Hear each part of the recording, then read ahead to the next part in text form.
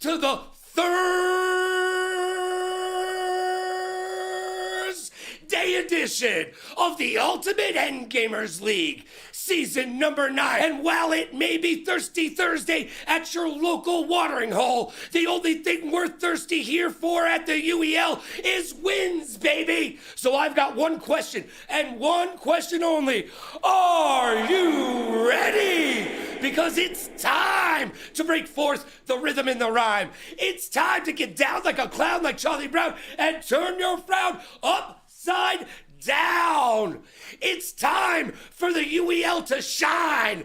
So let's get down to that UEL beatdown.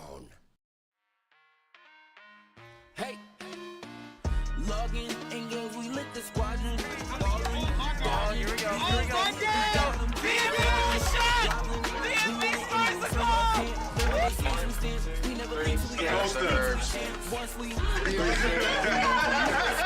There's so many games out this period that a lot of people never really experience, so they get stuck in their kind of view.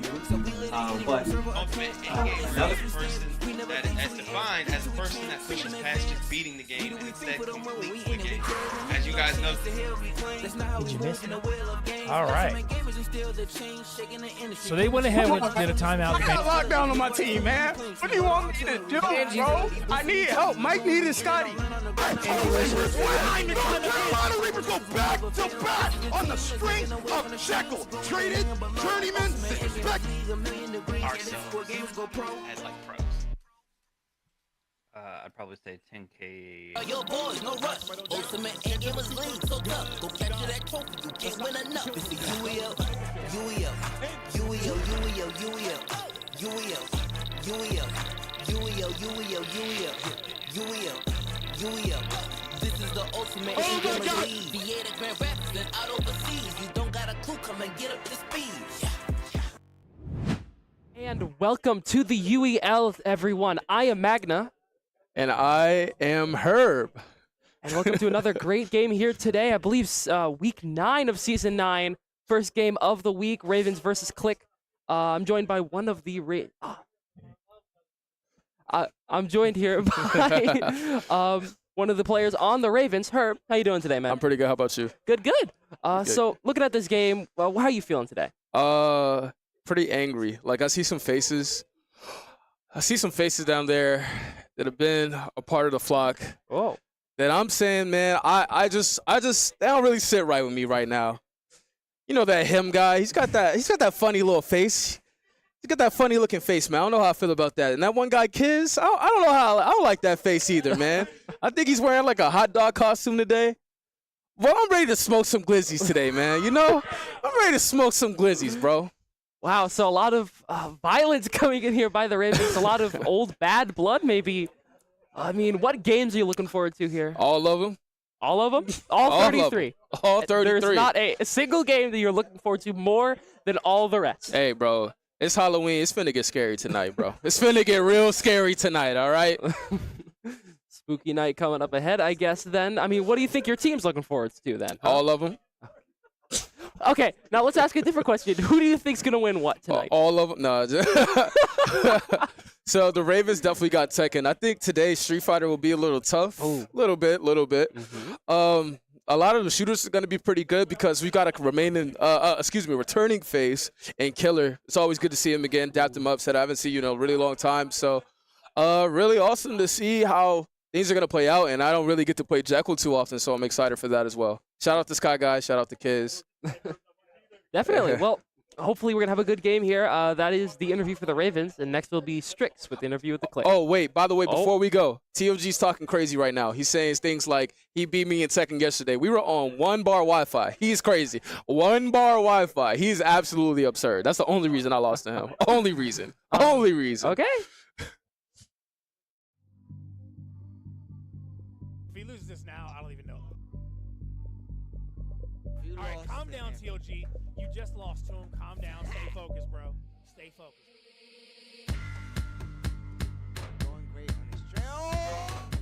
Right now, hunting down from the bandits. Oh, and there. And that one goes in there, taking this one away. It's 5-2. The first half is really starting to go their way. Yes, it is. Yes, this could be a runaway, like you saying.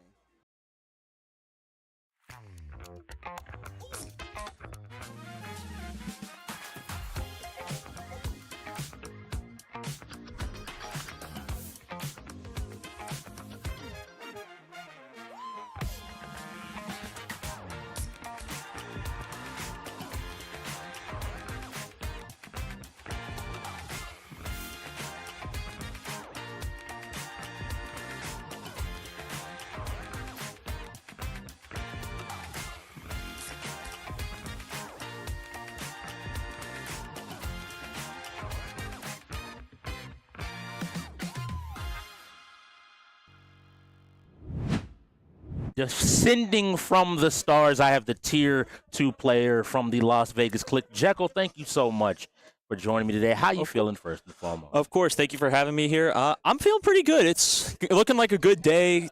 Playing the Ravens, fun lineup. I'm from the heavens, so life will work. So, speaking from the stars, from the heavens, from up there, is this going to be a heavenly game for the Ravens? Are y'all looking to secure? Are you looking to stop them from securing playoffs and secure your own playoff spot? You're not a Ravens player. I'm not a Ravens player. Yeah, no, the blue. Yeah, I get it. What I'm really looking for is going to be a good game, because whether we win or lose, as long as we can keep it close, I'm good, because the Ravens are up and climbing team. While this is only our second week with this 5 guys together. So just being able to work out some kinks as we go further into the season, looking for the playoffs, just continue moving forward. Okay, that always sounds good. I think clearing everything up and trying to submit yourselves as a spot. Now, I could let you get away from it, but I'm not going to. You said a good game. That's not good enough for me. How many fighting games are you dusting the Ravens in today? And I need specifics. Not just one, not just two. Name them right now. Name them. DBZ, Tekken, Street Fighter, Skullgirls, Die by the Blade. No, that game sucks. I'm trying to remember what the other game is, but Tekken. Yeah. Oh, Tekken will be fun. So all of them. They're winning all of them. I'm happy to hear it. We already know Jekyll is out here confident, ready to go. You heard it Confidence here is first. Key. Confidence is key. Beyond the fighting games. Okay. Since you're going to win all of them, they're an afterthought. Apparently. What's going to be the best game of today? The best game of 5v5 today? matchup. Maybe shooters. You're looking at a racer, maybe? RPS. RPS is the best game of today. So that, right now, in a few short moments, we will find out who is going to probably take the best game of the day. We have 1 win in RPS. If we can get 2, I'm happy. I don't know if that bodes over the KLiK. It does not. Over the course of this game, we have to have a lot of fun. I'm going to let Jekyll get back out there to the floor. It's always fun interviewing you, having a little bit of fun. And tune in. We'll be right back for the start of the game. Did you know poor posture while gaming can cause serious neck and shoulder pain? Meet the Volare Pillow. This pillow is designed specifically for gamers. It gives your neck and shoulders the support they need, reduces strain, and helps you sit comfortably for hours. It's extra comfy and hey, you can even pick your style. It comes in rare, legendary, and epic levels. Match it with your setup by choosing from a variety of colors and designs.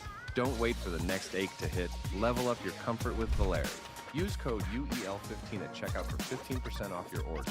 Grab yours today and feel the difference in your next gaming session.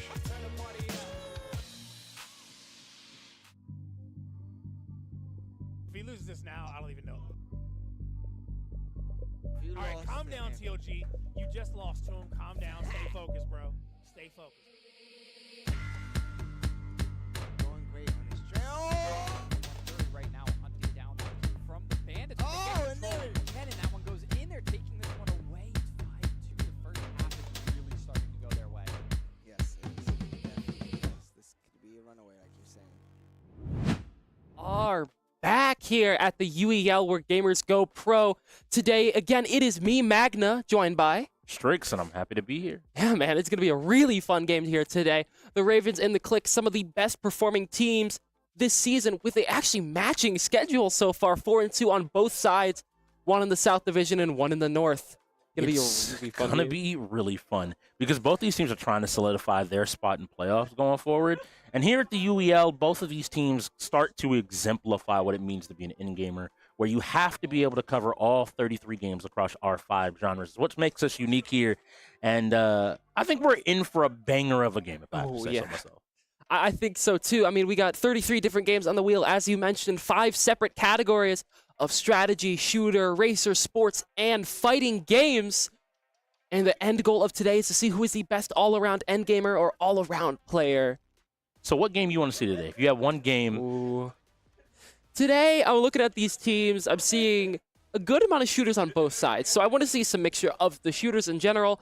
I want to see some Siege. I know Killer is an exceptional player at Siege.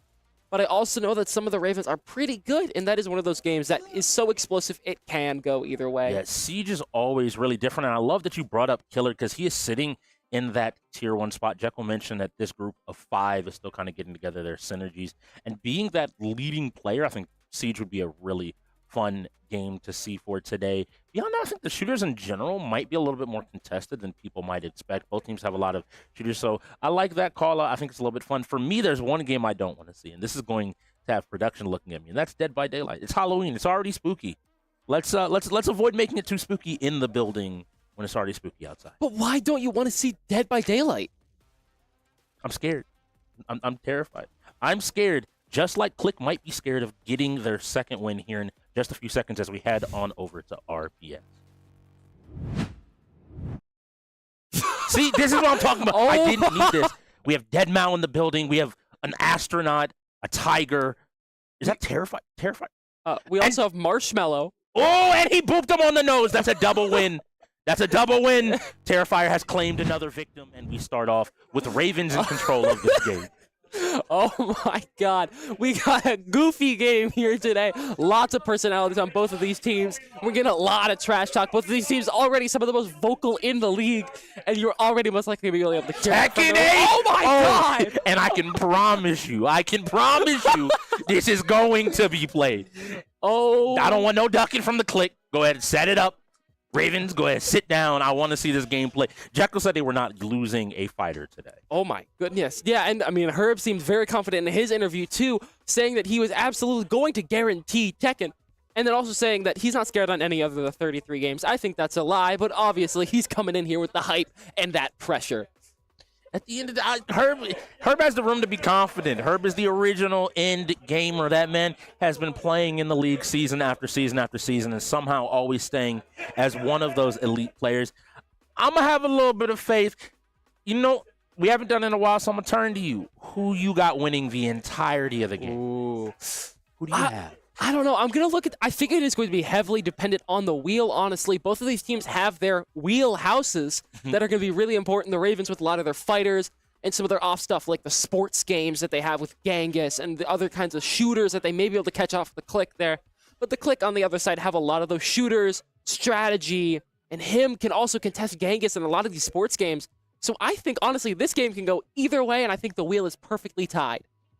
I appreciate you. I'm giving real insight to the people. They got to know where everything ends up landing. But I got to go tried and true. Call me from my home state of the beautiful DMV. The DC Ravens, I think, are taking this game. They've been looking better and better each game, and I think the KLiK are still figuring it out. But maybe I'm wrong, and it's going to have to start off of the back of this first Tekken 8 game. So for those at home that have never seen us play Tekken 8 before, we play one life, but we play the crew battle style of game mode. So all 5 of these players from both sides will be going in, but we'll have one round. If they lose a round, they are done for their team. It sounds, and I'm hearing button checks called from the floor, so we might be getting started soon. Yeah, but I mean, that's the thing you mentioned there. You have one chance to make a difference in this game, one life, one round to do whatever you can against the enemy. And the second you lose that life, your game is over. First in here, it looks like we're going to get Flying Kittens, also known as Stars, here at the UEL. Against... And you asked for Siege, and it looks like it rolled second. We are heating up into a spicy day. And yes, you are correct. That is Flying Kittens there on the law on the left side of your screen. And on the right is none other than Timothy Hemsworth, the Him. On Hwarang. Both of these very heavy, kicky kind of characters. Hwarang being one of those Taekwondo experts in lots of different range kicks and mix-ups here. Mix-ups being, you know, how to trick people. But Law being able to get a lot of that damage out, being like a kung fu fighter. Oh my goodness! The nunchucks come out, and if I had to tell anybody, it's funny, Herb is up there. He's always going to stand as one of the best Tekken players. But I think in Tekken 8, currently, Flying Kittens is one of the best Tekken players in the league. His pressure is different. His ability to just lock people down and force them to play his game is a completely different level here. And we saw it there with the law in the blink of an eye. You mentioned how tricky How Wrong could be, but he wasn't able to get started, so that just meant that Flying Kittens just swept away the whole game. Yeah, I mean, that's going to be really important here. Make sure that Stars cannot wipe the entirety of the KLiK. Gizmo is coming in next year. I'm curious to see exactly who he's going to play, if he's going to play someone that we know here at the UEL as the scrub player character, or if he's going to play someone he actually may know how to play a little bit more. I think it's funny because I would love to see somebody play Eddie. Why? Just because I think it's always a fun knowledge check. Like, as much as I've joked on broadcast before about hating Eddie, but Eddie is this weird knowledge check. It makes me always wonder, and maybe, just maybe, he has something cooking. We see him there in the glizzy costume. I know that, they were talking about smoking some glizzies today, and then, in fact, looks like it's going to be Steve. Now, something that's important, Kiz was on the Ravens. He's played with these players before. He knows maybe some of their tendencies and has an opportunity for a win here. Yeah, I mean, Gizmo's taking Steve, a very heavy damage character, a brawler in this game, against the law. So Gizmo's already going out for a very passive start, backing off away from Flying Kittens, who's going to press off Wake Up here. And I need you to understand, Flying Kitten is not going to give him a moment to breathe. He has him against the wall here, and now you have to wake up and guess. And the high hits him as he's ducking there, and he gets launched. But the combo misses. Importantly, is he able to capitalize off of the missed damage? And no, we see those 7 golden leathers, the perfect in step for the side of his, for the side of Flying Kittens. And he coming out and showing why, again, he's such a scary player for the Ravens to be able to send out first in a game like Tekken. The Terrifier out here, Stars, Flying Kittens already dealing more than what he needed to do. 2 people fully out of the game, and Stars has been his momentum has not even been stopped quite yet. Flying Kittens may have something to prove here. And it's really funny because I think Killer might be the player that might catch him off guard. Killer is sitting in that tier 1 spot. He is the lead player right now for his team tonight. And more importantly, this Leo is an unusual character. You don't always see the character. You don't get a lot of experience against it. And Killer has a very fundamentally strong game plan. He knows what he wants to accomplish, what moves he wants to be pressing. And so he might not immediately, notice he didn't swing to start off with. He's seen Flying Kittens immediately start off, but he pops the heat to take his turn back. And now both sides are fighting. The parry ends up going the way of Fighting Kittens. And now we see the offense start. He's getting pushed to the wall, and this damage is never ending. You got maybe one more guess. The low finds purchase, and another perfect just as quick as they started. Oh my goodness, Flying Kittens is taking out so many people here on the KLiK. Jekyll and Sky Guy are the 2 remaining players. Can they at least not get perfected? I think this is the hard part. I'm going to have a lot of confidence in Jekyll. He was talking a big game, but it's Sky Guy that's coming up next. This is a player that was taken from that GM role. He stepped in to assist his team, and it looks like he's stepping in to the capoeira shoes of Eddie to maybe try to make some magic to see if the KLiK team can stay in this first game attack. Yeah, Eddie being that kind of scrub character, you can absolutely have a very deep knowledge of this character, but there's a very basic strategy of pressing one button and just not stopping until the enemy is dead here at the UEL. So let's see if he's able to. The issue is that because Flying Kittens is a Tekken player, I would have expected him to kind of know exactly what to expect.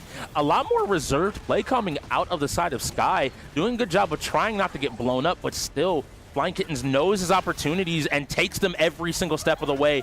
He is able to almost get a perfect, taking the smallest bit of damage. That's 4 players down. I need someone out there to go ahead and get the broom because we're looking at a clean sweep. But this is the man that said that they weren't losing. Jekyll, that tier 2 player, really looking out here to perform. And he is ending up going with the Jun in this gameplay. Jun being a very difficult player to play here, not very high on the tier list anymore, but also Jekyll may have been receiving even more lessons from an old player here at the UEL, TK Badmoon, who was an exceptional fighting game player, an exceptional Tekken 8 player. Yes, it's going to be really interesting to see. I was briefly chatting with him to see what he wanted to go with, and it looks like he has a few options. Not immediately getting blown up, but he finds his opportunity for a combo. Let's see how much he can convert it into, how much damage. Ends up getting the knockdown into another guess, and this is what you need to do. If you want to beat Flying Kittens, you have to be the one dictating the pace of the game. You can't let him get a launch like that into big damage that should carry to the wall for another Rage Art. Let's see how much damage we get off of this. And it's going to basically come down to one more guess here. Now, importantly, Jekyll still has heat. This is going to let him build some health back up, as well as take his turn back. He ends up popping it, but doesn't do anything crazy. He gets staggered, blocks, and nice job. I want to see these big punishes. He's able to push forward, doesn't get launched. Both sides are just looking for this last touch to win this round. Do we see a sweep? And the throw connects, but the combo doesn't. And another throw, that's it! The clean sweep by the Terrifier himself. He may be small, but he is one of the best Tekken players here and has gotten his team out to an early lead. That is Flying Kittens for you. That was an exceptional game here by Flying Kittens, wiping the team with multiple perfects, almost 4 perfects. That first round was really close also. Yes. Jekyll almost coming in to save the game there, but it was just not enough, and the Ravens will secure that first point, as you said. Next up, though, is going to be Siege. So you were talking about Season wanting to see it. Why do you think these two teams, beyond just the level of skill of these players, what do you think is going to really make this a game to watch? So Siege is, again, one of those games that is super knowledge-based, right? It is a shooter, yes, but also the biggest point of Siege is you have to attack a site, so there's either attack or defense on the game mode, and a lot of the stuff comes from map knowledge, execution knowledge, plans about your character, and everything in the game. Killer, being one of the best in the world in this game, definitely has a lot of that knowledge, but also the Ravens may have something up their sleeve. Stars or Flying Kittens, Herb, KIC, all pretty good shooters here. Yeah, I think that's where I want to see what both these teams are able to create. Now, we hear the call from the floor that there's 1 minute. You'll see that setup timer in the middle of the screen. You do have to get these games set up when it comes to the UEL. And if you do not, then you'll start to lose timeouts. And inevitably, if you lose all of them, you can lose forfeits. These are resources that help you play our 4-hour match and to hopefully find a win. So I'm hoping these teams were getting set up. Ravens, I'm expecting you. Flying Kittens was doing pretty well. Y'all could have walked away. I hope y'all got these games set up and ready to go. On the other side of KLiK, no sweat, 1 game. Now, Jekyll, you didn't win all of the fighters. You didn't win all of them. But I'll forgive you if you can go ahead and win. It looks like we're going to Border as a map. Ooh, Border is a very difficult map. It's got a lot of different angles you can play from, and it's got a lot of these soft floors that you can shoot through. It's going to be really hard. Next game up is going to be Checkmate, but we'll come back to that when it comes to the time. Looks like we're going to get Flying Kittens playing Callie here. Callie, a very difficult in execution character. Her being a very sniper character. Oh, so this is what I was thinking was going to be interesting. Because I know Jekyll, funnily enough, I played Border with him earlier in the week. I know he likes to run that depending on bomb sites. So I wasn't going to call out necessarily just yet, but it looks like, to follow up with what you were saying, is the Ravens choose defense to start off with. We've seen a lot of teams when they have the choice selecting defense because you get that 3rd round buff where you get to play defense and maybe figure out any possible problem. Yeah, defense is also a very, I don't want to say sided advantage, but in this game, if you play defense against a team who maybe doesn't know exactly what to do, it can be extremely detrimental. You'd see them the Ravens here getting their setup right, getting all their reinforces up, their walls up. You can see they have a Fenrir, a Goyo, a Castle, a Mute, and a Dock. Fenrir is able to basically make you have near sight, near vision, so you can't see far around you. Goyo has these explosive fire traps that he can put on walls. Castle makes bulletproof doors. Mute blocks jams, all sorts of different explosives, drones, any kind of mechanical thing. And then Doc here, who is going to be Flying Kittens, is going to be a healing character. A character built around having these stims that can really help his team. See, Flying Kittens got a pretty good early peak here, but he could get his head taken off if he's not playing this well.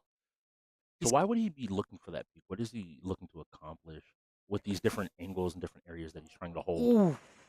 Well, the original goal there is trying to hold an angle because there's a lot of the opposite of Peeker's advantage. Peeker's disadvantage in this game, just like in other games like Valorant, where if you're holding an angle, you're going to have a lot more of an advantage to find the enemy and shoot the enemy and catch them off guard. You can see the Montaigne, or the guy with the big shield here, coming into the map. Montaigne is a very difficult player to play against.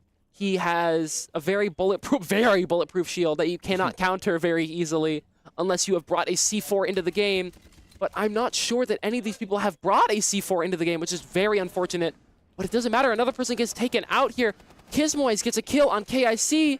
And it looks like he died the same way as Flying Kittens, peeking that door. It seems they've found their game plan They want to go ahead and hold this angle, and now we're back on Jekyll, and Jekyll seems to be just holding this one spot ready and prepared to defend anybody that might peek there. That's Genghis dropping. He sees the other two. He just has to make sure that he can get an angle on them. It's a 3v2 here. Looks like the Ravens only have 2 left, but it doesn't matter. The Ravens are able to get the execute there. Jekyll hits a really nice snipe, but the defuse goes out by Koza, and that means that is a Ravens win first. They were challenging that door pretty heavily. I think the big issue there was that they got the plant down, but afterwards it felt like when pulling back, everyone died and left them in a pretty sad spot. And as a sniper, you're trying your best to hold these angles, but Jekyll can't cover 2 people necessarily unless he hits every shot. Now, again, you know, some people will just say aim better, but we have to see. Now, it looks like on the other side, it is going to be the KLiK's turn to defend, and it looks like they may be going to the same location as the Ravens. Yeah, 2-floor in Siege is a very important area. It gives you a lot of that advantage on high ground. It gives you advantage because people can't usually attack from another angle. It's really helpful in general. You can see here the Aruni on Jekyll. Aruni puts out these basically laser gates that mean you can't walk through them unless you throw a grenade or other item through it first. If you do walk through them, you take a various amount of damage, and it's really not advisable. You can see the drone coming in here. Drones from the attacker's side trying to scout out where the enemy may be in their setup phase. 4 drones you can see on the right side of the screen. Only 1 drone remaining on this prep phase for the attack. Maybe they're trying to save the drone here. All right, so now we'll see if the KLiK are able to do what the Ravens were able to do and stop any of this pressure coming in on the offensive side of things. They have to do this to tie the game up. If whatever team hits 2-1 rounds, whether that's this round or the next round that will follow it, we'll go ahead and take our game. And it looks like we are also watching Sky Guy focused in, locked in, setting up a wall there, looks like, to defend a possible entrance. And now let's see if both sides kind of have the same thought about how to approach attacking this bomb. Yeah, you see Sky Guy here holding the angle on Frost. Frost having these bear mat traps that she can place out. See the live ping coming out here on that camera, meaning they know that where one of the enemies is coming from. Deimos is most likely going to be the Flying Kittens. Deimos, a character that if you get a scan on the enemy team, he is able to mark you, and he's able to basically 1v1 you and chase you around the map. It's really terrifying. The other one you can see scanned on the attacker side here is Ace. Ace has these potatoes he throws at walls that can break them open with thermite explosives. I don't know what else the rest of the attacker's team is going to be currently, but we will get that to you as they get discovered here. See Sky Guy holding a pretty good angle around the middle here, but it doesn't matter. Herb gets a kill on Jekyll. Killer gets a kill on on Herb. On so Herb, now thank you. It looks like we are pushing in, and it looks like I can answer some of those questions for you. So there seems to be a Twitch, it looks like. There seems to be a Dokkaebi. And finally a Nomad by the looks of it. Nomad, a character that has these basically knockback grenades. Very helpful to mark where you are and where your enemies could be here. Dokkaebi having this cell phone. I have a friend who calls her the jealous ex-girlfriend because she constantly keeps calling you until you call her back and turn off your phone. Very, very broken ability for giving away sound notifications of where the enemy is and will be. So now they're trying to approach the site here, I think is the important part. Ravens aren't moving too fast. They realize that they're down to a minute, but that's not going to stop them from being able to approach, stop them from being able to get in. But they want to check all of these corners, make sure they're safe to begin their approach. But they're going to have to start moving a little bit quicker if they want to go ahead and find a win. And you mentioned Killer. He got a couple of key early picks. They're going to have to find him, I think, if they want to take this round. You can see someone coming around that corner real quickly. Jekyll, oh my goodness! Jekyll almost gets taken out. It is a 2v4 here for the KLiK. Nice kill. That's wait, Sky Guy going down. Sorry, this is 2v4 for the Ravens. 2v3 now. KLiK have an advantage. 1 man up here. See the man? He gets killed. That means Koza is down. It's just, I believe, last one remaining. I want to see who it is on the KLiK here. It should be Genghis if my thought is correct. Is? Genghis Yeah. doing his best. Ooh. He finds a kill. He's going to be stepping forward. He's taking his time. Nice job. He's looking and holding his angles. He's trying to step in, trying to get a few more kills. Steps in. He's looking for this player. He knows someone's here. And unfortunately, defense holds for the side of the KLiK. Now that is 1-1. This means the sides will flip one more time. And it's going to be, can the KLiK execute that attack they saw the first time better and take this round?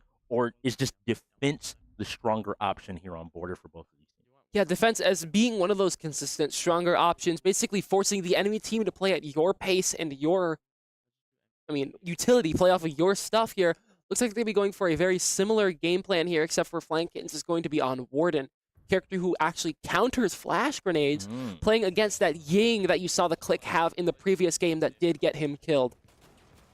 We have to see. So the setup looks to be pretty similar to what we maybe have seen before, and they have made a few swaps. So I want to see if it can have a huge effect on the fight going forward. Yeah, they also switched to a Capcan, a guy who puts these boom traps down. They're technically called entry denial devices, or EDDs.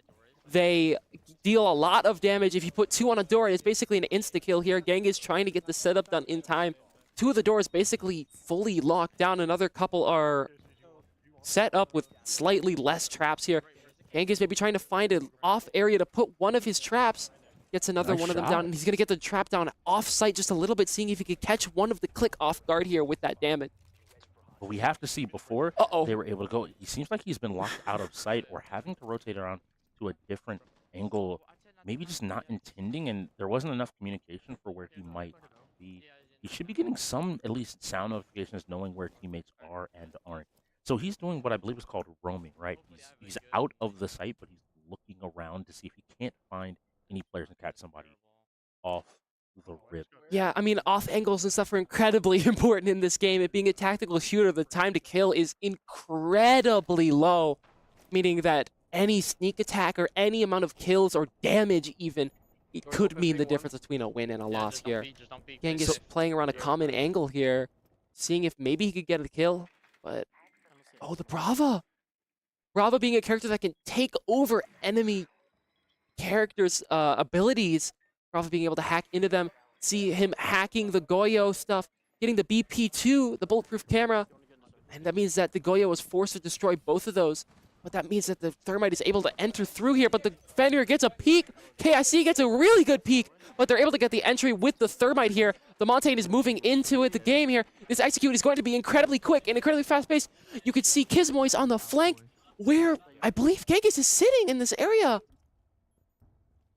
We have to see. He might have rotated after hearing that initial noise. KIC has been taken down by the side of him. It's a 4v4. Both players are still trying to get control of site. So that big wall that we saw, the Montaigne, they're going to be trying to use him to help them get onto site like they did on the other door. The issue now is it looks like Kiz was taking some gunfire. He's having to rotate, maybe look for a different angle just to be safe.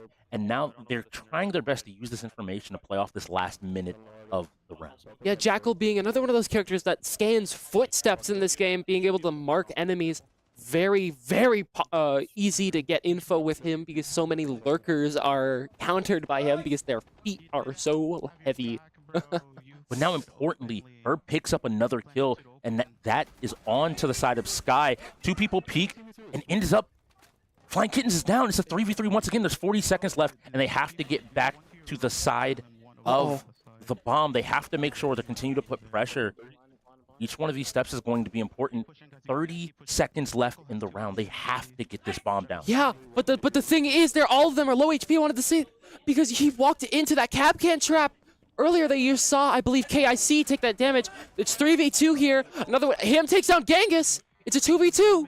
A 1v2, actually. Last one is going to be Kismoy's on the Ravens, seeing if he can play through cams, play his time. Got 9 seconds left in the game. Koza holding an angle, but it just matters. And that means the Ravens take the game against the KLiK.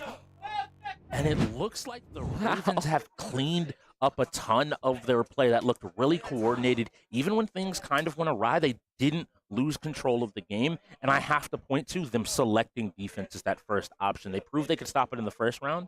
And even with the changes in the second round, in terms of how they're defending and where they're attacking from, the KLiK couldn't find that ability to get it down.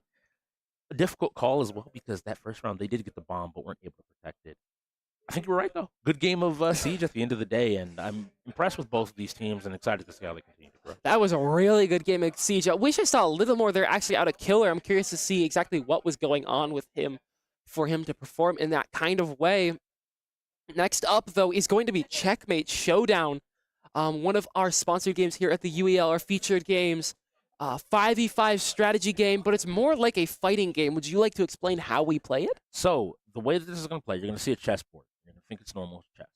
What I want you to pay attention to is the non-pawn pieces. So you'll see a row of pieces. Out there in the front, you can see the little guys right there. When they fight things, they either instantly die or they kill something. If you pick any of those bigger, more unique-looking pieces, if you're familiar with chess, queen, rook, bishop, king, the usual, they will, and when they clash with another piece of the non-pawn variety, they'll get into a fighting game scenario.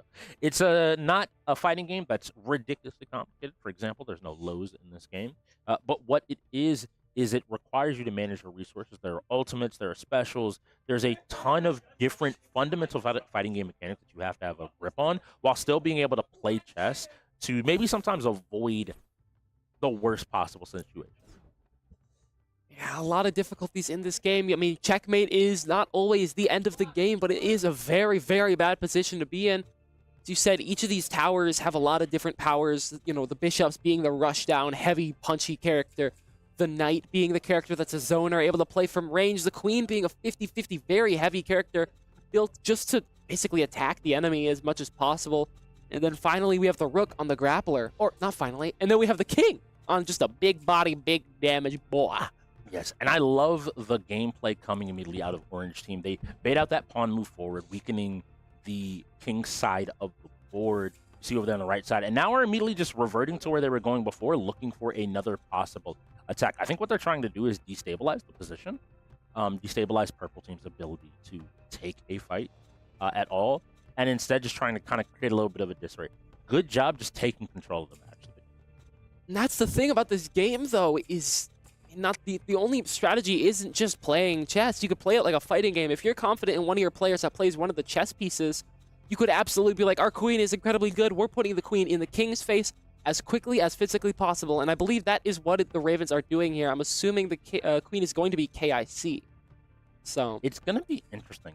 With the changes to how the rules work, I think KIC may have just been forced into a position where he's just playing king, unless they were willing to move one of their other players to that. Now in this game, one thing that is forced is everyone is forced to play an individual piece. And that's a type of piece. So you play one of the knights, as you see, that might move here. Then you have to play both knights. That one player will be doing that. And whenever they get into a fight, they will go from there. So it looks like both sides are kind of consulting. I see KIC locked in. Now I'm going to share some fun facts here. KIC hasn't played a whole lot of. We had a whole conversation about this, but his thing is he has not been punished just yet in the side of Checkmate Showdown, and he feels confident to continue playing the game and defending where he needs to defend. So now the queen is following up here.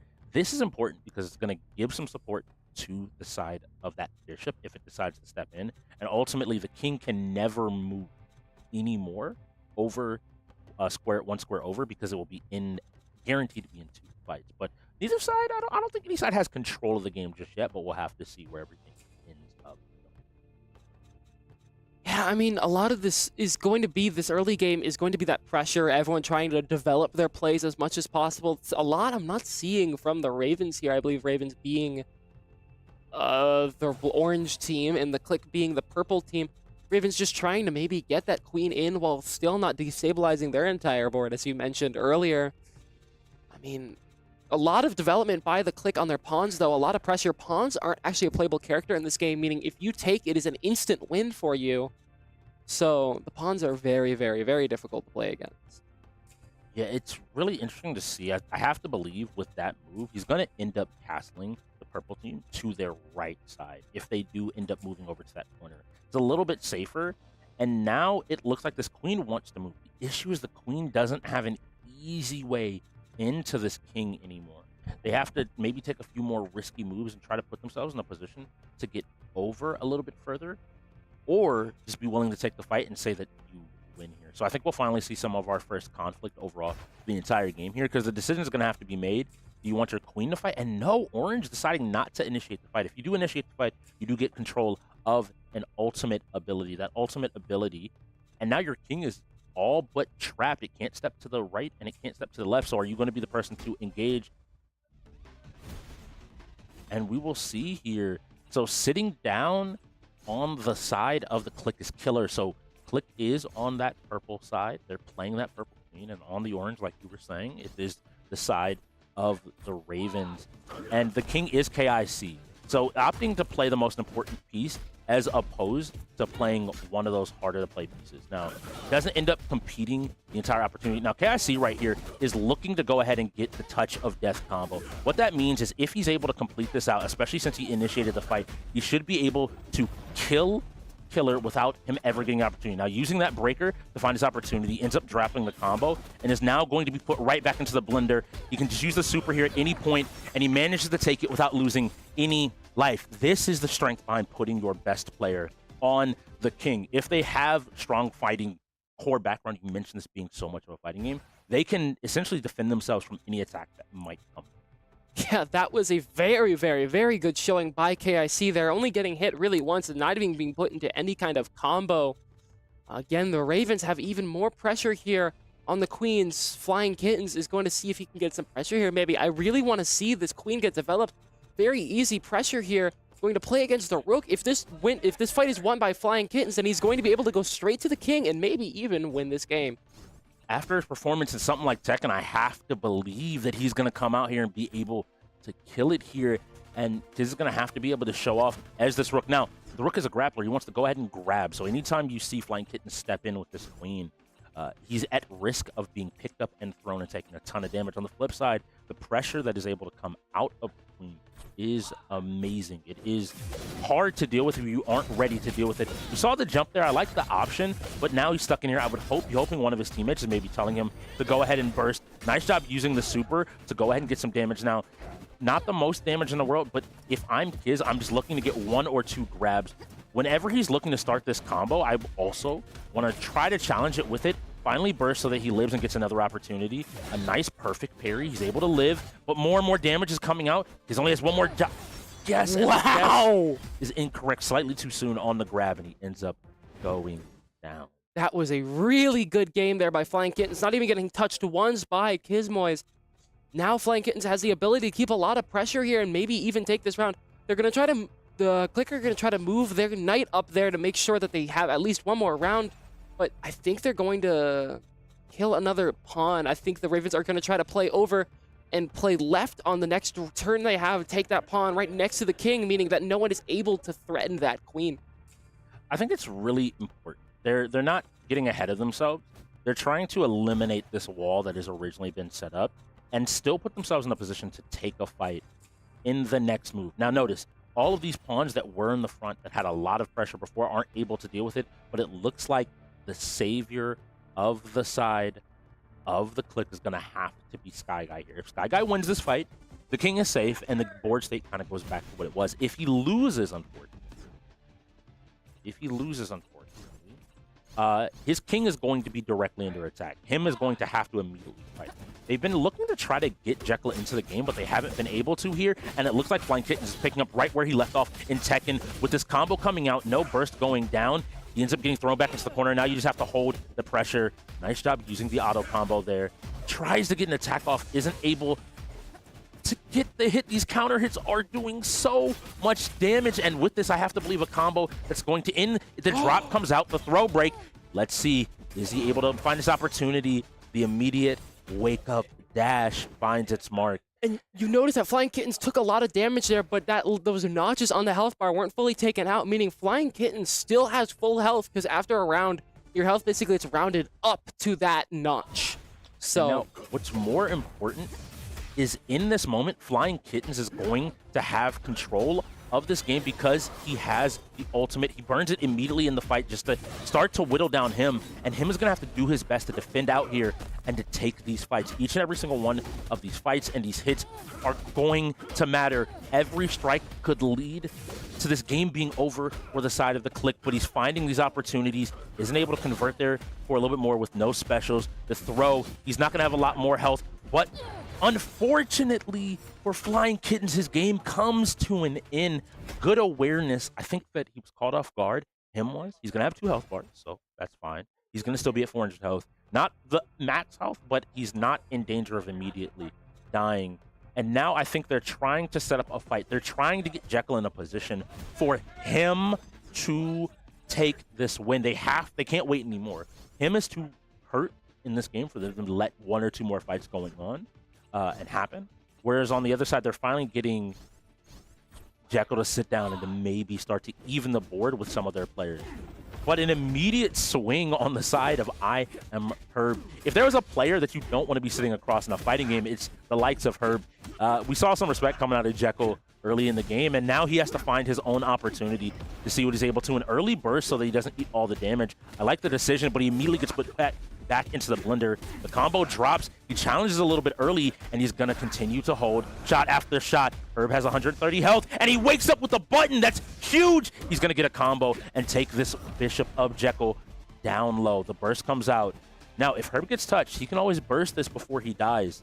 Where on the other side, Jekyll cannot. So both are playing a little bit more cautious, a little bit more careful. The counter hit hits, but no follow-up combo. But some more damage comes out, and that ends off. That was a very good win there by Herb, keeping a lot of that. Oh, wait, no, by Jekyll. Sorry. Keeping a lot of that pressure up. He may be able to even take a fight with the king here if he plays this well going forwards. There's two bishops in the back lines of the Ravens here. They really need to either get that pressure or handle these back lines as fast as possible, or it could be GG's. So this is the unfortunate thing. They are letting Cassie kind of work his way around the board.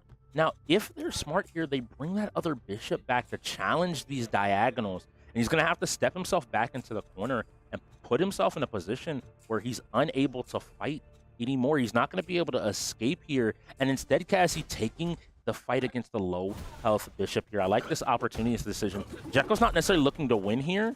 He's instead looking to get a singular touch. He wants to get as much damage off of Cassie as possible. Cassie with some good blocking.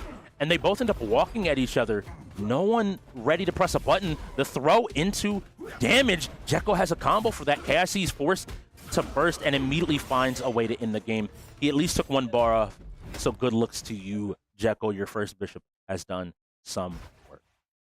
And that's the thing here, though. You don't have to win all of these fights for it to be worthwhile. Jekyll took a health bar off of him. You saw, off of, who was it? KSC, right? Yes. KSC you saw there. So now it is, he's down to 800 HP, which is going to be a big struggle for him here.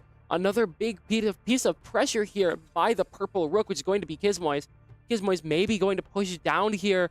If he does get basically a free fight unless the king backs up in a very specific way. But it looks like the KLiK are going to opt to develop a little bit more of their gameplay. They're going to have to play this bishop back here. If they take that pawn, then the other pawn takes that bishop anyways. So take a step back, take a step back. I think this is a smart decision. They're going to end up taking a step back, but I think they're trying to keep Jekyll kind of in this threatening range where KIC is never going to be able to just straight get there. Their goal now is to get to him and get him in one more fight. Pun intended, maybe not so intended. But that one more fight could end this game. Checkmate still is done by taking the king. And so now they have to find their way down and around the board. The rook steps forward. He's starting to put this pressure down, and you're running out of options. I like the idea of bringing the rook in here to kind of protect the other rook from stepping forward. But now you have a few decisions to make. I think they're going to leave KSC on this light-colored square. They're not going to let Jekyll get another shot at him while slowly making and improving their position and looking for an opportunity to just take a fight with him, knowing that, hey, if we throw 3 or 4 pieces at you, you'll end up dying here. Yeah, I mean, you could see the Ravens actually, the KLiK actually opted to sacrifice a pawn here. Maybe they trying to make a play off of that. Looks like the Ravens aren't going to buy into it, though. Moving that rook up forwards, threatening the king. They're going to have to block the king. KLiK is in a very bad position here. Either they lose a pawn or they go into a fight with a bishop here. Jekyll could get chipped out and not be strong enough to fight the bishop. And now let's see, what are they going to do here? Are they going to take a fight? Where are they going to move towards? Looks like they're trying to bring Jekyll back. They're just trying to create this wall. But that pawn is going to fall. No, that rhymes. Haha, I'm not a lyricist. Maybe. No. And now oh, no. Jekyll has to fight the bishop. They have to take some opportunity, take some action here. But the problem here is the second that happens, the bishop moved to the rook who is being protected by a pawn. So Jekyll is dead no matter what here. So hopefully he's able to take out this rook, or he is going to have a very bad time. Well, he gets off to some early damage and is doing a great job to get an opportunity using the jump there from one of his moves to avoid any opposing pressure. Now he's taken one hit, and it looks like the armor was an opportunity. Jekyll using his own rook to defend and help him in the fight. He avoids it. Can he get the damage? This is what's going to be important. He needs to close it out with this combo. There isn't a break coming out from the side of Genghis. So that's Genghis, one of his rooks down. Jekyll is going to still be there at the full 1,000 health. This is not looking good here for either team, to be honest. The Ravens seem to have the upper hand overall, but the KLiK do seem to have a lot of skill with Jekyll being able to take a lot of these fights. And Jekyll is going to back up again to that defensive positioning. Maybe being able to help his king. It's really interesting. Like you said, a defensive position here for them to end up avoiding being essentially attacked from the background. They're right now just trying to defend him and hoping that they can buy enough time to get into some of these other fights. Now, finally opting to take that. This is why neither side was really worried about it. Once you take it, it kind of gets rid of the last pawn. And KIC could just step away here. You could opt for the fight if you really wanted to, but I think stepping away on any diagonal keeps him safe, and he doesn't have to worry about, you know, what ultimately comes next. They just need to make sure that in the entire game plan, do they not feel maybe comfortable in playing Kiz for the win here, thinking that maybe he just gets touched, trying to remove some of these other pawns off the board as well, realizing and utilizing the ability on the side. Both sides, are you trying to use these bishops to get a fight onto the king? This is beautiful. The knight stepping in now and fighting. If they win this, then they can rotate the knight out. Their opponent can move in with the bishop, and him will have lost that defensive wall. But the thing is here, the KLiK have an immediate next round attack with Gizmoy's rook on the king. I'm not sure if that's going to be enough, but I mean, maybe he's able to get a little bit more damage in here. And this is going to be the big thing. Who understands their piece better? Both sides immediately using the teleports. A burst burned by the side of Sky as he blocks out the onslaught by Koza, but Koza has him in the corner and is continuing to put out more and more pressure. Nice job to get a trade of hits there. Is he able to? Both sides are playing this back and forth. I like the hit here. Trying his best to avoid dying, but this is a combo coming out. He ends up dropping it. I like the wake-up block just in case. But unfortunately, he doesn't have much health left remaining. And on that hit, the defense of him has fallen. And I think this might have become the third win for the Ravens. The Ravens right now are in a position where Jekyll cannot fight the side of KIC. KIC can sit on that light-colored square, and they're at a position where they have to take a fight. Either they fight the king or the king fights the, you know, it's a very difficult play here. If they move the king, they could also gamble and see if they could take the round, but I think they're going to opt to not for the time being, keeping Jekyll alive, maybe trying to get him into a positioning where he could fight the king. Jekyll maybe trying to get a diagonal positioning against the king. No. Looks like he's trying to take another fight against this bishop now. Maybe the Jekyll's trying to clear the board against everything that is threatening their king. The KLiK still have a chance here, but it is not a big one, and the farther this game goes by, it is rapidly diminishing. So again, if you're rooting for the KLiK, that purple side bishop is who you want to see getting hit. And in that moment, I Am Herb immediately touches Jekyll. Jekyll wants to maintain as much health as humanly possible in this round, but gets anti-aired there. Unfortunately, the combo doesn't end up getting matched here. Both sides burning through most of their specials immediately, and Jekyll finding the drop. You will be able to extend this a little bit more before it does immediately come down. I like the use of the super there. I Am Herb trying to get out of the corner. He manages to put the pressure on Jekyll, and Jekyll just blocking it out here. Ends up getting touched here, which means he will not be at full health for the rest of this game. He will have to make it work with essentially one touch left. Popping the ability to boost his speed, to boost a little bit of his damage. And now both sides, neither one wants to make the mistake that could end the game here. You have to see a nice throw. Doesn't have any specials to cancel that into. Find an opportunity. A nice block. Nice escape. Both sides are looking on a knife's edge here. Oh my goodness, and Jekyll is just able to catch up the game there. Able to knock out I Am Herb fully out of the game. I believe that is the last bishop alive, but it is now a race to stop this pawn. I think they're going to have to block this pawn. If they summon someone in, they're most likely going to resummon back in Flying Kittens. to make sure that there is another queen, I'm assuming, on the board. Full HP queens are very It all strong. depends. I think they're making the call. They make the call, as you said. I like that for the side of the queen. So for people at home that maybe aren't as acquainted with chess, if a pawn ever makes it to the other side of the board, you are able to return one of your other pieces into the game.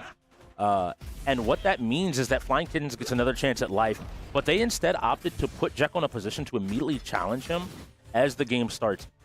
Both sides still waiting, wondering what the opponent is going to do. And a nice counter hit there is going to lead to some damage here. And importantly, Jekyll is the one with damage, but these grabs are doing so much. The blocked hit wasn't unable to be punished.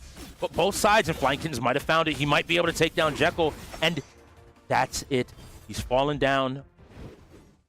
And as we look at the pieces, we look at this purple side. There's Kismoy's rook.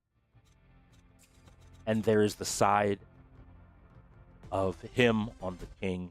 The Ravens will not give them another opportunity here. They instead will just allow Flying Kittens to finish what he started. But I don't think him is going to make it that easy. And utilizing the ultimate armor to break through and get checkmate. That was beautiful play. Beautiful awareness coming out of Flying Kittens to secure his team the third win. The one thing I did see there, though, however, was him didn't even burst when he got into that combo. He just let it end and let himself die out there. That game did waste a lot of time on the timer here. You see, it's only an hour and 17 minutes until halftime here at the UEL. We didn't explain this too much earlier, but we run a 4-hour game, 2 halves, 2-hour halves, and whoever has the most points at the end of the game wins, right? Yes, so going up 3-0 is a strong start. Now, I do think KLiK will have the advantage going into Roller Champions. The Ravens haven't shown me anything this season to really feel like they know the game. I don't think they don't. I don't want to say they don't know the game, because I think that is being a little bit unfair. But more importantly, they haven't shown that they can compete with a lot of the upper teams, at least yet. Maybe they haven't had the right lineups. Both teams are going to have this opportunity. So far, for those at home that are wondering, we have had Tekken. Tekken was followed by, my mind is blanking. Rainbow. Rainbow Six Siege. Yes, and then followed by Roller Champs. I lied to you. Followed by Checkmate Showdown. Checkmate Showdown. So this is the first time you're going to be seeing players get grayed out. What it means is they're going in for these games. We have a rotation system that works like a baseball rotation. So every player, every single player on the team must play before they are allowed to go back in again. So teams are going to get to pick their lineups for this game. They can pick, ideally, who they want to play. So on the side of the Ravens, you have I Am Herb, Flying Kittens, and Genghis. On the side of KLiK, Killer, Sky Guy, and Kismoy. Now, I said all of that. I said I think I have KLiK in this one. Can you explain Roller Champion for maybe people that do not know? So for those of you at home who've seen roller derbies before, it is a roller derby mixed with like the old Aztec ball game. Basically, your goal is to do as many laps around the map as physically possible with the ball in your hand or in your team's hand. 1 lap around the map means that the goal opens up and you're able to score 1 point by throwing it in the goal. 2 laps means you're able to get 3 points. And then 3 laps means you're able to get 5 points. And if you get 5 points, the game instantly wins.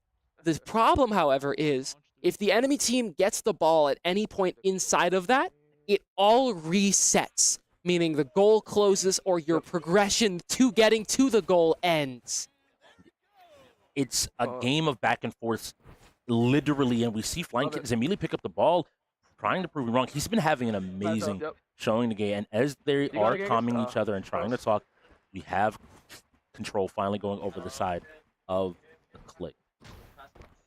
Yes, Flying Kittens being a very good job. I mean, in gameplay today, he's already did amazing in tech and sweeping, and then did a really good job winning his team Checkmate Showdown too. No, he still got it. He is definitely one to watch here today, I believe. See Flying Kittens going for the chase here, seeing if they can get the ball before it gets to the end here, but the KLiK are able to get it to the goal. If someone's able to goaltend this in time, they could be able to stop it, but it almost, and it goes in, and that is a point for the KLiK, I believe. That was really smart. They're utilizing the edge of the wall to throw it in for a possible goal. And what I want to see out of both these sides, good shot over to Killer, good job.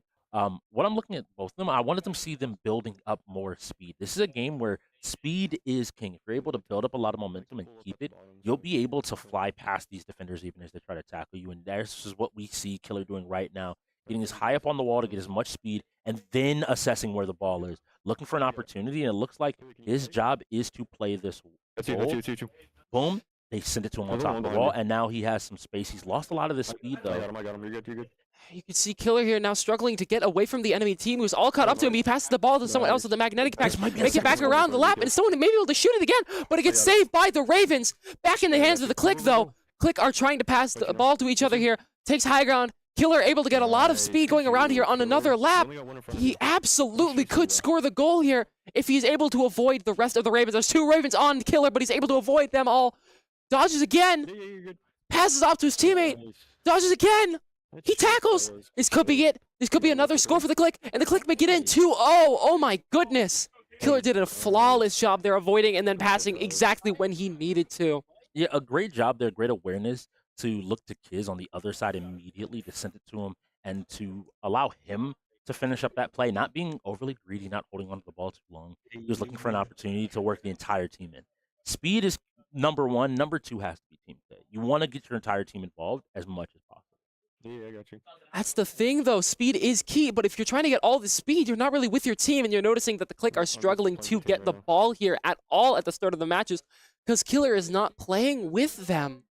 Killer trying to keep a lot of that pressure and speed up. Someone gets the ball out of the hands, and that is going to be Kizmo's grabbing the ball. Killer is going to try to get past him here, but he gets tackled down, and all of his speed gets canceled, and the Raven grabs the ball back. I believe that it's going to be Flying Kitten. No, it's Genghis, actually, getting past them. Flying Kitten's trying to get speed. You can see him in the back of the pack here. Koza also keeping a lot of pressure, but Killer is able to get the tackle. Genghis playing back around to the goal, maybe even trying to catch them before they make it all the way around. Genghis may be able to grab the ball, but someone just barely avoids him with tech up the wall. Kizmoy's running away even faster now.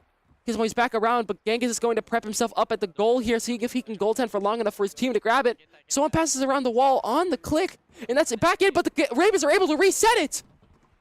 You talked about it on the one side of the KLiK where they're not able to have these teammates because Killer was jumping up on the wall. Well, on defense, it looks like 2 of the Ravens are looking to goaltend. You're leaving 1 player to single-handedly stop the entirety of the enemy team, which I think is setting yourself up for an opportunity where you're always going to be a man down in the situation where you need them most. Man, that's the thing. I mean, there's a man down with that speed, as you said, I mentioned earlier.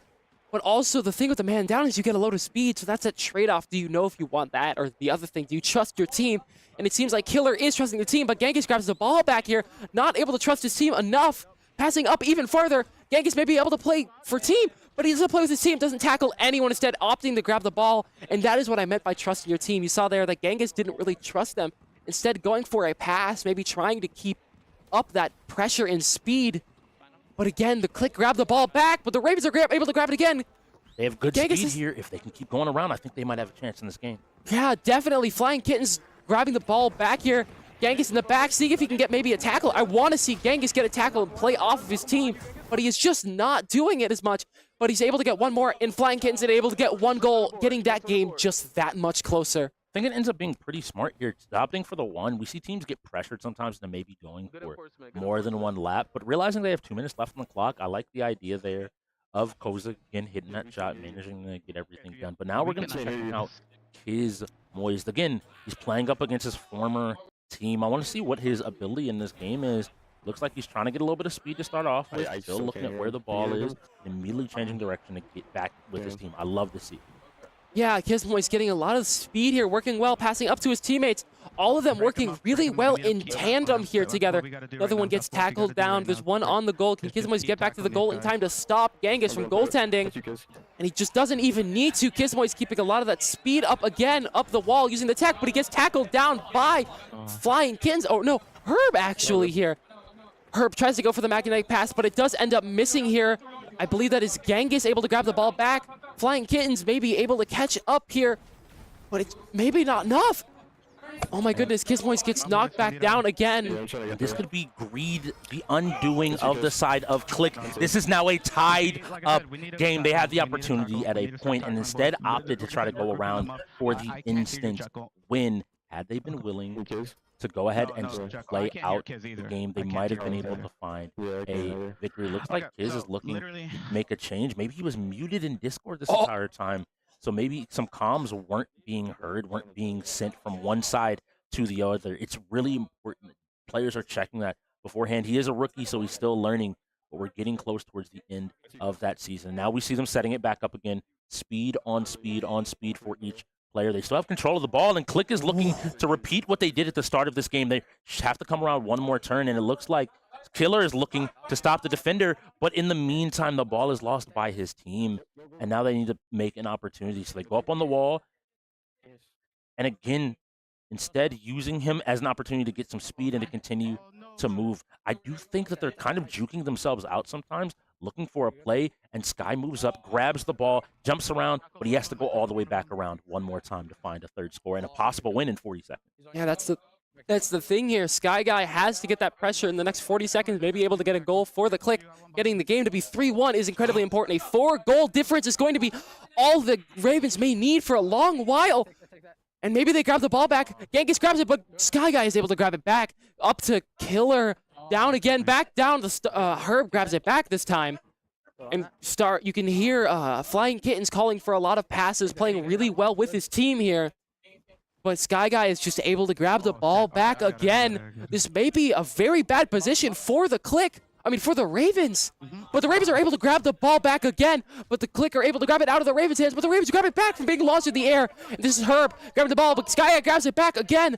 This can still be anyone's game. 3 minutes left in the overtime. Throw up the wall. Oh, my God. It doesn't end up working. Now, we are in overtime. That means the next score will win the game. If we make it to the end of overtime, then KLiK will take the game. So KLiK might want to play a little bit defensive, just ensuring that their opponents don't ever go ahead and get any pressure started. But I don't think that's the KLiK style. I don't think that's their MO. They want to win this game. They want to claim their first victory on their terms. And we can see it as Kiz flies around the turn. But unfortunately, they've lost control of the ball, and it's back in the hands of the Ravens. Yeah, that's the one difference I am noticing here today. Actually, one difference I am noticing is that the KLiK are still, as Jekyll mentioned earlier, getting together, working with the team, and trying to figure out how their synergy works as the reshaking of the league happened recently. But on the other side, the Ravens have been playing together for seasons and seasons, and they are starting to really understand how each other plays here. Really good comms from each other, playing together, really good camaraderie. See, Kizmoy's one of the players for the KLiK here, trying to keep that pressure. Ravens got it back.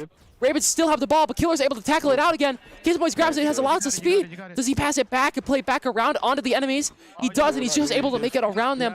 But it's, oh my God, Flying Kittens, I believe, grabs it back. Each one of these players, they're both, I think, looking for that win, but they're so locked into their current game plan. We've kind of seen this gameplay come out of KLiK every single time. They are grabbing the ball, getting some speed. They throw it down. They have two players separated. If they can set up a good speed play here, they could possibly get all the way around and end the game. But no, Sky Guy is there to immediately stop pressure. He passes it off to Kiz, and Kiz looks down, throws it back up as he goes up the wall. They have the speed built. They just need to be able to go around. Both sides are fighting here. They're both looking for a possible victory. Killer with control. His teammates going up the wall. Kiz takes control of the wall. He has the speed. He just needs to make it around 2 more turns and look for a goal. You could even possibly throw it, but the Ravens aren't going to let him do it. This could still be anyone's game. 55 seconds left in the game. Ravens still have possession of the ball, passing between each other, but it doesn't really connect. But they grab it back again. The Ravens could absolutely still win this game.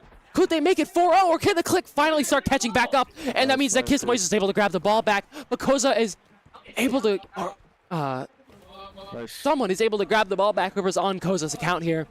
It matters here. It matters so much here. Every single step of the way they have to play. But now they just need to run away. They just need to survive a little bit longer. I believe that's Flying Kittens on Koza's account. So you were right. Flying Kittens got their goal for them.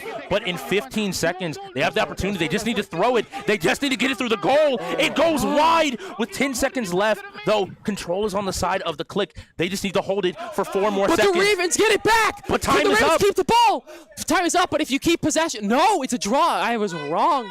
And that is a win for the KLiK. At the end of overtime, it does not matter who has possession. It matters who got the first score. So the KLiK are able to find their first victory in this game.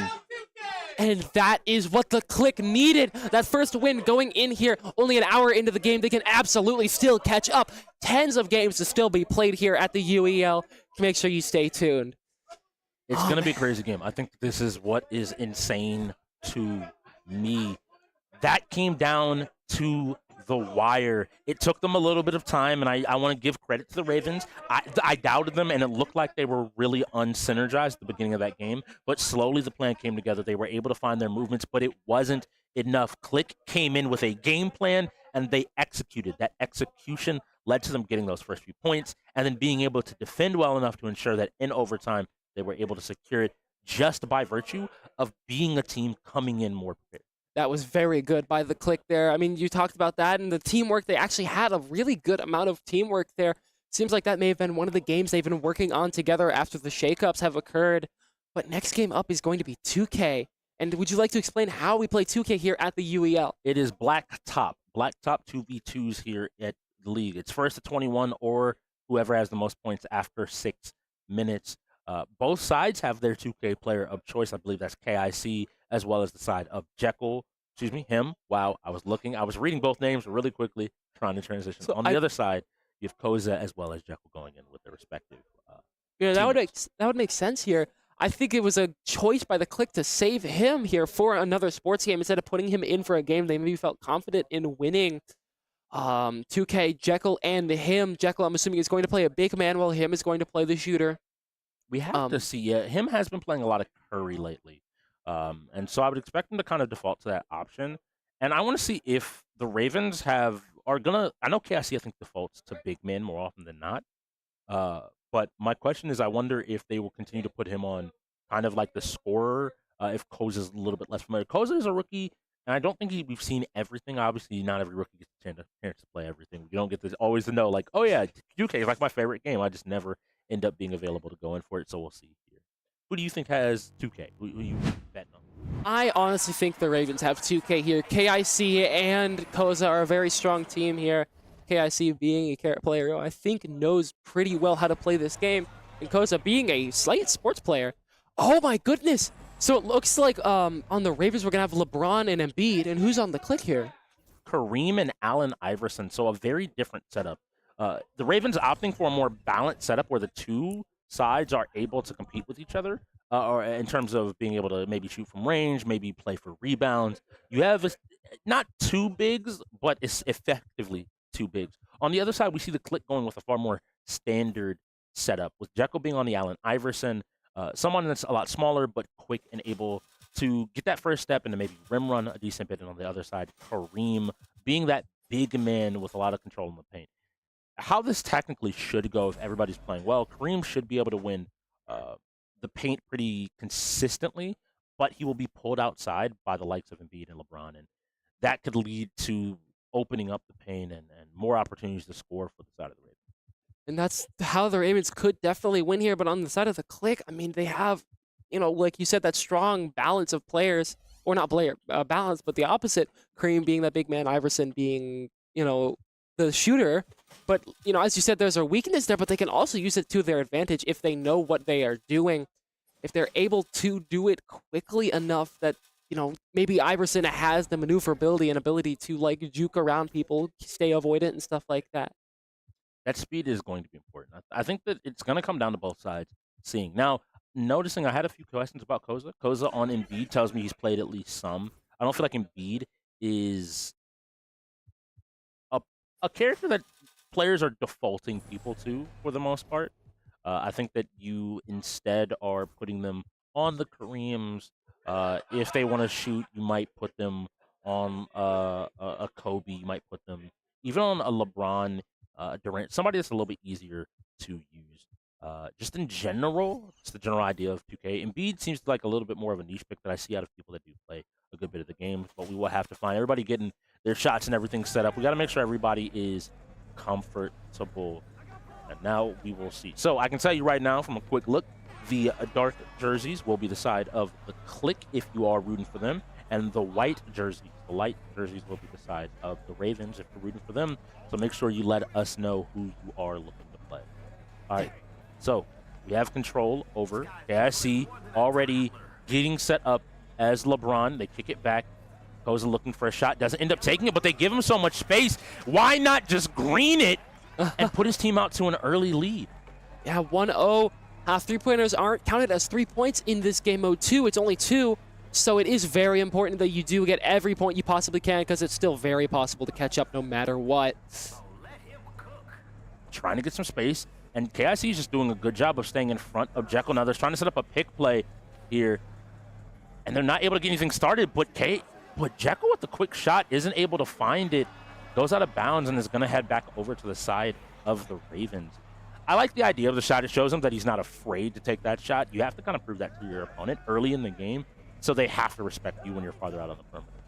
That's a big thing here. You can see that LeBron runs it down, passes it off to Embiid, passes it back to LeBron, goes in, and it just barely does not connect with the goal.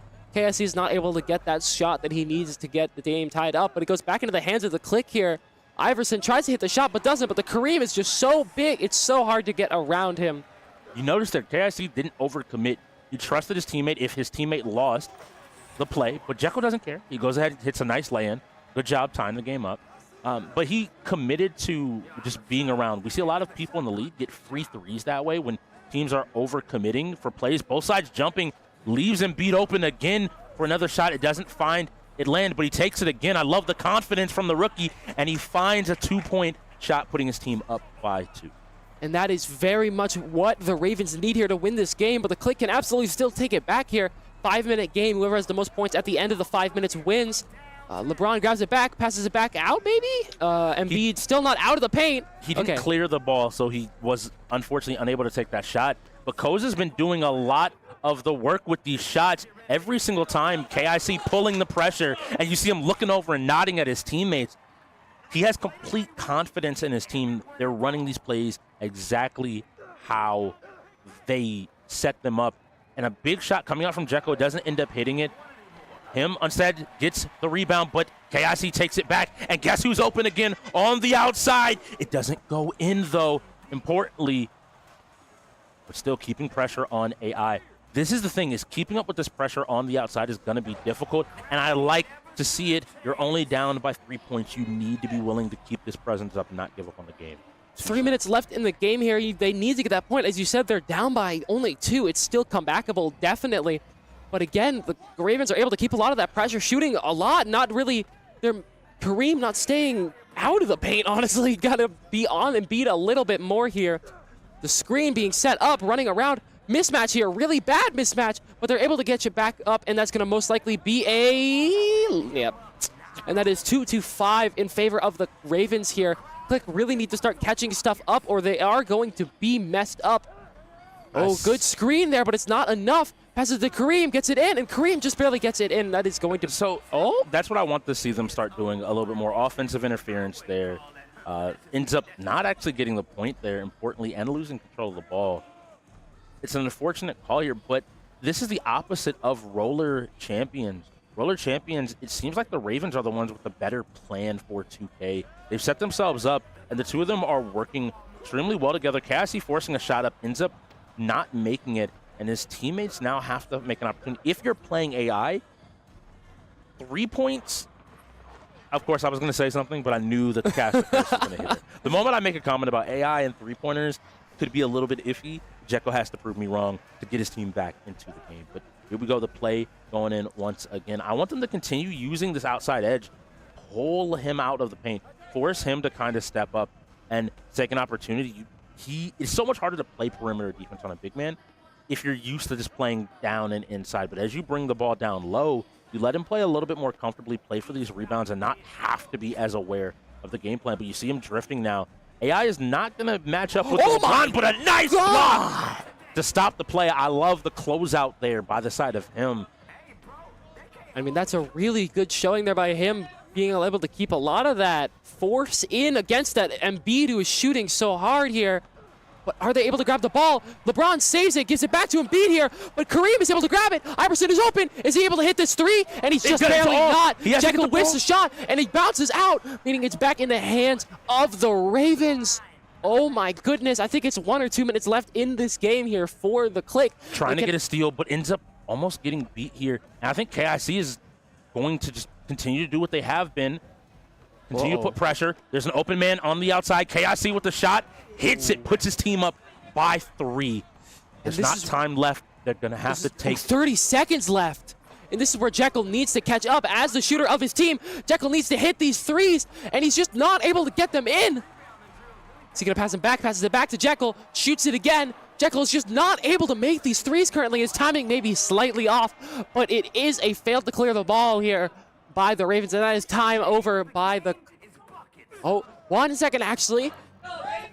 Oh, my goodness, and that is another Ravens win, 4-1 for the Ravens. Next game up is going to be StarCraft, a game that I believe the KLiK most likely do win here, having Sky Guy and other people that may know how to play the game a little bit more. This is going to be a really interesting game of StarCraft. Oh? Both of these teams have put in a ton of work getting better at the game. Oh. And I'm interested to see how people are able to perform in this game. I think it could be a lot funner and a lot closer than maybe some people expect. It's going to be a big test for who's able to handle the early game, I think, really well. And now to your statement on that, I kind of want to highlight the Ravens did a really good job, but for the KLiK, if you're going to run a strategy like that, unfortunately, over an AI, I have to make the call for somebody like a Curry or a more prominent three-point shooter.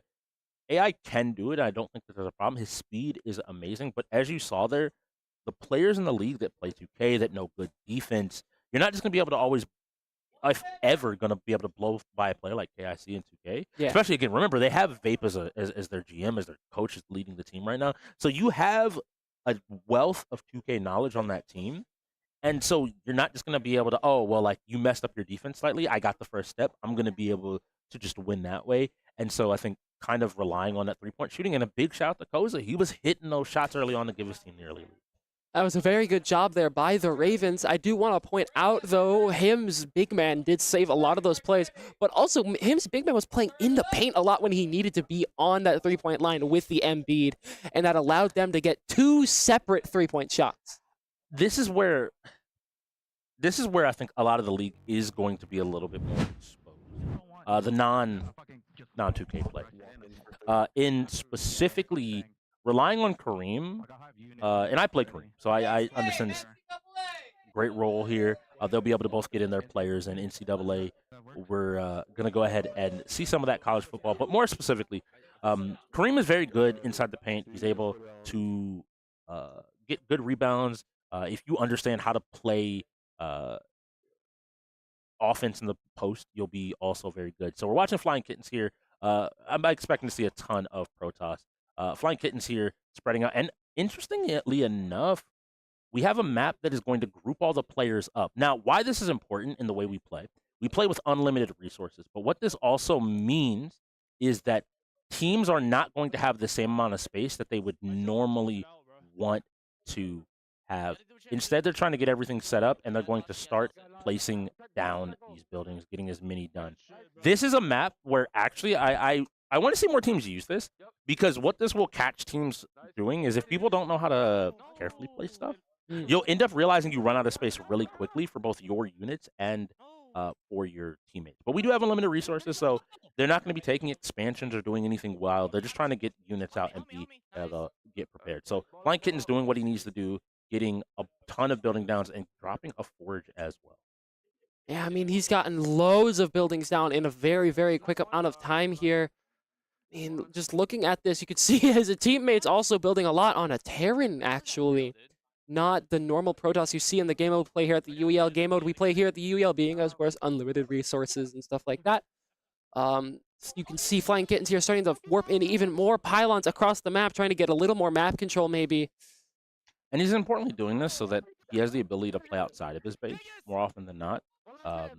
Now, importantly, I want to highlight that whoever's playing Terran here is only building a wall with one probe. You would want to really be doing this with multiple probes if you want to build that many supply depots. It's going to take you a ton of time, but now the army production has started. So forgive me at home, I didn't immediately tell you how this game works, but all 4 players are controlling their own bases. They're looking to build an army to destroy the opposing team's army and additionally their bases. You'll now start to see those armies form, because at the beginning of the game, some of the different races have to set up a little bit. In the case of these golden little guys, the Protoss, who you see here, they need to set up what are essentially power lines. These power lines are called pylons, as you mentioned, Magna, and they have to get a little bit of that set up. Otherwise, teams still just have to build up their army, right? An army doesn't just appear. You have to take the time to go ahead and get a little further. But I'm loving what I'm seeing out of Flying Kittens again. He's just making sure his game plan is ready to go. It looks like he has a lot of these different bases, these different units. He's making sure to get his upgrades going as well and just continue to fill up this production. I want to know who is maybe going to be willing to attack first. It looks like both sides are kind of agreeing to play the longer game. We do have a time limit of it is an 8-minute build timer, I believe, followed by however long it takes for people, I think, to live. I think there is a time limit, but it never really gets reached. 15 minutes. Okay. 15 minutes is the hard time limit for the game. I know that it's always interesting because depending on where, and again, continuing to build, taking up as much of the map here, we normally have seen teams separate teams, but I like the idea of the Ravens saying, if we're all together, I can help you out a little bit easier. But again, it's managing this space. How good is the side of Flying Kittens and the Ravens at maximizing their space and accomplishing exactly what they need to do? And he's continuing to make more and more units. Now, he's made a ton of these units, and you see them standing around. He will eventually call his army together and look for an immediate fight. We have to see when he is going to make that decision, though. It looks like he's taken up a ton of space. Now, I wonder what his other teammates are doing in the meantime. He's also attacking into some air units, so some things that can shoot down, and is just building up a huge army from here. Let's see where he's able to go. He's, again, continuing to expand. And he makes the call out that there are units coming towards him, so maybe an attack coming from the side of the KLiK. He did call them out as being very good at the game as well, and having put a ton of time in to put pressure out. You see here, he's looking around, seeing from his teammates what he's able to build, what he's able to put down, trying to find a spot for a building. And this is what I was talking about before. It becomes so hard on these maps to find this extra space, and you see those exclamation points. The fighting has begun. Armies are starting to clash, and everyone is going to need to send their armies in. And so they have to, I hear calls coming out of saying, hey, I need some help here. I need a little bit more space. And so we see the armies going in. So one important thing that I'm going to point out for Flying Kittens here, he hasn't actually selected his entire army. He's made a bunch of them, but they are not moving out. So you can hit that F2 key, and all of his units, which he could then choose to move them someplace, moving them in front of his buildings, would make sure that he has stuff to defend here. Right now, a lot of his army has now started moving out. Finally, a nice call by him, but you're starting to get it clogged up. This is something that I think people haven't realized. So much of the board is clogged up. So much of the board is stopping them from even progressing. You have to be willing to move your units further out. This doesn't mean you're going to take some damage. You're going to take some damage for free, but you have to be willing to run a little bit further. Neither side looks like they want to make a mistake, and so they're just playing this slow and consistent. Yeah, and that's the thing. I mean, but the problem is once you get slow and consistent, it's really hard to fight against an enemy build when you don't know what's coming against you until you're not able to build anymore. And then it is a battle of the, armies, I guess, and whoever has just the better plan without reading the other is going to be the winner here. You could see Flying Kittens trying to tech up a little bit more. Lots of different buildings. He's seeming to go for a Void Ray strategy. So we have another call, 4 more minutes until building is done. So at that 10-minute mark, we'll see what's all going to happen here. Yeah, and I want to see teams operate. I've said this a few times. I've been very open about this to a ton of people. Good StarCraft players, the best players in the league, are not going to give you the opportunity to play the game freely. Instead, you're going to have to deal with pressure on pressure on pressure. So now we're looking over at his Moise on the side of this Terran. It looks like he's building. Looks like he has a ton of. Ooh, what is that? A ton of Marines is being set up. And down below the screen there, I'm very happy that it makes me guess that might just be I am maybe has been working with him here. Somebody's building Archons is what it looks like. And I'm happy to see Archons. A lot of teams have just defaulted to Archons. These are incredibly tanky, big, giant, massive creatures from the Counter Protoss. We don't normally see them, but I think as more and more teams are starting to elect to go into airplay, in terms of Protoss, like Stargate stuff, you'll see a lot more people being to dip their toe. We have to see, but look, again, both sides are just preparing. He's kind of looking around, but he's just building and making sure he has as many units as possible on the board for this final fight that will be coming up in another couple of minutes. And this big final fight is going to be epic, honestly. You see all those... Oh my goodness gracious. There is a few people there on him's build. Looks like he's got some Stalkers and some Void Rays.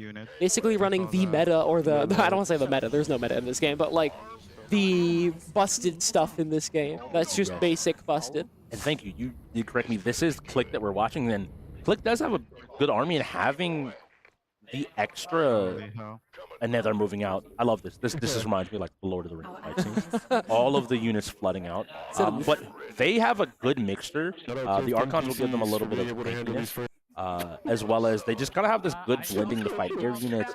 We will have to find out. The fight is going on in the middle of the screen. I don't know if Giz has realized this now. The two armies are clashing directly in the center. And the SurfThing PCs, luckily, our PC sponsor allows us to run thousands upon thousands of units. We're talking supply caps far beyond what normal StarCraft sees, with no problem with this unlimited mod that we can. Yeah, and that's a massive big thanks to our SurfThing PCs allowing us to be able to run this kind of stuff buttery smooth. As you can see here, over to Genghis, there's a lot happening all at once as these different units are moving. And Genghis's army seems to have been cut down by a sizable margin. And on the other side, Killer comfortably piloting these Archons and piloting his Protoss army to victory and cutting back, looking to see and realize that he has a few different units. Now, he does have Warp Gate. Looks like he's making a ton here of High Templar. You take 2 units, you combine them for the Archons. And we have to see here. Yeah. It's interesting. It's a solid play here. Both sides are kind of poking each other from a distance, and it's kind of going to be who is able to have the most units. 45 seconds, closer to 30 now.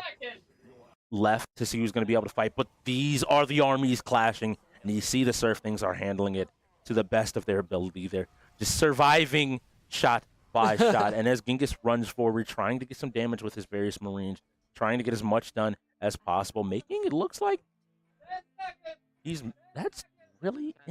making Cyclones. Why? Why is he making Cyclones? They're a powerful unit. I don't think they're as strong as maybe some people realize. They can create AoEs on the ground that just things can walk into and die. But in the UEL, where we just mostly attack, you see some of these zealots aren't even attacking. They're just standing here kind of waiting for something to walk up. We're going to have to see which army is able to play forward. Now, this is the big thing. There is no more building, so all these armies are static. And I think Killer's now realizing that some of his units can't come out. And I see the Tempest, the Golden Armada flying down, and I think the Ravens have this. They're starting to surge across the board, and it's going to come down to if on the side of the KLiK there's any left, but I think the gas has been spent, and as more and more units move onto your screen, I have to believe that this is a Ravens victory. They have found their moment, and they are marching across the screen.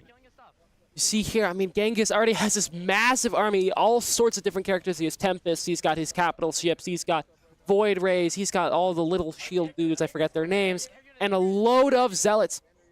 And it does not matter whatever the KLiK try to do here to defend themselves, they're just getting pressured and pushed over. Him trying to defend his base here, but it looks like it may just not be enough. Killer's also there trying to help, but it's just not looking good for them. I kind of talked about it before, but I will highlight it again here. Oh my God, we still got units coming. The way you stop this is not letting it get to this point. Yes, there are units that counter, but when you have this many things you are trying to fight, you're in a position where, like you said earlier, you're already dead if you don't realize it's coming. This is why you need to attack, you need to check what your opponents are doing, and continue to put pressure out. You look at a player like Billy the Goat, he's never just sitting there doing nothing. He's never not attacking his opponents. As soon as he starts to have units, he's putting that pressure on. Because your goal at the end of the day is, oh, well, I'm just better than my opponent. They can't build as fast as I can if you're willing to wait for 10 minutes. So KLiK, you're going to have to go back to the drawing board. You're going to have to look for another opportunity, but I think that's going to be the end of StarCraft 2 in the favor of the Ravens. Yeah, which is, I'm kind of bummed. You saw there, Sky Guy, one of the better players of just general StarCraft here at the UEL, not even able to defend much. He was already out of the game by the time that it started the fights here, but it looks like the Ravens are finally just coming through and wiping all the rest of the enemies out. Wow, this game was a very dominant showing by the Ravens, and that is a GG. Ravens win again, up by 3 points once again here. It is just not looking good for the KLiK in this. Oh, 4 points. Apologies. KLiK have only run Roller Champions 2K. Yeah. Oh, Roller Champs and 2K. Yeah. No, they didn't win 2K though. Ravens won 2K. Cool. Yes. I was like, wait, my brain broke. They won RC. They have not won 2K. Yes. So that means 2K went to the side of the Ravens. Our very first game, Tekken, went to the side of the Ravens. Our second game, Siege, went to the side of the Ravens. Checkmate Showdown went to the side of the Ravens. Yep. And just now, we had that StarCraft 2 go to the side of the Ravens. So this is a whole funny thing. I'm happy to see the Ravens do that, not putting KIC in. KIC is the only person he asked me when he first got in the league. We talked about StarCraft. I helped him out a little bit. Just getting started and pointing him in the right direction. But it looks like his team has gotten to the point where they feel confident to be able to play most other teams in the league, except for people that they know are super strong. And then you still have KIC for college football. I'm assuming they're going to put Genghis in here. And then it's probably going to be Jekyll and a person of their choice, actually. I'm assuming it's going to be him here. Oh, no, it's going to be Kismoys. So maybe wanting to save him for another possible role. You end up sticking Kiz in and letting Jekyll run the game. Jekyll has already shown himself to be good in terms of Madden play. NCAA isn't the same game, but we have to see if he's able to create that same success. That's what I have noticed here, though, that they are saving him a lot. Maybe Kismoys also does have something up his sleeve, but, like, I've seen him saved multiple times. You saw him in our Roller Champions getting saved. You saw him just now getting saved. I'm curious to see if the KLiK have a reasoning behind maybe holding their punches, or is it not holding their punches? Is Kismoys just built different? I think that's the question that we're going to have to find out here, but I can tell the Ravens are in good spirits. The Punisher. What's his name? The clown, the evil clown that kills everybody. Tormentor? Terrifier. Terrifier. There we go. I it's one know of those my scary names. words. He is Stars is making a ton of noise out there with his horn. It's really fun. The Ravens are going to go ahead and use a timeout, make sure they get this game set up. Smart choice. I don't think you want to risk possibly doing too much. But obviously, college football is a fun and interesting game. We do play 2-minute quarters, so it does fly by. And it comes down a lot to who understands defenses. Again, having someone like Vape on their team, I think, puts them in a great position. And I have to see. But in the meantime, I mentioned it during StarCraft. We're going to tell you a little bit more about them right now. RPC sponsor, SurfThing. If he loses this now, I don't even know. All right, calm down, TOG. You just lost to him. Calm down. Stay focused, bro. Stay focused. Going great on his trail. Right now, hunting down from the bandits. Oh, and there and that one goes in there, taking this one away. It's 5-2. The first half is really starting to go their way. Yes, it is. Definitely is. This could be a runaway, like you're saying. Thank you again to SurfThing PCs, the only hardware end gamer approved. They allow us to play all 33 of our games across 5 different genres of gaming. You are looking to play any game and play it at a top level with top tier hardware. You have to get yourself a SurfThing PC. Head on over to surfthing.com to grab yourself one today. And in that downtime, in that moment, in that time while you bought your Surfthing, I know you did. I'm looking at you right now. Get it. Buy it. We loaded up college football and Maelstrom being the next game as well. Yeah. But coming in here, you see, looks like some people are running around here, getting ready. It looks like we're going to have Alabama on one side, a very common pick, Alabama being a very strong college team here against who? Looks like Georgia, I want to say. So it'll be Alabama versus Georgia, a pretty classic matchup here. Yep. We will find out which team is which here shortly. So the home team, I think, is the Ravens. Away, I believe, is the side of KLiK. The Ravens are Alabama. All right. Good to hear and good to know. And the KLiK will be Georgia on the other side. So I'm interested to see who is piloting which one. I think Genghis is I'm gonna assume, be the pilot of the Ravens game plan, and then Jekyll on the side of the KLiK. We have to see how both these teams end up playing. Like I said, we're going to see Bama. Georgia's the first ones receiving our Bama going for the punt downfield. Going to get it all the way into the end zone. Are they going to knee? No, they're not. They're going to try to get a run here. But it looks like the KLiK just get absolutely taken out there on Alabama. Wait, no, the KLiK are on Alabama, I believe. Because home is going to be on the left side. Oh, no, Ravens are on about out. Yes. I'm You're fine, confused. You're fine.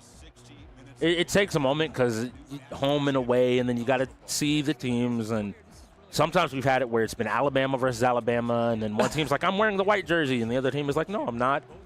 So it takes a quick moment. But I want to see how Jekyll starts his offense here, who is able to take a little bit of control of this game. Yeah, I see Genghis leaning over, so he should be running the offense here. On the other side, Jekyll running his team's offense. So let's see if Jekyll's able to get a successful first drive. It's going to be important for him.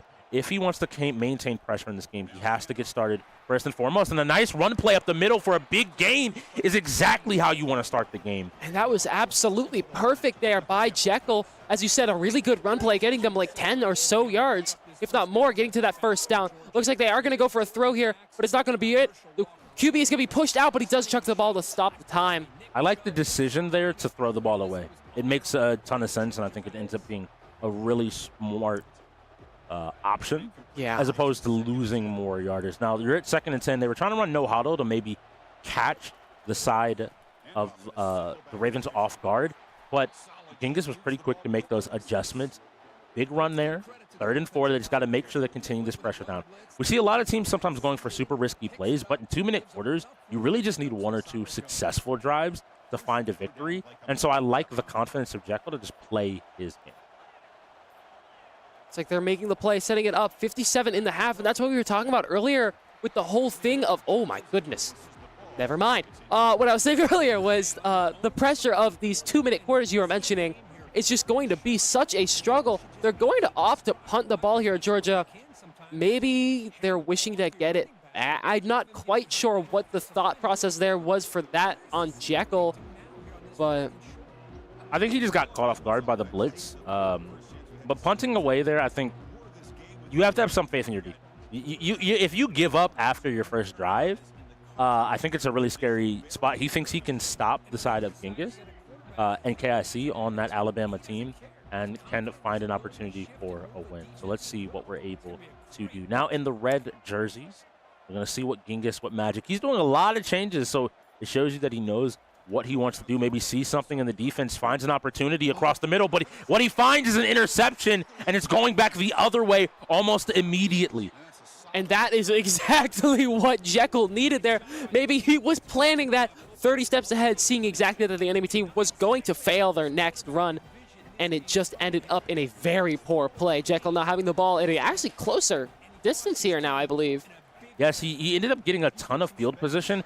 Fortunately, running into his offensive line doesn't mean that he doesn't get a gain there. But as you said, he's in field goal position as he is. So he should be able to get a score here and possibly take us all the way to halftime, which would be great if at all possible. There is a flag. It's going to be important to see. Holding on Georgia? Oh, goodness. Oh, goodness. Illegal block in the back, and this is what you have to be aware of and talk to your teammates about. You can't just run into somebody whose back is away from you in this game. It's a penalty that will continue to cause more and more problems. And a 3rd and 15 means you might just have to try for a field goal if you're not able to convert here. It's very interesting. You know, block the ball again. Very good by Alabama. That shows how powerful their team can be and why everyone in the league usually runs them as the meta pick here. But Jekyll is still struggling to get that run. Gets one in, but it gets intercepted by Alabama, and the Ravens grab it back. He's going to run it around, but he just barely is not able to grab it, and that is going to be, no, the quarter actually stops running time. And he threw it into really, really contested space. His 2 receivers, along with 3 defenders, they end up running into each other and smartly controlled. One of the players is able to pick off the ball and send it back the other way. Both teams are making mistakes. It's going to be a matter of who's able to capitalize first, like an opening in the middle of the field for a big gain, putting him on to Georgia's half of the field.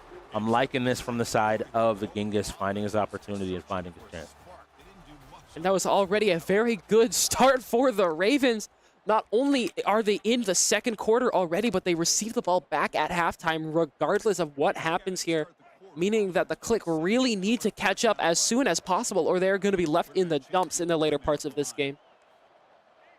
You said it perfectly. Now let's see, are they able to continue the pressure? Nice job trying to cut back, but ends up not finding a hole that he can slip through to get a gain, ends up going down the backfield for a loss of 1 yard. I think whoever finds that first score, maybe first 2 scores, will probably end up taking this game.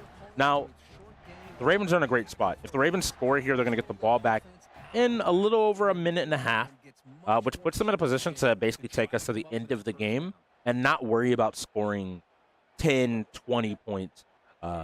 The best teams and best players recognize when they can end the game with one singular decision, and I want to see the Ravens have that same ferocity. They are fighting for a playoff spot. Every single one of these games matters, and so I want to see a playoff team find win conditions, recognize them, and play for it. That's the biggest thing here.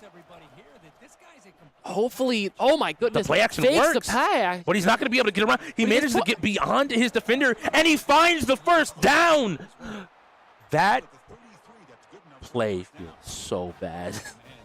It feels so bad because I know they felt one split second that they had that play. They had the read on the run. They thought they had everything locked down, but a good scramble by the side of Genghis getting to that additional offensive member. His out route allowed him to go ahead and get the first down and continue this progress and burn more time off the clock. Honestly, that's perfect play. I'm happy with it. Yeah, running time, I mean, I said it again. I'm going to say it earlier. I said it again now. Running time is so important here. I mean, there's 49 seconds left in the second quarter of the game already. We've been playing this for, what, 10 minutes minimum or max? So yes, we have to see. And now this time, when they bring the blitz, he's still able to dump the ball off to the screen route and just take off to get another first down. Calling a timeout, realizing he wants to get as far up and have as much time to possibly score. So now looking at the side of Jekyll, I need Jekyll to go ahead, and he's going to need to get a stop if he wants a chance at this game. If you let them score and go into halftime, the game is all but over. And that's the biggest thing. Even at the place they're at right now, they could totally, punt the ball and get just the 3 points they need to get the lead here into halftime. Again, Bama gets the possession of the ball after half, regardless of what occurs here. They got one more big play going on, and then they are most likely going to opt for the punt, probably. Timeout is up again. How much time do they have? 6 seconds. They could try for one.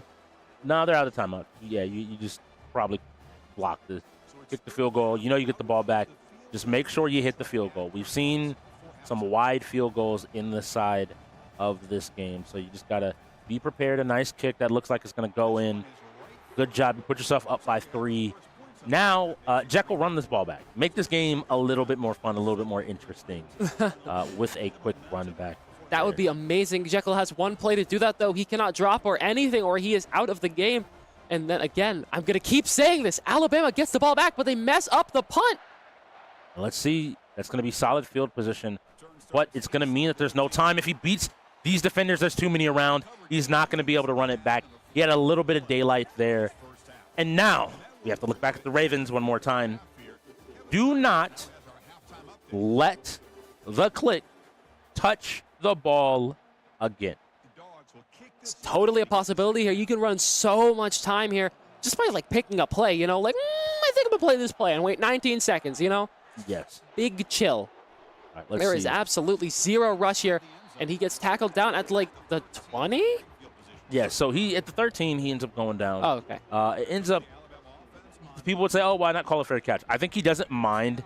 As long as he's able to get first downs, more distance to travel down the field is more time on the clock he's able to chew through. So we have to see here. Looks like he's adjusting a few routes, making a few changes, maybe see something again in the defense. And is now instead just looking for a big play. I said waste time, don't give him the ball back. And Genghis said, let me just get a touchdown. Wow. And there we go. Genghis gets a touchdown, absolutely obliterating that pass with a very, very open catch. He saw, like I said, he saw the defense. He read where defenders were going to be, found the opening, and was able to place it exactly where he needed to take a win. And that puts them up by 10. This is hard for me to say because Jekyll needs to not lose the ball. He just needs to move down the field as quickly as possible because you want to not give them 30 seconds left. He has to find his opportunity. Once again, running into each other. And this is the risk of playing people that are super. I don't know how familiar Kiz is. Kiz obviously has played with the Ravens. He's probably talked with Genghis, talked with Vape. But playing either Kiz, who's not the quarterback, as Rob put it, is he might just be trying his best. And if you're not explaining how to do things, sometimes he won't always understand what the mistakes he's making are and why they're so detrimental. I think they have him on a linebacker as well. I would want him to be more so on the line. You're going to probably open up the middle of the field here. Nice job rolling out, looking for some space. I had that backwards. I keep getting it backwards. I don't know why my brain wants to flip Alabama and Georgia. Kiz is on offense. Jekyll, obviously, right now. I'm able to get a little bit of a gain there in third and. But the thing is, I mean, even if they are on offense, they are third quarter, minute and 17 left, and the clock is just being absolutely torched. If you give them the ball with 2 minutes left, they can end the game. Guaranteed. 3 minutes, it's a little bit harder without them just kind of really controlling the ball. They're going to have to send this off, and that is a delay of game, trying to make some adjustments as well. Jekyll ends up not being able to snap the ball in time. That's going to push them farther back, making it a 3rd and 10. That means that this game is most likely going to be over for the KLiK unless they get a basically god-tier run, princess run. Looking for the play, looking for the player coming off the middle, and he finds some open field, and I think that's a touchdown. He has to keep running. He can't be tackled. He has a little bit longer, and he doesn't make it. And that is such a bummer there for Jekyll. I mean, literally 1 yard from the goal. And all he has to do is run it down one time, and Jekyll will be able to win this here. Get 7 points on the board, hopefully, and then he will hopefully pray to get the ball back later. Yeah, he's going to have to make a defensive stop if he wants to get in. That's if he's able to make the touchdown in the first place. This is going to take us to the 4th quarter. He needs to get and out, take a play, get out, and make a decision. The clock is still running, so we're going to the 4th quarter. You need to score here and possibly go for an onside kick. This is not looking good here for the KLiK. They should have hopefully been able to make it there on that play, but that means that they have a lot less time here. Strix bobbing with the watchers here in the game. Oh, you got to hit the wave. You got to when you see the wave going, everybody got to go ahead and hit it. You got to get a UEL wave. You got to get a UEL wave going on. Everyone, UEL wave at home. 3, 2, 1, wave. Okay, we're good now. You're going to throw it off to someone? No. I would have wanted Jekyll to dish it off to the screen there. The person that got enough space, I think he could have possibly taken it in there. Rolling out to that side, there was nobody to beat. The zones are too close together right now for you to be able to find that much open space. Yeah, and he's taking a lot of time for these plays to, go forward. But I don't know if it's going to be a struggle or not. He had to let the play develop. It does end up being a score, but with 1 minute and 21, if the Ravens are able to get 2 first downs, I think this game will be done with. 1, probably. Yeah, you have to onside kick here. You have to onside kick.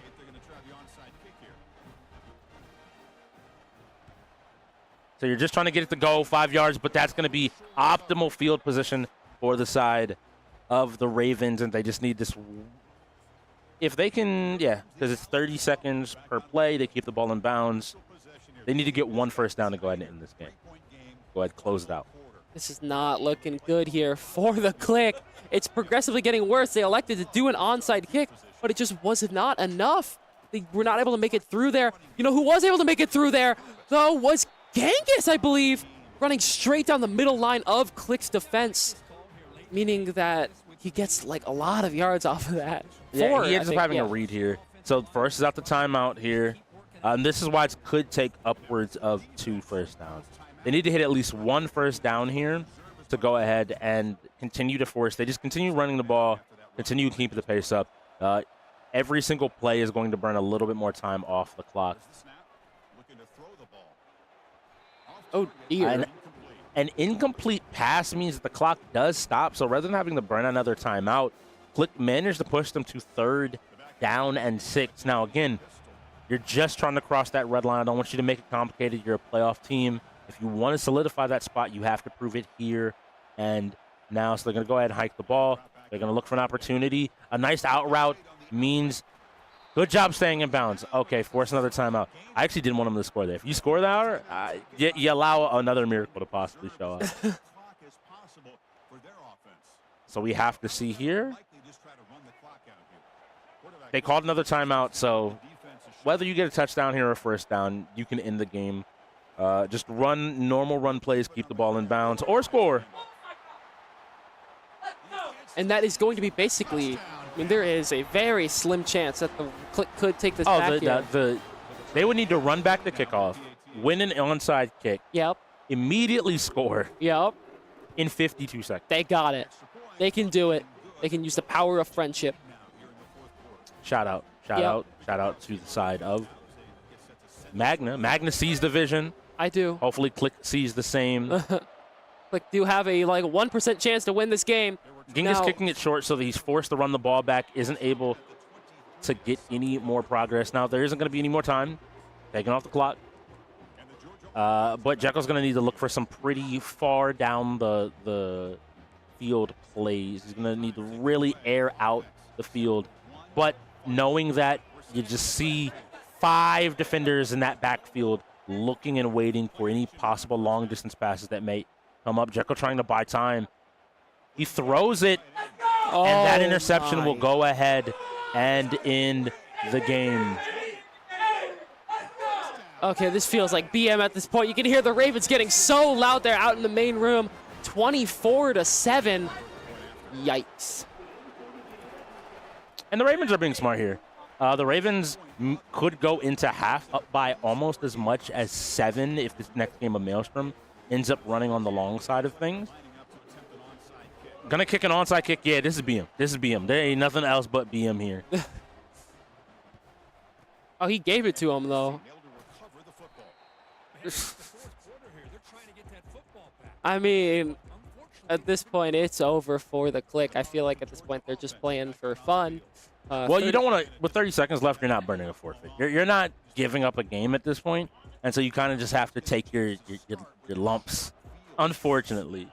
Not necessarily the game you want to be in, but the game that you find yourself in.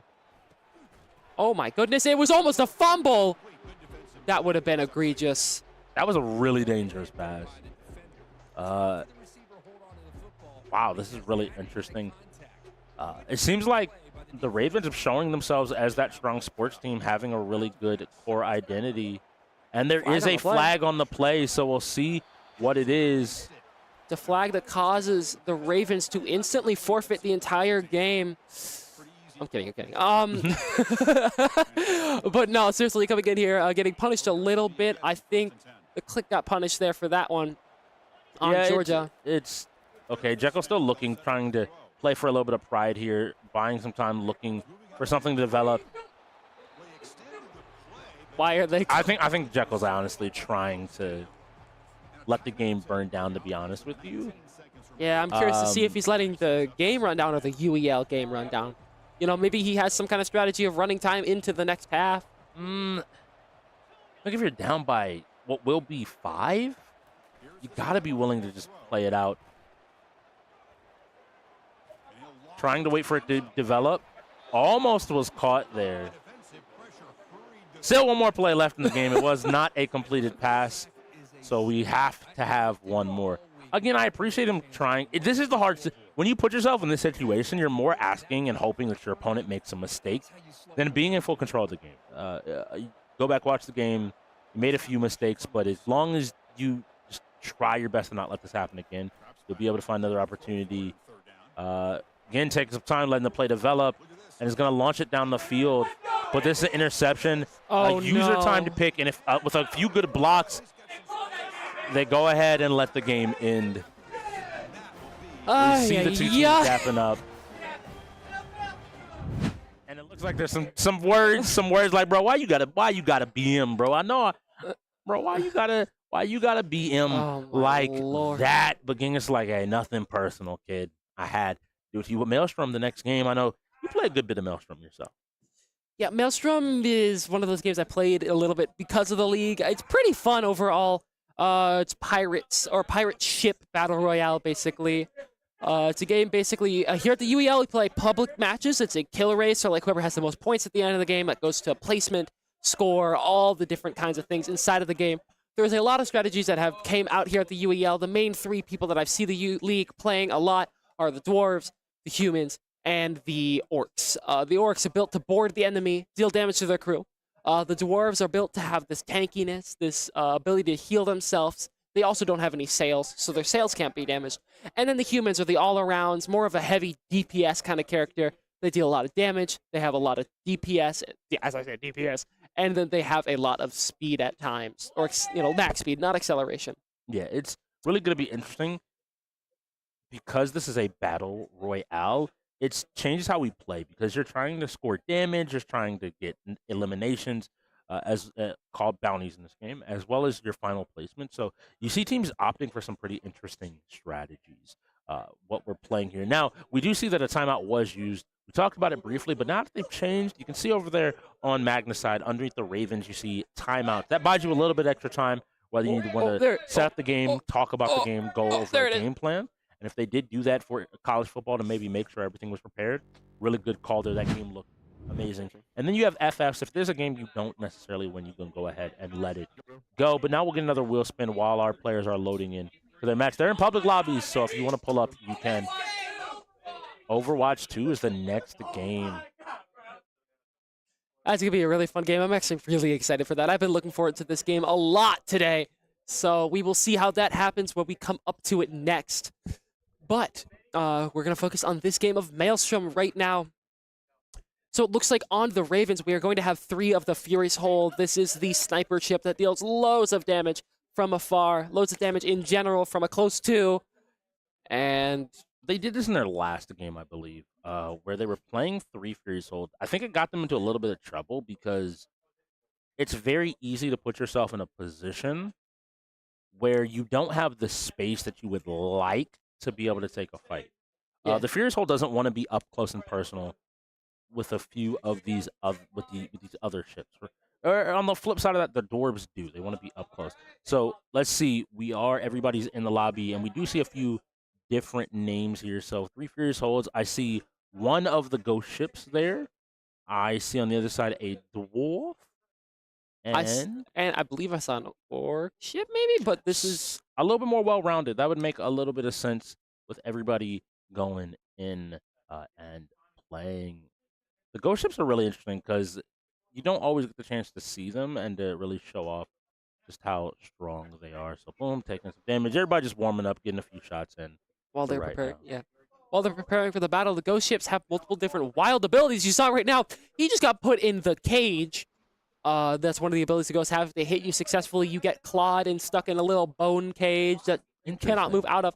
They also have an ability to go intangible every now and then, which makes their life even more difficult to kill in general, meaning they are the escape artists of the world. So we are once again watching Flying Kittens. I gotta give currently my MVP of the game over to him. He's been playing ridiculous, especially in these fighting games today. No, I completely. Oh, sorry. Go ahead. I completely agree here. Flying Kittens playing exceptionally well, showing that he is that deserving of his position on this team here. Able to get a lot of the well-rounded stuff that he needs. I want to see how he performs in this game, though this game being one of those weird games you don't really see often. Yes, and so now we're looking at Jekyll here on the dwarf ship. He's won this game for his team a couple of times, and it looks like they're now moving into this catacomb area. So both sides are now destroying the little NPC ships. This drops, you see those little colored icons. Those are boom. They give you different buffs to your ship. But it looks like they're being immediately flanked by the side of the Ravens, and now they're just trying to get some space. But one of their teammates seems to be missing. I think they're trying to maybe get to this cloud, this smoke, this fog, and be able to turn around and maybe look for a better fight. Yeah, they're definitely not in a very advantageous position here. They're kind of pinched in between a rock and a hard place. Maybe they're trying to play off for some damage through the smoke, not being able to be seen very easily by the other team. Jekyll getting a little bit of early damage here. Someone gets trapped inside of there. See Jekyll getting stuck in a fight with all of them, but maybe he has to back out.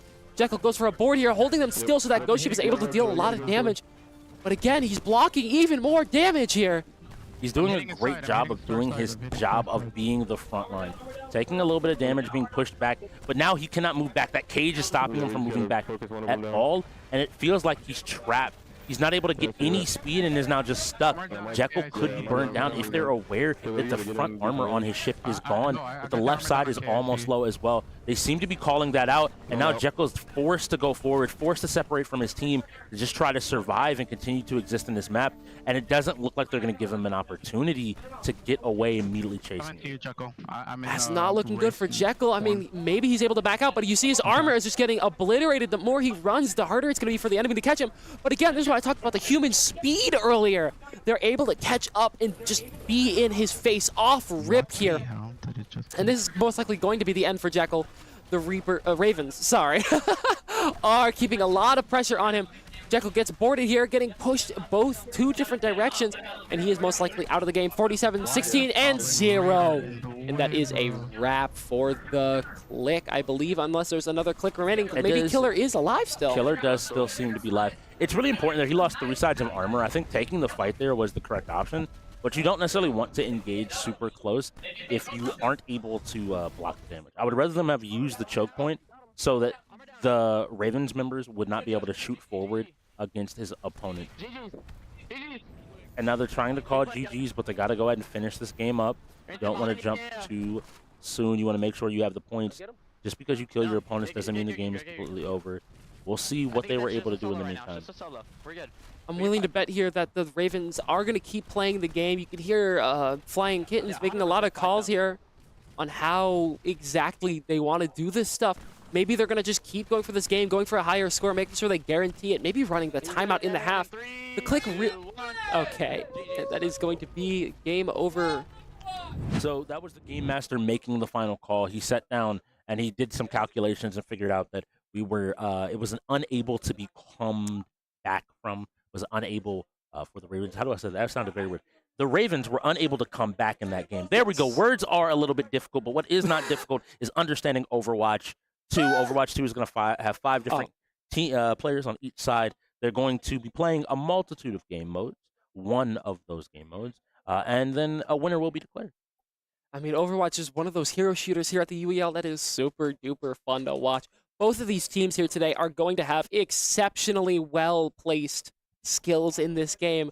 Both teams having really good players. Killer, Jekyll, Kiz, all players from the KLiK who are very experienced in shooters in general. And then on the Ravens, you got Flying Kittens, KIC, Herb, Genghis too. A lot of these players know how to play these games. So I want to see exactly how that's played. I can't wait to see. What game mode do you want to see today? Maybe they'll hear you in I want to see Hybrid. Hybrid shows a very good balance of the strategies you play here at the UEL. Hybrid being that you have to capture a point, basically King of the Hill style, before you're able to start pushing the payload in a shorter area on the map. I think that would be really fun to watch and show a lot of your different balances and skills here today. That'd be really interesting. I don't think we've seen too many Hybrid games played actually in the UEL. And for those at home that are wondering, when we say at the UEL, we are the Ultimate In-Gamers League, the premier esports league covering 33 different titles across multiple genres, 5 to be exact. And we're setting ourselves up for another shooter here. We've had a couple of shooters today. Had a lot of strategy actually with both Checkmate and StarCraft rolling. And then we've even had some sports fighters. I think everything's represented so far except for those elusive racing games. Racing games are a lot of fun here at the UEL, and I think they're one of the most tense and close games. Racing players are a very, very rare breed of players. I don't see any, strictly racing players on either teams here today. I know Sky Guy is definitely a player who knows how to play his games, though, in those races. So I'll be looking out for him. Yeah, we have to see. I would love to see maybe some Forza. Some Lumina Rush is always fun. I'd love to watch Lumina Rush, see who's been keeping up to date on their skills, on the levels, on their abilities. I want to see who's able to go ahead and find a victory. But we'll be getting in here shortly, I believe. So far, this game, I don't think is playing out how a lot of us thought. Jekyll mentioned they just want to play a close game. They want to measure themselves up against the Ravens, who are up and coming and kind of have solidified themselves as one of those veteran teams. But what are your thoughts? What do you think has gone wrong so far this game, more specifically? I don't know. I think a big thing on the KLiK today is that they are not playing off of their character players that they know are good on their teams. You know, I mean, looking at the KLiK in, like, let's say Rainbow, right? Killer is a very, I'm going to keep coming back to this. Killer is a very, very good player. I played with him the other day, and he was going crazy in that game. And now it seems like his team's not really able to back him up in a way that is meaningful and helpful. Maybe they need to work on their executes around Killer or something along those lines. Or maybe the Ravens just diffed him. Could be a diff situation. I know that there was some conversation previously in the UEL Discord. Go ahead, pop into the UEL Discord, join the community. Tons of amazingly kind people in the Discord. But there was a conversation I think that was brought up at one point about, and I'm interested while we have a few seconds. Well, we're getting a ready call. I'll hold that till next time. Okay. We're getting a ready call. We're going to hop into Overwatch. I'm going to need a little bit of your help here, Magna, because not the most familiar, and it looks like push is the answer on Coliseum, a map and a game mode we never see at all. Ever. Coliseum being one of the most common maps here at the UEL. The comp we're going to get seeing here by the Ravens is going to be a 3-2 comp, most likely. Genghis playing Kiriko, yes. So what the plan is going to be here is they have a Malga to dive, they have a Orisa to keep pressure, a KIC on Zarya to keep protecting. She has these Zarya has these bubbles and other kinds of abilities, and then of course they have the healers. One on Kismoes, who is going to be the Ana, and then one on Kiri, one is Genghis. Can I stop having a seizure, please? Thank you. Genghis, who is playing Kiriko. And if it wasn't already clear, we do play open queue, which is one of those things that sets apart some of the team compositions that we do see. So you'll usually see GOATs here, which is 3 tanks and 2 healers. It's a composition that's kind of hard to burn through with a lot of survivability with just having that pocket healing for all of these beefy characters. That's the thing here. I mean, I'm curious to see exactly what is going to happen. This comp is a very, very strong comp, but the second that one of the healers fall, they could be struggling pretty hard here. Getting into this game, though, the KLiK are going to start moving out alongside the Ravens. Ravens moving in immediately to get to the robot. Maybe they're going to be able to get a push here. If they spot a Moira off rip, a D.Va, and a Reinhardt also. Reinhardt is a very interesting choice here. Not being a very helpful character. The second he puts that shield up, he's basically taken out of the game overall. He is very strong as a damage dealer, but the second he's put that shield up, he can't do anything. So I think it's to try to deal with some of this damage, but Flying Kittens jumps in and is immediately going to start to put the pressure on. I want to see the rest of the team get a little bit more of the pressure here. You saw the really good anti there by Kismoes. They're going to try to capitalize off of this, and the Ravens do get down. Flying Kittens gets killed here. I Am Herb trades off Kismoes' D.Va mech. KIC kills out the Moira on the enemy team. That's going to be Sky Guy. And this means that this is looking... KIC takes out Jekyll, too. Looks like it's going to be a win here by the Ravens. Only real casualty is going to be Flying Kittens. This is going to be huge for the side of the Ravens. They're going to get the first push. So the way this game mode works is this robot is going to be pushing those walls. You see Flying Kittens walk by one, but you'll see him up by a blue wall. This is the Ravens. They're trying to push it all the way to the base of the KLiK. And for that to work, for that to happen, you end up winning the game. Now, importantly, I think this is going to be the player to watch for this entire game. This Zarya can negate a lot of the defenses that the KLiK do have. You see that wall from Reinhardt. You see the defense matrix, the squares from the side of D.Va. Zarya can effectively ignore all of these and continue to push out damage. That's the thing about... also, on top of that, Zarya can also tank damage and basically eat all that and turn it into her damage of her own. You see that meter on the center of her screen there, letting her deal more and more damage. At 100, she deals a Vargas amount of damage, but it's just not enough. Looks like the Ravens did get retaken there by the KLiK, and KLiK seem to have taken out a load of people. Last one remaining, that is going to be the KLiK taking that fight and moving the robot back to mid. Basically a big version of tug of war here on push in Coliseum. I'm just in general there. I think it was a smart option. They were trying to get that to that wall, that checkpoint, and so being willing to die. I think sometimes teams overcommit to like, oh, we have to stay alive. If you get that first push, and especially the initial one, you have control of the pace of the game, so you can take a die. And instead, here they choose the section off the side of their tank and to find a win, but the Diva Bomb will take out KIC. And Jekyll takes out Flying Kittens here, meaning that they probably are going to get pressured out. The KLiK may be able to take this fight. Koza goes down, though. That means that the KLiK are down. The Ravens are down a player. But this most likely means that the KLiK are going to keep this push going up. Gizmo is with that Diva in the front lines, able to deal a lot of damage. That ult turning the tides of that fight there. KIC shield going down just as that ult went off, meaning that he was able to go just completely out of the game. Looks like they're probably going to get a drop down from this high area here. If the KLiK are able to get it just a little bit farther, they are going to instantly be able to take this and win. Yes, that golden wall is where they're trying to get to. Just take one step beyond it, and you now control success in this days. I love watching Kiz here. He's not overcommitting, not going forward. We see some ults popping off. Fights happening. Him with a big shatter to survive. And him gets the shatter. And that means the KLiK take the lead here. Not only getting past where the Ravens were before, but getting to the forward spawn. You see that little hexagon on the ground. Whenever the wall gets past that, the KLiK get a forward spawn, meaning they're able to get to this point way faster. And this could spell the end for the Ravens. Many good ults and a lot of ults still being saved here. This team fight means that Gizmos may be able to actually get his mech back up again here. A lot of good pressure. You see the Reinhardt actually maybe a good decision here. Both Ryans running off the map. Flying Kitten killing him too. Maybe feeling like him was the thing that was stopping them from being able to play forward and play the game. Kiz here, though, is getting a ton of damage. No one is looking at him, and he's so close to this. He needs 10 more %, make that 5, make that 1, and he's ready to make a play with his ultimate. If he finds an opportunity here, this could be huge, but he has to find his moment, and it looks like both sides are trading kill for kill, but again, the Ramatra's still up. He's still finding some damage. Kiz has found 2 kills, but he's still here. I want to see him do something interesting. I want to see him try to make a play, but he's instead trying to get away, and he's going to fall out of mech without being able to use his ultimate here. Now he has to just try to survive. I think if he was going to die anyway, nice job staggering the kill a little bit. I would have actually preferred them to just let him exist a little bit longer to buy even more time. But now KLiK has control. They need to play the defense better than the side of the Ravens. Now, we saw what happened in Rainbow. Can they change it here?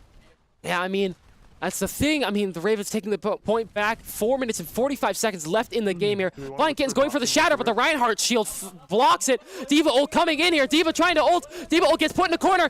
Herb goes down by it, though. Looks like maybe Flying Kittens could go down by this, but Flying Kittens is staying alive in the Nano here. Gizmos may be able to take Flying Kittens. The Nano goes down on this.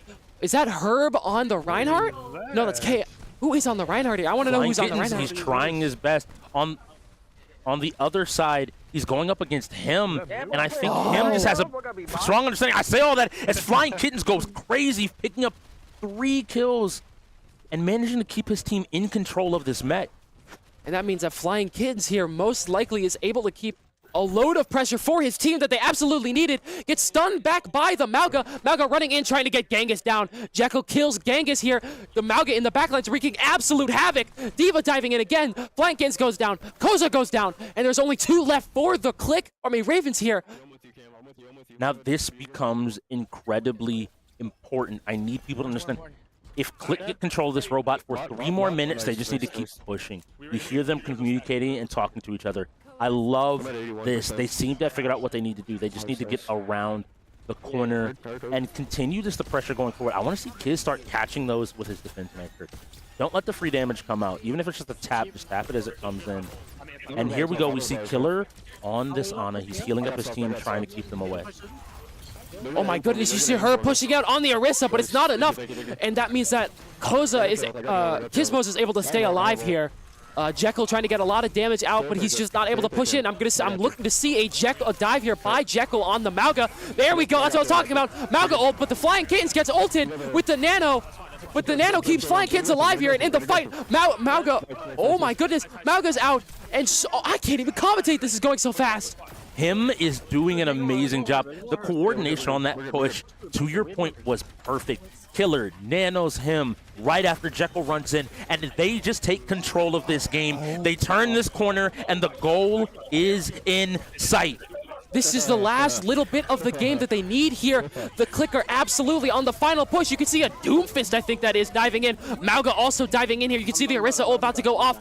Genghis killing him here, meaning the KLiK are down a player, meaning they're most likely going to have to back off here, but the KLiK have a very heavy lead. That means Jekyll and Kiz are going to try to protect Killer here, making sure that their healer is alive for this final push. The Mauga pushes the backlines. Diva ult goes off. Jekyll almost goes down. He gets anti-healed here. And that means Jekyll is out of the game. But Flying Kitten...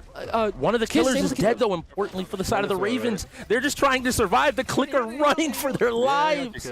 But this is honestly what they need. A minute and 53 left in the game, and the KLiK have such an extreme lead. It's going to take 2 or so team fights for the KLiK to honestly win any amount of game that they need here. That means that this is going to be a very, very tight game here for the Ravens.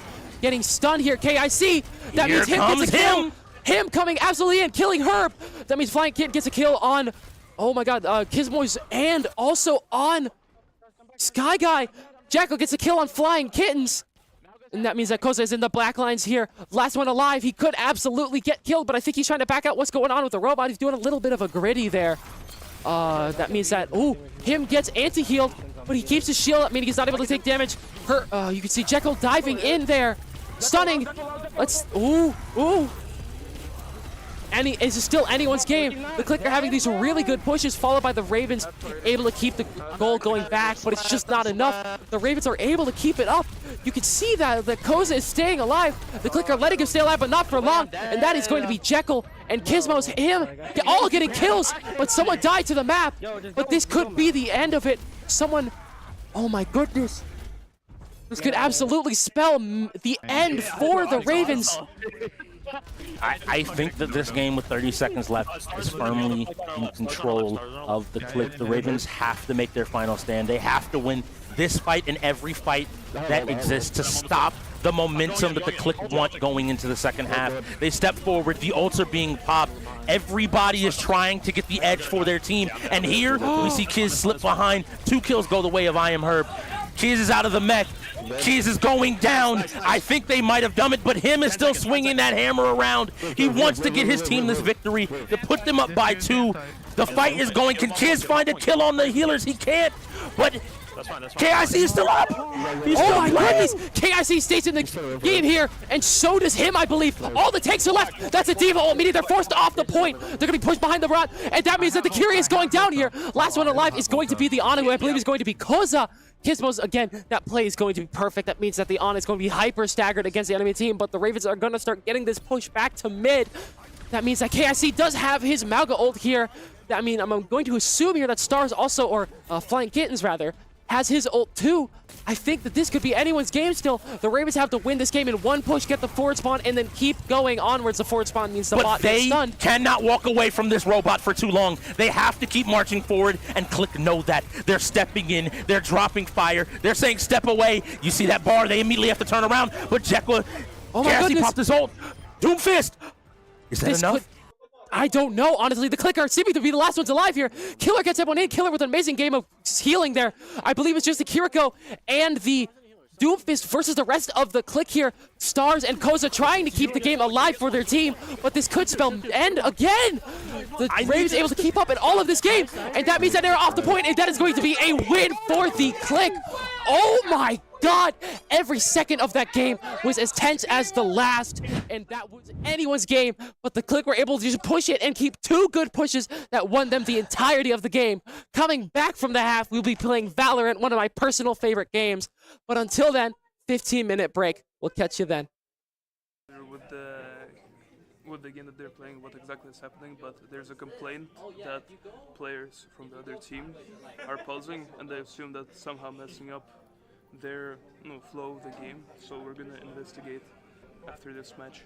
If there's gonna be an issue where the other team is not allowing ours to perform as best as we can, the admin has to have a sanction against the other team, or we'll have to replay the game. But I doubt that that's going to be the case, so I assume there's going to be a sanction in case we actually suffer from this. There were complaints, and we complained twice, so we'll see what the overrule is going to be by the end, and that's it. We'll see. Because I seen him. And he's like, it's not in the rules. I seen him go invisible, like a pause, but it's not pause. It's when you turn to the side or go backwards. So like when he spun out, then it pauses. Because I said, look, it was all fucked up. it's not on expert rules. I know. Just go to it. If it's on expert rules, I'm wrong. Yeah, it should be non-1. I said if it's on expert rules, hey, bro, then I'm wrong. But he's sitting there, and they already closed it all out. Yeah. So I was like, it's too late. So that's a forfeit. That's a forfeit. Thank you. Thank you. Thank you. Where does it say it in the rules? Thank you. Thank you. Where does it say it in the rules? Once you check. Well, we already checked with the game master beforehand, so it's a I forfeit. mean, if it's not in the rules, should that be something announced to everybody? It should be announced. Like, Like we game need master information call. about it. And we was told nothing about It's it. not in the Hey, bro. rules. It's not in the rules. Hey, just like the fuel's not in the rules, right? What? The fuel and Forza. That was unlimited, right? Y'all also had the Forza. That was messed up too. But we'll take this one. Don't worry about it. Look, Zach. Zach, look. In the rules it says, if a player does not finish the DNF race, their race will not be finished in 60 seconds. We never finished the race. But if you're resetting the whole thing before him, you're restarting the whole thing to get a faster time. That's what we're saying. But we have 60 seconds to do that. Yep. It acts like a DNF when you reset. It was never. That was never a thing. People have been resetting all season. That's how it is. What is the call? The DNF for the click. That's insane. Because it's restarting the time over. That's restarting the time from the beginning. And that's not a GM. Well, it's in a gray area. That's one. Okay, that needs to be in the rules. That needs to be rules. That needs to Wait, be if it's not in the rules, how are we supposed to know? It's not the rules. People have been doing it all season. Yeah, literally all season. I don't agree with you guys, but he's the GM on site. But he don't need to be. Hey, that's get him out of here. That's messed up. That's how you know they salty, bro. They salty. Hey, go ahead. Reapers win! Not really. Handicap. It's okay. So far we're doing pretty good. In the beginning it wasn't in our favor, but we bounced back and we were winning almost every single game. So it's looking good in our favor, but we definitely got to tighten up a little bit more. Everyone's nervous. I'm nervous. The other team is nervous. Our players are nervous, but me and Cutters, like as leaders on the team, it's our job to be the vocal ones, and we can't show that. We have to make them think we're the best. They have no chance at winning. They shouldn't even show up today. So when we win a game, we got to scream. When we lose a game, we got to tell them they're biased anyway. It doesn't matter. We have to talk trash the whole time and keep our confidence up the whole time. And then with our team, too, we have to try and raise their energy up and try and get them to get hyped and things like that. At the end of the day, like, we have to play through. So even though we lost timeouts, even though we lose in games we don't think we should lose, we just have to keep playing the game. If we get caught up and just give up because, oh, we lost a timeout or we lost Forza, that's how you lose. You lose when you let the game go. You cannot let things like that determine the game.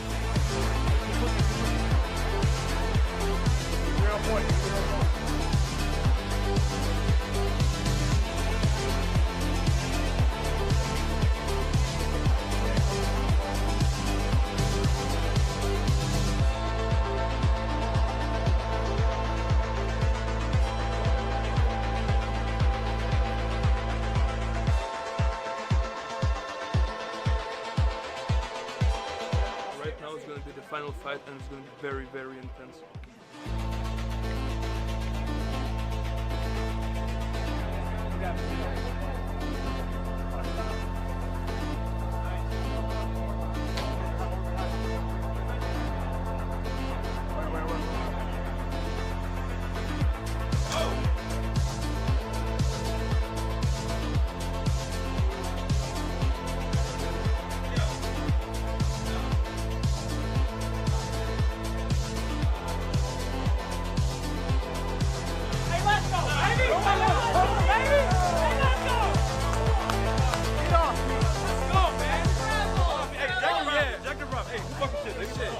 Hey, let's go, bro. Hey, yeah. We were. Okay. So, Align, right? We were this close to losing, this close. We came back all the way. These guys, they're cooking. But then the next question is, it was 16-6. Now, once you guys being the 3-time Reapers going into this game, which we thought was going to be a close game, it wasn't. Why did you let the KLiK win 6 games? What's going on? Because at this point in time, the team you have is already a championship caliber team. Why are you dropping 6 games? I'll answer your question. Why are we winning all these fighting games with no fighting games? That's all I hear about. That's all I hear about. You only hear about it because you only paid attention to everybody but me. Hey, that's all I hear about. Because I already explained it on why the Reapers are so good on this. But how's it been with you not having an actual dedicated fighter player, you having individual people at each of these fighting games being good? Because not having a traditional fighter is seen as a decline in some of the other teams' eyes. But you guys have done, you figured it out. You have Ricky, you have Cutters, you have yourself, you have Midnight, you have people across the board, and Rez, excuse me, who touch each one of these fighting games. So how does it feel like knowing you don't have to pay a dedicated fighter who's weaker across the board, while having a team who's stronger across the entire wheel with one fighting aiming and specialty? It feels like 4 times. That's how it feels. It feels like 4 times. It feels like 4 times. 4 times. Exactly. It feels like 4 times. Oh my God, bro. That tier 1 matchup between Hollywood and Bo Seam. We already know who's winning that, bro. Bo Seam all day! Hey, yo, and the last thing I'm going to ask y'all, is what y'all got to say to Third when he's coaching tomorrow? Look, he's going against one of the GOATs. One of the greatest of all time in the UEL. But he's got one of the GOATs. He's got Bo Seam. Come on, bro. Blaze winning tomorrow, getting their first win. Can't wait to see it. Can't wait to see y'all tomorrow at 3 p.m. Shout out to SurfThing for these amazing PCs, baby. Hey, thank you, gentlemen. We are going to go back over to our post-game, and we will get the commentators to get us out of here. You guys have a wonderful night. We'll be right back. Viewers, don't go anywhere. Oh, God, I love you, motherfucker. Come on, Cordy. Come on, Corkert. They said that they were going to beat us today.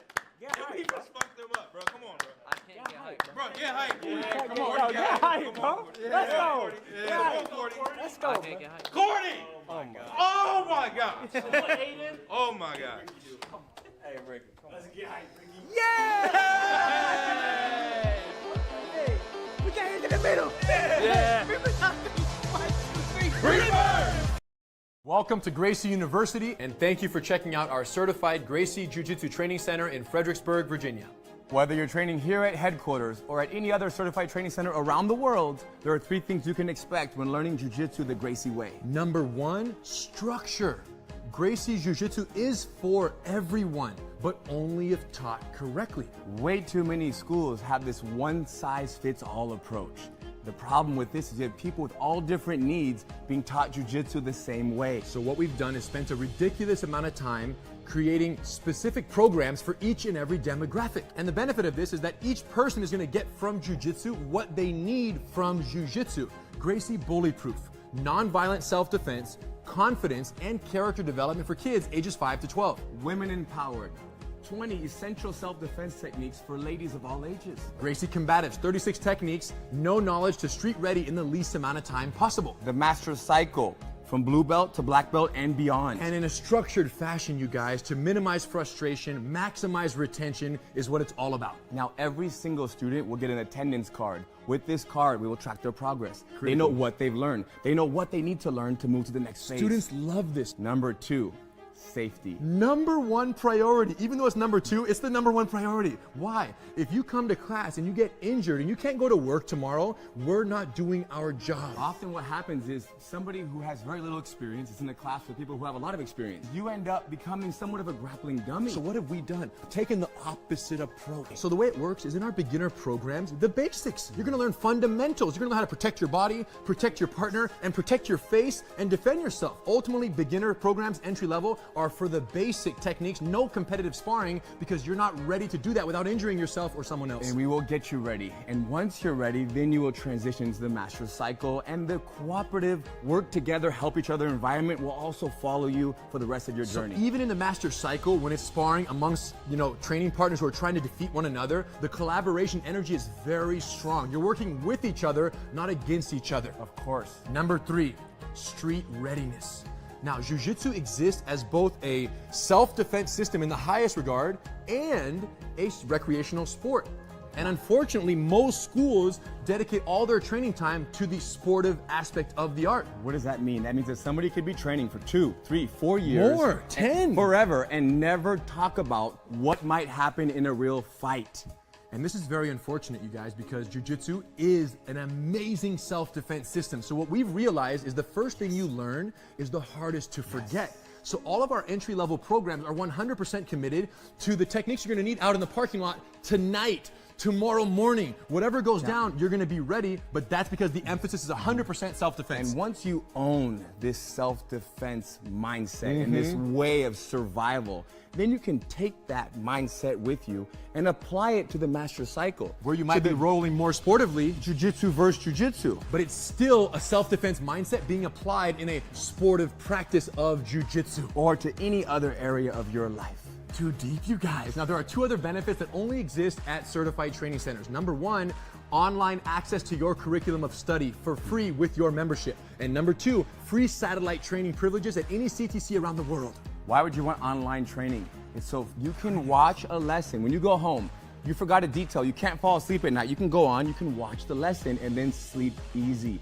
Or you want to come to class the next day, but you don't know the lesson, you haven't learned it yet. Or you want to prepare, right? You show up already speaking the language because you watched the lesson. And we found that students who watch their online lessons during the week, in addition to coming to class, grow at twice the rate of progress than students who just come to class. It's all about time and energy. There you go. So online access and satellite training privileges, which means you can schedule the rest of your life's vacations or business trips around certified training centers, because nothing worse than going on a vacation and not being able to keep up on your jiu-jitsu. Nothing worse than that. And when you do a class, wherever you're vacationing, when you do a class there, what do? You do class number 7, you remember, you take note, and you bring that back and you put it on your card, your attendance card at your school. So any classes done remotely count on your attendance card back home, because the curriculum is identical for all the beginner programs at CTCs around the world.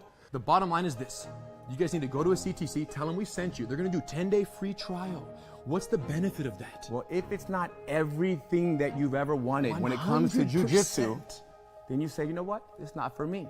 But if it is everything you've ever dreamt of and more, enjoy. We'll see you on the mat.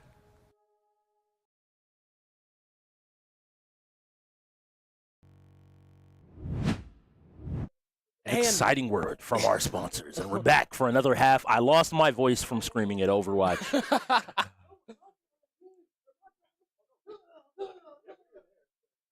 Wait. So we're talking about the first half. Okay. So this is the thing. He threw my voice. So our lovely director, I love him. He took my voice, and but if you're just joining us, I'm having a little bit of fun. If you're just joining us, this has been a banger of a game. It's 7-1. You might not believe me, but some of these games have been a lot closer than they seem. We started off with Tekken 8 from the side of the Ravens, with Flying Kittens sweeping the competition. He was sweeping. I mean, it was so clean. He went ahead and took that game out completely. Second up, we had, was that Rainbow Six? It was Rainbow Six Siege, yes. And how did Rainbow end up going? It was a win by the Ravens, but it was not a disparaging win by the Ravens. I think the KLiK had as much of a chance to win as the Ravens did there. Okay. That's always good to hear. That's always good to know. Beautiful, in fact. And then from there, we moved to another 5v5 game, Checkmate Showdown, where through a combination of, I believe, KIC and Flying Kittens, especially on the King and Queens, respectively, they managed to protect themselves, not lose anything, while at the same time take almost every single piece on the side of the KLiK. We got our first 3v3 after that in Roller Champions, and that's where KLiK also found their first win of this game. Just coming up with a very coordinated plan, but they were pushed all the way to the brink of overtime, where they ended up winning because they had scored that first point, which ended up looking pretty good. Going in after that would be 2K, I believe. 2K was a very good, strong showing from the Ravens, coming out and winning that game. I believe it was 7-4 at the end, or 8-4 at the end. Yeah, they had some really good shots. They did an amazing job to take control of that. And then was college football after? No, there was another game in between those two. The 5v5s have been rolling pretty heavily today, so it's a little bit more difficult to go ahead and see from there. But we've seen all the likes of Maelstrom already today. And if you just missed it before the second half, we had a banger game of Overwatch. That game I'm missing is StarCraft 2, funnily enough. It ended up going Again, a well. very dominant game by the Ravens there at StarCraft. And then again, going into another one, NCAA or College Football League. Again, Ravens winning there 24-7 at the end of the game. And they could have gone for more, but I believe they just didn't want to. It was disgusting. But that Overwatch game has me really excited for this Valorant. I think both these teams take a lot of pride in their Valorant. And so it'll be interesting to see who takes a win. I want to see that KIC versus him matchup. Both these players are strong, highly ranked in Valorant, and ready to come out and lead their respective teams to victory. Both teams seem to still be in good spirits. I think KLiK knew that this was going to be a hard game, and the Ravens are figuring it out. There was a lot of questions about the Ravens, about where they stand, about where they are. I think they've kind of boiled down to an incredible five set of players that are able, set of five set of players. Yes, they have 5 sets of players, a set of 5 players that they're able to find a win with. And this team looks really strong, and going into playoffs, I think a lot of people in the South have to be prepared. Oh, yeah, absolutely. Especially in the South, a lot of those teams have been very strong this season. So the Ravens being able to show that kind of strength and, gameplay shows me that I think they have a chance to make it all the way to finals here. Yes, I also realized I lost my glasses, but, who needs to see? Who needs to see at the end of the day? We're going to hear for a little bit of fun. Valorant, I'm going to say it right now. Give me a map. Abyss. He wants to see Abyss. That's Yes. very interesting. Okay. The agent I want to see is Astra on Why? Abyss. I think Astra's really flexible, especially on that map. She has the ability to control all 3 lanes, especially with the changes to her. So I think that, again, I think Astra's actually in a solid spot. I think the extra tier was not needed, but I'm not going to complain. Tier, star, close enough. Tiers are stars from the sky. That's why they fall. That's why they're called falling stars. That's They're why we tiers. call our Yeah. tier 1 players 1 star and our tier 5 players Wow. 5 star. Wow. Wow. But at the end of the day, this Valorant should be fun. I don't want to see Odin's, but Jekyll is in this game, so I can't honestly hope for too much of that. Jekyll, when in doubt, goes to the Odin. He'll start shooting through the walls. You're not safe. No one's safe. That makes sense for Jekyll, honestly. Wow. It does. He does what he needs What else to do you think of Jekyll? He's a great player all around. One of Very- the, I think, Yeah, Razor's the actually number really good 1 for this strongest map, player in actually. the UEL, honestly. But Number 1 player, but Fortnite rolling next. My man's Flying Kitten dressed up here is terrified. Probably gonna get excited. But first, play the game in front of you. So, walk me through this. All right. So I see a Sova, a Clove, possibly a Neon, and a Sage. What would you want to round out that composition? Wow, this comp is weird. We're going on Sunset here, a reworked map recently. Cypher was originally a very strong player on this map. I'm not sure how he stands currently. I believe he still has some pretty strong setups and site plays and other stuff along those lines. But if we're looking at this, we have Genghis on an Initiator on Sova, as you mentioned. Clove, Flying Kittens on Clove, who is a kind of duelist, mostly controller. They have smokes, and they also have vulnerables and heals. And then they're going to have a Sage. Looks like they're going to have a Gecko and a Jet. Jet being able to fly around, having multiple different speed abilities, and a Cloudburst Cloud.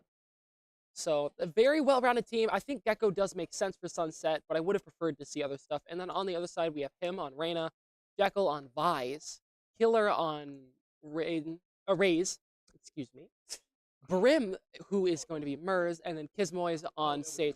You'll see the Sage is usually the one with the least experience or the one who wants to run assist a lot more. I'm actually going to disagree with that for the Ravens, but I want to go ahead and say we should ban Sage. I'm tired of seeing Sage. Why? Because I think people look at that character and they're like, oh, well, she has a heal and a wall. It's really simple to play the character. And then just completely ignore the rest of Valorant. And just kind of like boil the game down to a single individual. The juxtaposition right now on screen with Flying Kittens using the Magical Girl knife and then, you know, being dressed as Terrifier is Absolutely hilarious. fitting, I think, honestly. It's hilarious. And he's got the cat. He's that got his goes own down. emote. He's got his own emote. He's in the game. It's also really funny because that spray makes a really, really loud noise when you do it. You spray it and it goes, meow! And Oh, he's no. audible Oh, no. from a very long ways away. Flying Kitten's going to be playing from farther back on the map here. Playing Actually, alive. 3 on A side. I would guess 3 on A side here as the setup. Maybe, I don't know though, because we're seeing one thing though, that there's not much coverage mid. You see the Gecko slowly rotating back actually behind Flying Kittens here. Flying Kittens going for the spray out again. They see someone in elbow, but they just don't want to re-peek it currently. I'm curious to watch exactly what happens to the Soba. Soba gets down here. That's Reyna. That means that's him. You see the Vise Briars come out. Vise takes damage. That goes Jekyll down. That means that Flying Kittens gets 1 kill, trades it out for him, killing him though. Wait, Flying Kittens got 2. Oh yeah, he got 2 kills there. That means Jekyll and Killer are out of this round, but importantly, him is still up. So now they're going to have to play for this retake here. What are you looking for to be the correct call for this Ravens team to hold on to this site? Or to stop this play?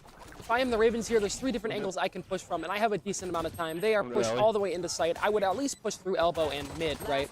That means him goes down, Herb gets the kill. Last one remaining is going to be Gizmos, and he gets a kill. He gets a second kill. Can he get the last? And he's out of bullets, and the Jet is able to get the finishing kill there. Nice job by KIC. Okay, and you can hear KIC out there in the main room going, oh my god, I am the best. That's the Very confidence happy. I want out of my tier 1 player. You got to be willing just to sometimes let them know you're the best out. Very, very funny though. I'm not going to lie. So- But Is this game the same as Rainbow, where we see all 3 rounds being played, or does it work different? How does Valorant work for us here in the VO? in Valorant, we play a game mode called Quick Play or Swift Play, right? Swift Play means that you have 4 rounds on each side. First to 5 wins the game. So you play 4 rounds on defense and then 4 rounds on attack. Of course, it's first to 5. So the more if you feel more confident on one side, you think you're going to win more, then you'll probably want to play on that side, right? So I'm assuming the hope here for the Ravens is that they are better on defense than they are on attack, and they want to get as many games as possible. Here, a lot of enemies lurking around here. I'm assuming there's going to be a push through mid. Sunset's mid being a very vulnerable spot, especially from the Ravens here. I'm not seeing much come out in mid from them. Maybe 1 or 2 peeks, but nothing hyper important. You can see KIC just holding his angle here with the Outlaw. No real reason to peek any more farther up here. No damage or kills on either team. You can see on the top left of the screen, everyone's health bar under their player icons. Never mind, Genghis goes down. That is going to be Genghis on A site in the backside. That means that there's most likely someone in elbow, which is the side of A site. But it is a 5v3 now. Ravens are in a very detriment. You can see the Sage has not a lot of HP. The spike is going to start being planted here. The Brimstone volley comes out. Oh! Nice shot on Killer. Oh my god! See, the Vice Briars are still out here. KFC trying to get another kill. Misses Jekyll here. Gonna go for the reload, but it takes a really long time. Is KFC gonna get it out back in time? And the smokes go out from the Brimstone. This Brimstone is keeping a lot of control. KFC is gonna eagle peek out of it. Able to miss, and he whiffs on Mers. Mers is able to trade with KFC. KFC gets a kill. That means that Jekyll and Herb gets a trade. Gets a kill here, actually. No. But him is still up. Him is lurking somewhere. We know where Sky Guy is. You know he's defusing. They have a really good pinch here. No matter what happens, that means that most likely Herb goes down. And that is 1-1 in already incredibly tied up game. They can go either way, just like most of this game, to be honest. It's crazy how back and forth that round was. Both sides are fighting for every single inch. Now, I have to wonder if the defense is willing to swap up. Seeing as the attacking have shown maybe some preference in sight. A good Valorant team, in my opinion, they would sit there and you hold your positions because you're holding the positions for a very specific reason. As opposed to otherwise being worried. We'll find out here in a second if anybody has rotated now. Doesn't look like the buys are the same from the last round, and they're just waiting to make a call on whether or not they want to maybe smoke, maybe they want to take an opportunity, looking for their next play. Yeah, you see they do give up on B side here, going back around to A. Maybe the KLiK have a plan over here in general. Looks like A is a more vulnerable site, but it doesn't matter. Flying Kids gets 2 kills here on him and Gizmo. He's 2 of the better players on the KLiK here Jekyll, for are you gonna peek this, Jekyll? Are you gonna peak this? taking some damage. They're trying to get a trade back, and it doesn't matter. That's 4. No, oh my gosh. But it doesn't matter. Flying Kittens goes for the res on Clove, hugs the wall. Wide peeks, and he knows exactly where he is, but it doesn't matter. Killer's able to get the kill out on Flying Kittens. Can Killer ace this game? 7 bullets left in his Vandal. Killer gets another kill, back down to 30 HP here. Oh my goodness, this can still be Killer's game, but he needs to absolutely clutch it up. No mistakes can be made here on the side of the KLiK. Another one goes down. KIC is dead. Oh, he has this. He has this. And he doesn't matter. Genghis comes in from his backside, is able to just, oh no, his front side is just able to get the last bit of damage needed to take down. Heroics from both sides there. Have to give a lot of credit up to both Killer and Flying Kittens, putting on a show for their team. And it just so happened that there were a couple of Ravens left, and you can't check both left and right at the same time. Here we go, though. It looks like we're going to be keeping watching Killer here going on A site this time. Looks like they're maybe going to try to get a better execute on this site. Off rip, maybe try to get a little more speed and haste on this. I do see a few people maybe aiming to go through mid, which is very good. I do approve of that. They don't see the dart reveal all of them. You see Jekyll there with the Odin backing. Oh no, the Gecko gets a really good molly straight through that top area. You can see those little windows. But it doesn't matter. Him's able to get a kill on Herb here. That was mid. You mentioned that they hadn't been playing for control of mid most of this game, but KIC on the lurk finds a kill on the Killer, and now they know he's here. I want to see if someone's able to go ahead and stop to put the pressure down. It looks like they're all trying to rotate over here and to provide some support. I like this call, but they've managed to get Killer back up. That is a terrifying sight, because now Koza has gone down as well. We have to see where they're moving to next. Flying Kittens is looking. They don't know at all where the KLiK have gone. Exactly. This map is full of question marks, and it's a 3v4, 3v2, a 2v4, apologies. Oh, 4v1. Last one alive is Genghis. KLiK is going to be very hard-pressed to lose this round here, but it doesn't matter. Close. Cam is able to get the kill out on Genghis, and that means the game is going to go 2-2 into halftime. The next one is going to be the Ravens on attack now.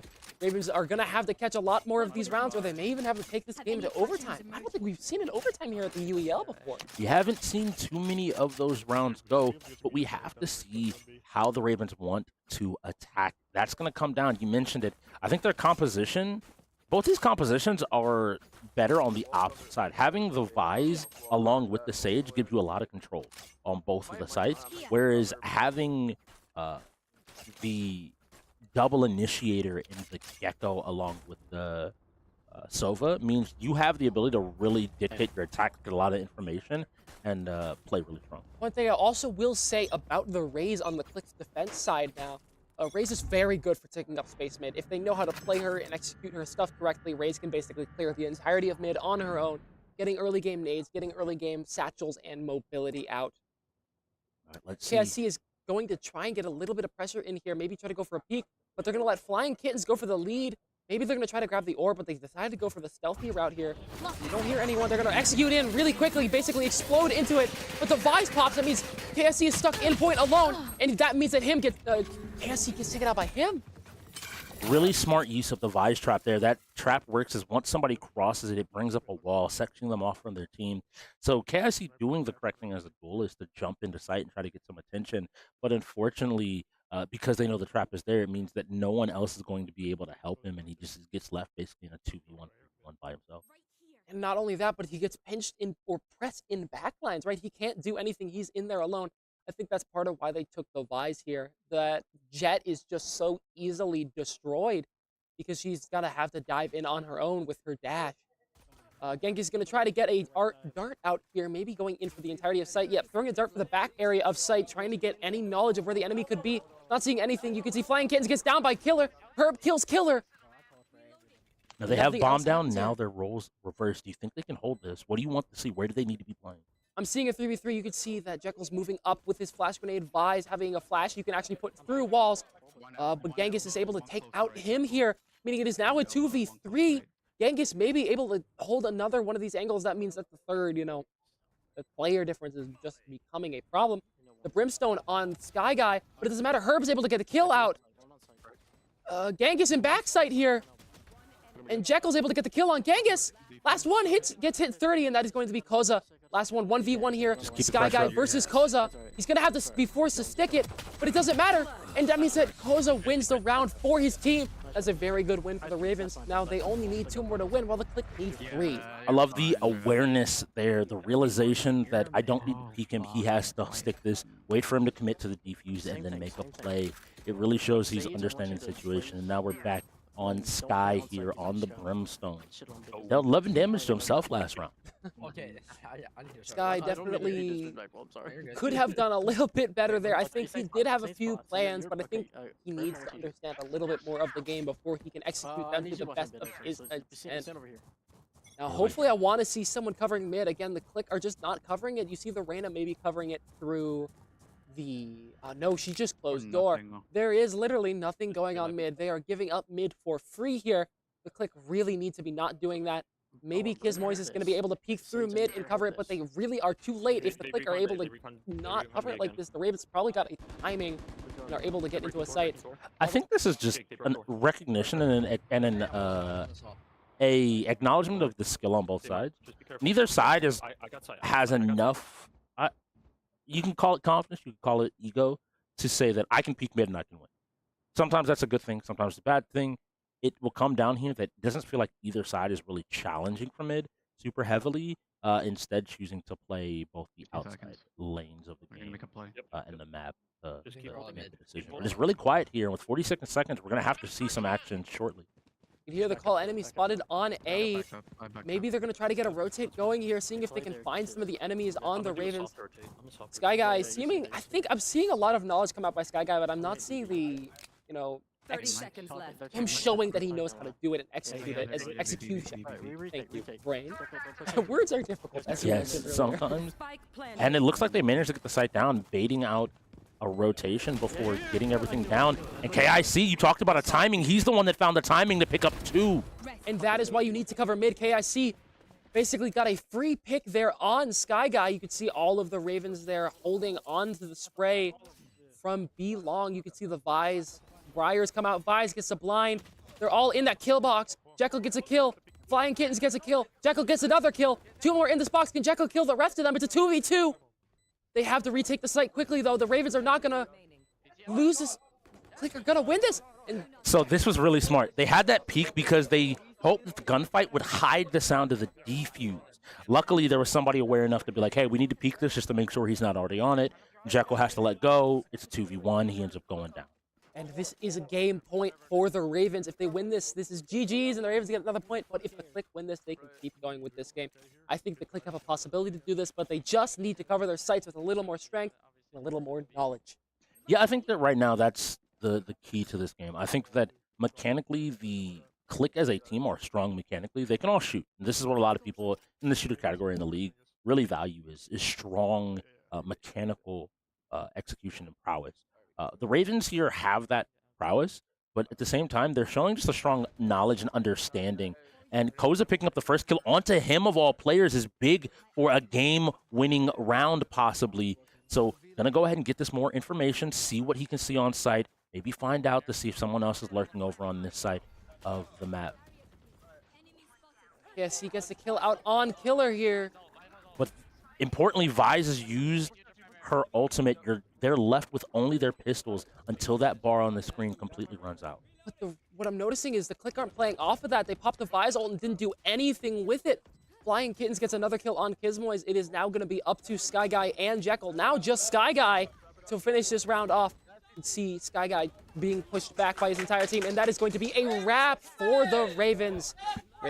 Really good play from the side of the Ravens there to close out that round. I think more than that, they saw a couple people trying to rotate, and what needed to happen was because of the Sage Wall coming in specifically, they needed to flood out from backside the moment that Visalt was popped. There's a breakup in communication there that can't happen for that to be a successful combo. Because the Sage Wall means like you're not breaking through that, and so either you need to delay the Visalt until the Sage Wall goes down, or you need to play off of the Visalt and immediately flood out. But good play by the Ravens. A lot of strong voices over there that I know Valorant and are talking not just about shooting in Valorant, How do you play the map? Where should we be setting up? What areas do we need to play?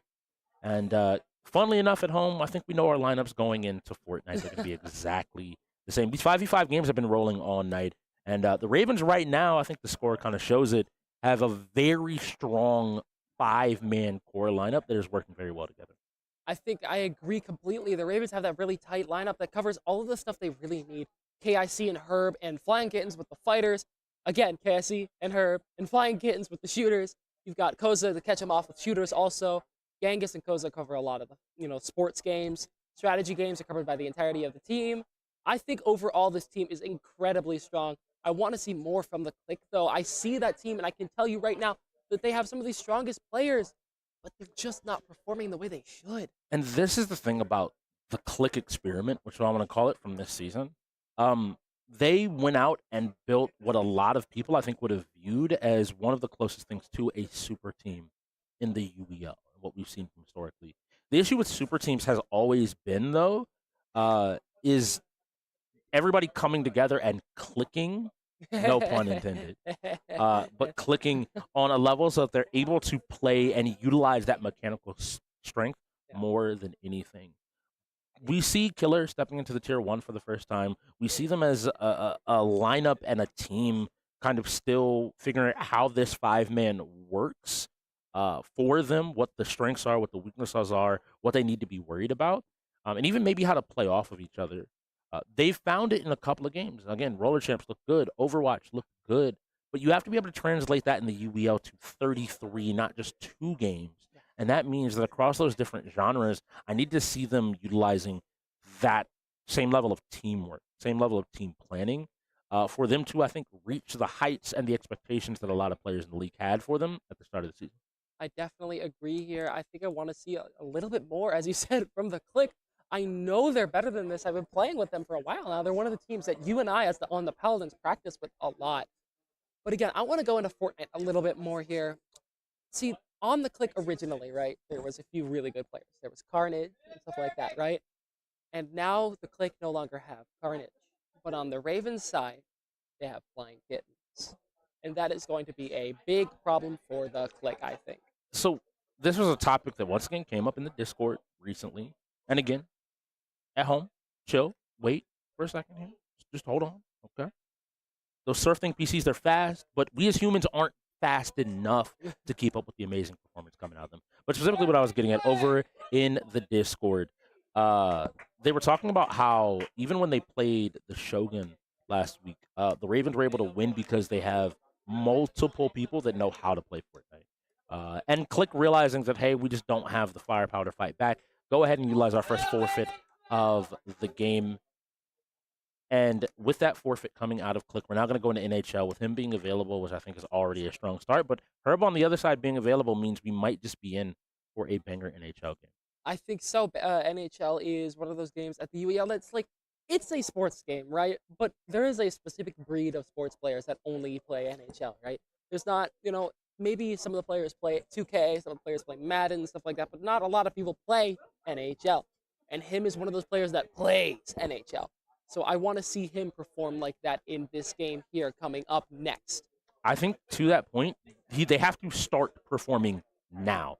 They've already lost 20 minutes in the second half. They're still down by 7 points. They do not have room to allow this lead to grow any more if they would like to win this game. Now, notably, if they lose this and go to 4-3, it would put them in a position now in the North where the North second and third spots completely are opened up. There's so many teams. Any team can end up in almost any spot at that point, barring the Wolves. And the Bandits. Technically. The Wolves, I think, are out statistically more than anybody else. But we'll see. We'll see. Every team in this Northern Conference is so close. It really ends up coming down to how they perform in these last set of games. KLiK only has 3 more games following this. And so they are going to be looking to get whatever wins they can, especially seeing as currently they're down in the head-to-head against the Paladins. So if the Paladins have a good end of season, Paladins could come in and sweep that second place spot. And that's where you want to make sure and find obviously your position to solidify. I just want to see more out of them. I wanted a close game. Jekyll mentioned that they wanted a close game, and I think the Ravens feel confident in their ability to make playoffs going forward. I don't think they have any more specifically. Maybe the Reapers game, which I think is their last game, might be a game that I don't want to say they're not favored in, but that they're expected to lose. I think the Ravens are even or favored in almost every other game they have left. So it'll be interesting to see. Fortnite is not our next game. It will go ahead and be that NHL. What teams, what players? You're looking at Killer, him, as well as Kizmoys going up against I Am Herb, Genghis, and Koza. So Genghis and Koza, to your point, seem to be that sports pairing that they're also sending in here with the veteran Herb. And on the other side again, Killer having that tier 1 after not being in, this is his first season back after a couple of seasons off. I think he's performing pretty well. Again, there are the questions around what happened necessarily in Siege. Yeah. But a lot of these shooters are team games.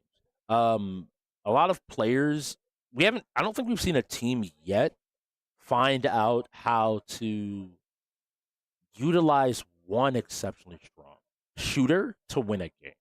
It's unfortunately, it's a difficult task regardless, because if 5 people shoot at you, you're just done. Yeah. It's super hard.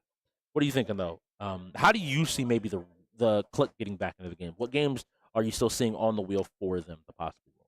I'm seeing a lot of the racers left on the wheel. I know Jekyll is pretty good at a lot of them. I know Sky Guy has probably got them still under lock and key.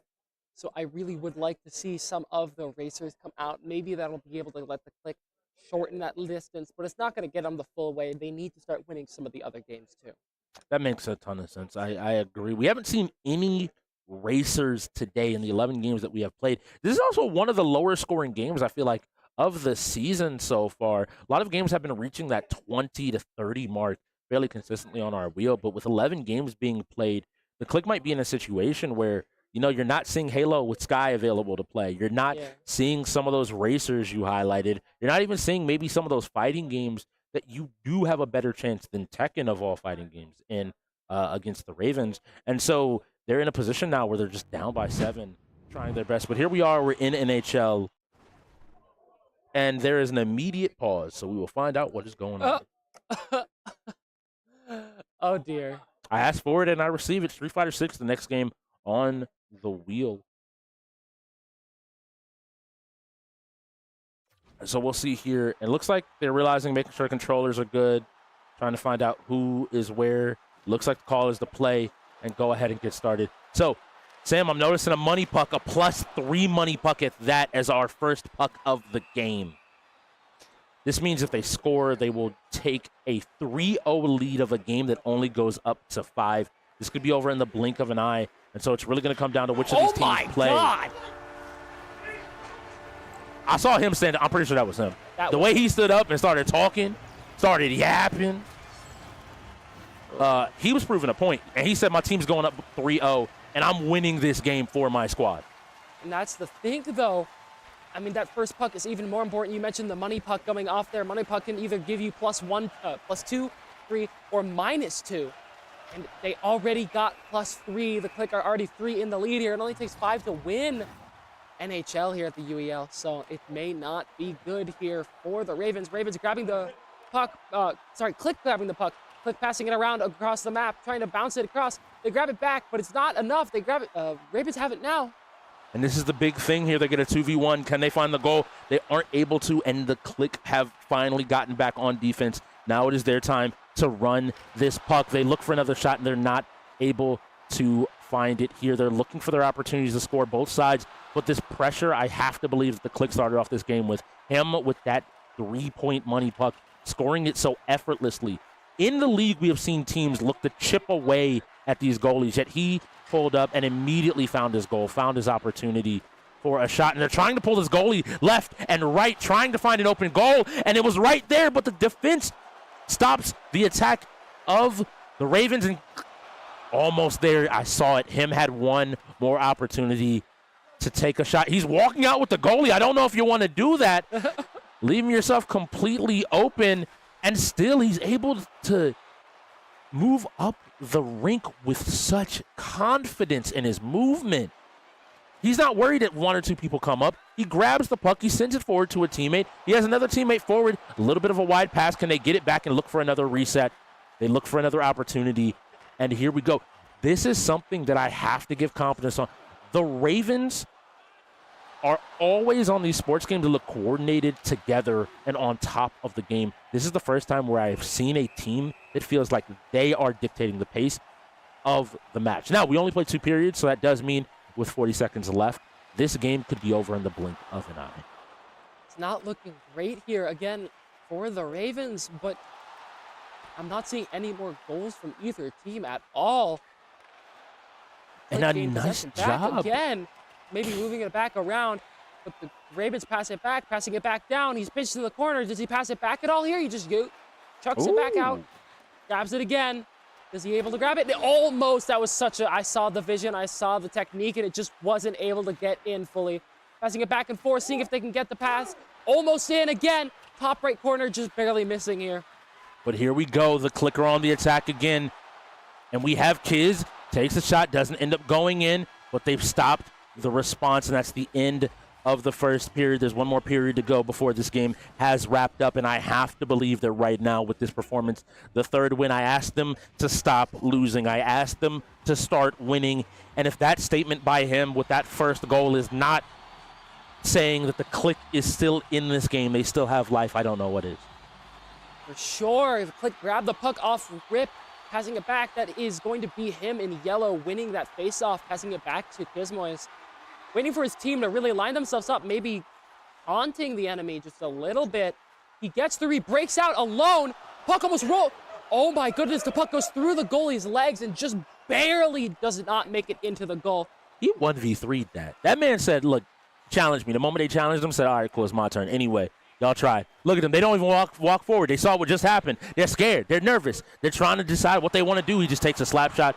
Doesn't end up going in, and now the Ravens go on the attack. I want to see you put it in the net. You have 2 minutes and 20 seconds, but now the KLiK surge back up. They're looking for another opportunity, and the pass goes wide. But guess who has it? Him has it, and that goalie bar is down to about 60%. So a few more of these shots, and another one might find purchase. It's going to be exceptionally bad here for both teams. I would like to say also, though, that him is super low HP. That's low stamina. He's low HP in this sports game, guys. It's a crazy moment, but he's fighting for every step of the way, and he's going to look to get any one of these. He forces the Ravens to sit on top of that puck, which is going to give his character a chance to regen a little bit of that stamina, as well as give control back to the side of the KLiK, but they leave it out in the open. But unfortunately, the cookies are grabbed by the side of the Ravens. The Ravens not looking for a play. They're looking for an opportunity. That light blue player is Pastor Herb, their captain, their owner, their leader, trying to make a play. He's got control of the puck, but it feels like they can't get out of this net, this pressure that the KLiK seems to be putting on them from the beginning of the game. He walked right up to the goalie and was just like left or right, and he did it! That's 4 points from him. He is him. That is an incredible goal there, too. Pass just out of the goalie's hand, slips over him, and crawls just barely into the goal. But again, KLiK grab the puck back. I'm not doubting in a point here that KLiK will have pressure almost the entirety of this game. Oh my goodness, what is going on there? They are hugging, they're giving Oh! But the response out of the Ravens. But is it enough? Next puck, I believe, is going to be an ice puck, also known as like the... Oh no, it is a money puck again.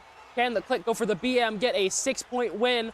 Or is it just going to be tying up by the Ravens here? They got about 59 seconds left in this period. Him's really trying to get around them, but it's not working. That guy is staying on top of him. Light blue is going to be Herb. And we are trying our best. So moving up here now, the Ravens got the puck again. Herb's got it back. Red's got it back, which is going to be Koza. Koza passes it back. The goalie grabs it and secures it, but it doesn't matter. Oh my good, what the? There's 30 seconds left. There's 30 seconds left. They got to make the magic happen now. Him did it at the start of the game. Y'all do it at the end of the game. Continue your winning streak. You can't let this slip away, but right now I don't think this grip, the hand of the KLiK is there. I say that, and immediately the response. Now it comes down to it. They can tie this game up. They can find a moment, but they need this next puck 20 seconds left, and I don't think the KLiK have any effort to let this go away. We saw what they did in Roller Champions. They held on to the puck, but this is an attack. That's an opportunity. The splits stops the puck. It passes out to him. Him is looking to take the puck forward. He can't lose it here. He wants to end the game with 4 seconds left, but instead just runs around and ensures that his team wins. I appreciate the smart play out of him And to put his team up to 3 points. Great game. That was, I thought, a dominant game until the Ravens came in and did some amazing team play and decided that they were almost going to take that game back. And now the game is 9-3 going into Street Fighter, a game that I think can go either way for sure. Yes, this is really fun. We've seen wilder things. We have 2 of the top, honestly, I would say we have 3-4 top fighting game players in the league. KIC, I Am Herb, Flying Kittens, and then on the other side, you have him and Jekyll. These are 5 amazing Street Fighter 6 players that exist here, and it's going to come down to who can find the win. Now, normally,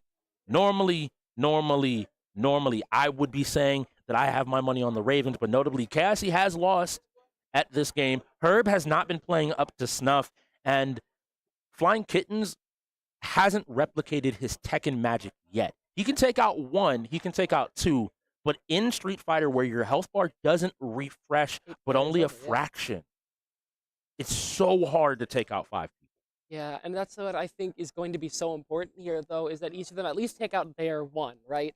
Each team, each player has to take out their 1 to win this game, and that means that both sides have to have all of their team incredibly competent at this game, and that's something I'm concerned about looking at the KLiK. I'm not sure how Kismoys plays in this game, or Sky Guy, to be honest, who I do know plays really well, though. Jekyll and him on his patented modern Kimberly, and Jekyll on his DJ, maybe. We'll see exactly who he's playing nowadays. My big thing, I expect the DJ.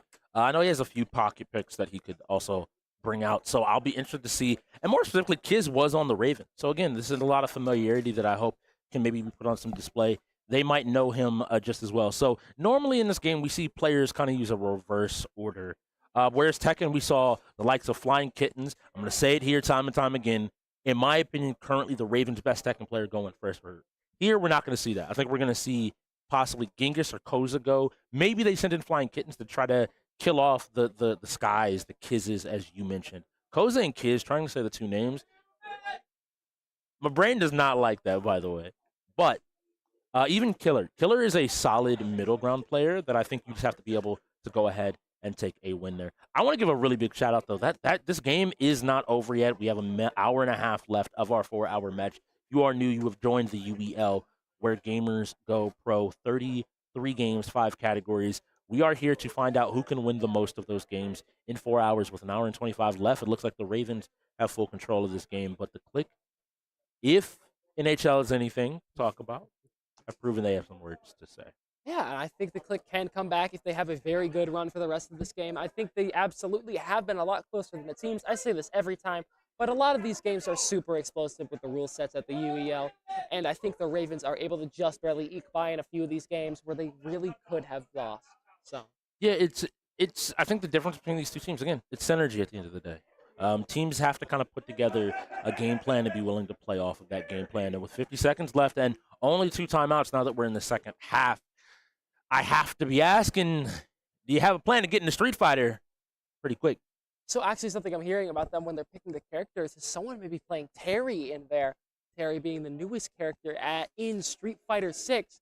I heard some people be very in awe of this new take. I'm curious to see exactly who is playing Terry. What? I'll give you a hint. You mentioned his name before. There is a chance that one of Jekyll's pocket picks might just show up. So this is going to be Kiz going up against Genghis, if my memory is serving me correct. Ejected Rivals is next. Somebody asked Jekyll if he's available.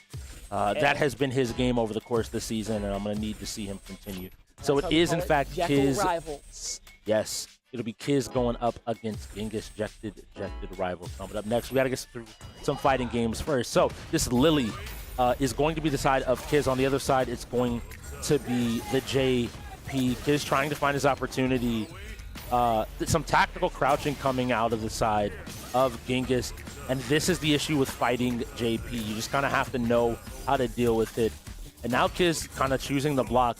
You don't have to block forever. You just have to be willing to step forward. Picks an unopportune time to take a swing. And we have a Glizzy down. And down goes the Glizzy Gladiator himself, Kismoys. Next up is going to be, I believe that is Killer sitting down on another Kimberly? Yes, it's gonna be him on the Kimberly. Killerly. Or Killer on the Kimberly. I can't say the word him when talking about KLiK. Killer on the Kimberly. Is that a dead character? We have to find out. He didn't hit a button, so technically it might be all right if he's able to land with no problem. Oh, and that was really funny. So because Killer saw the jump, he was ready to anti-air almost immediately, whereas Genghis was more worried about not actually dealing damage. But we're back in the same situation. Can you cross the screen? And it looks like Killer has found his opportunity. He goes ahead and uses the drive impact, isn't able to find the combo. Both sides walking up. I love the patience. The throw puts him back, and now Killer is continuing his pressure. Genghis, though, finally throws out a drive impact and is going to start dishing out some damage here. The spikes come out, and he dives in, but immediately Killer is moving away. Doing a great job here. I love seeing it. Nice job checking with a couple of buttons, but the drive impact one more time. Going into the level 2, I like it. Does he know the combo? He does. Okay, ends up backing up a little bit. That's a command grab. Gotta avoid that. You can't just let it hit you. And then into the spike. People want to move after getting hit with it the first time. That is not looking good for the KLiK. 2 down by just their first one in. Genghis on Modern JP. I want to see if the rest of them can maybe catch up here. Next up is going to be Sky Guy on Ken.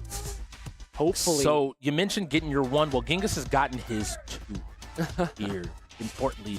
And this is something that is kind of bigger. I think that a lot of players don't always realize. I need Sky to win this game. Going down 3 players and putting it all on kind of him and Jekyll will make this game exceptionally difficult to make your way through. Looks think he's going to just go ahead and reset this to default, make sure everything is good. Calls for the live, and now here we go.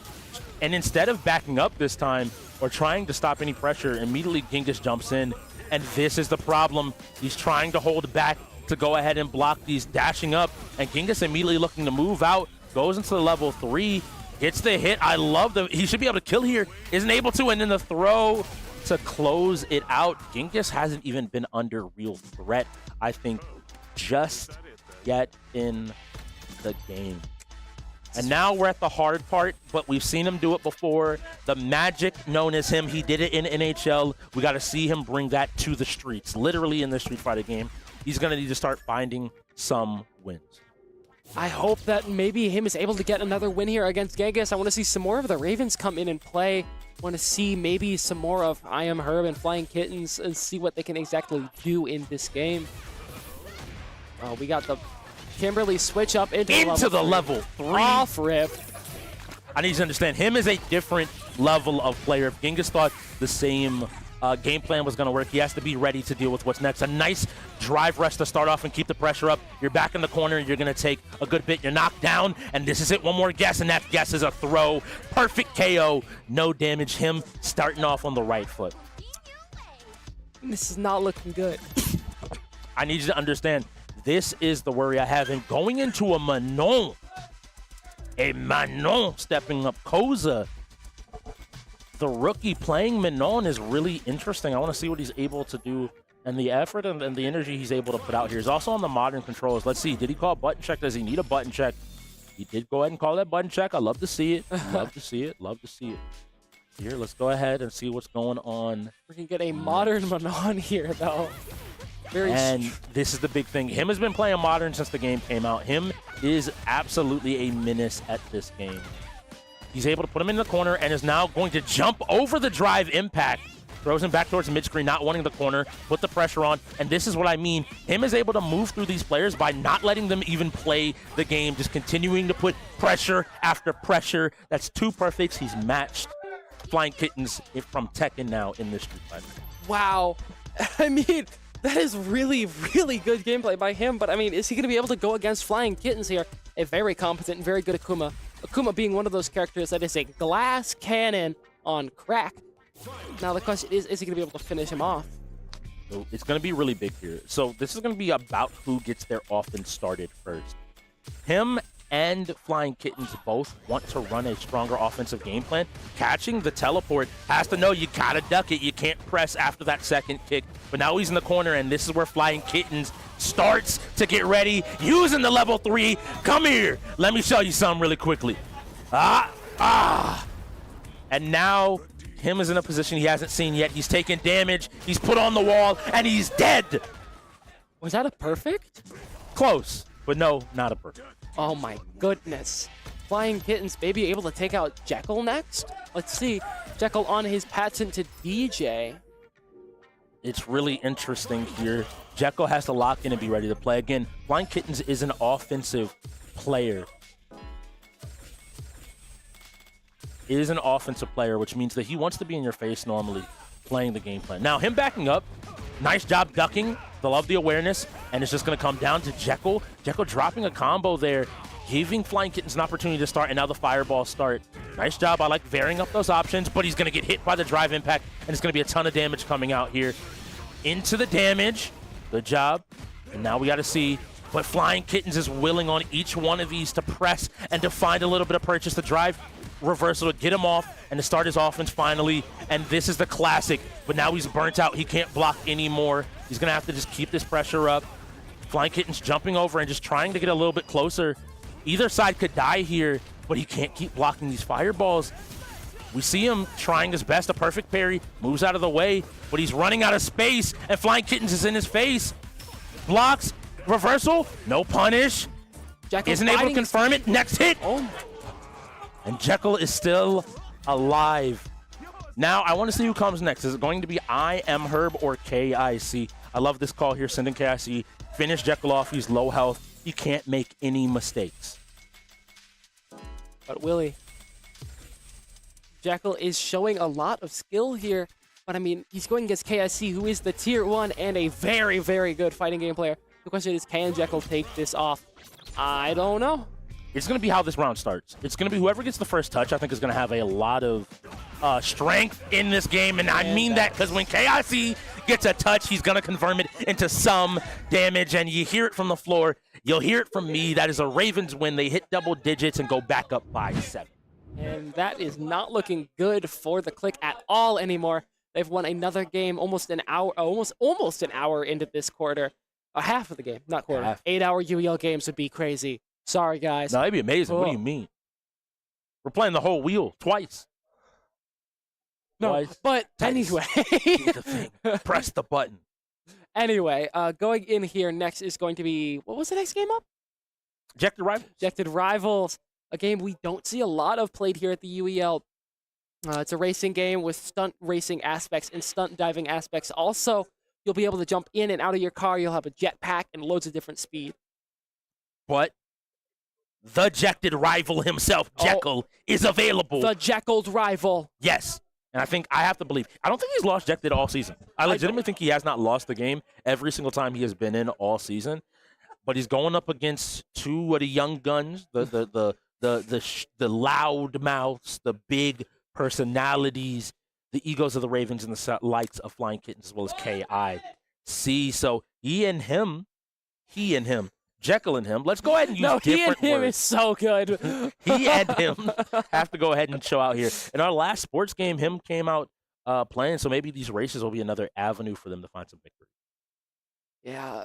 I think, honestly, we are going to see the grand finale race here if it is the KLiK setup, which it is, by the way. If you want to know whose setup it is as affected by the RPS, you will is here, right here. You can see the little setup thing, and it points in that direction. Gotta be careful, Chuck. You might bite your finger. I'm trying to tell you. Just not. Just tell you no. Just be careful. It's Halloween.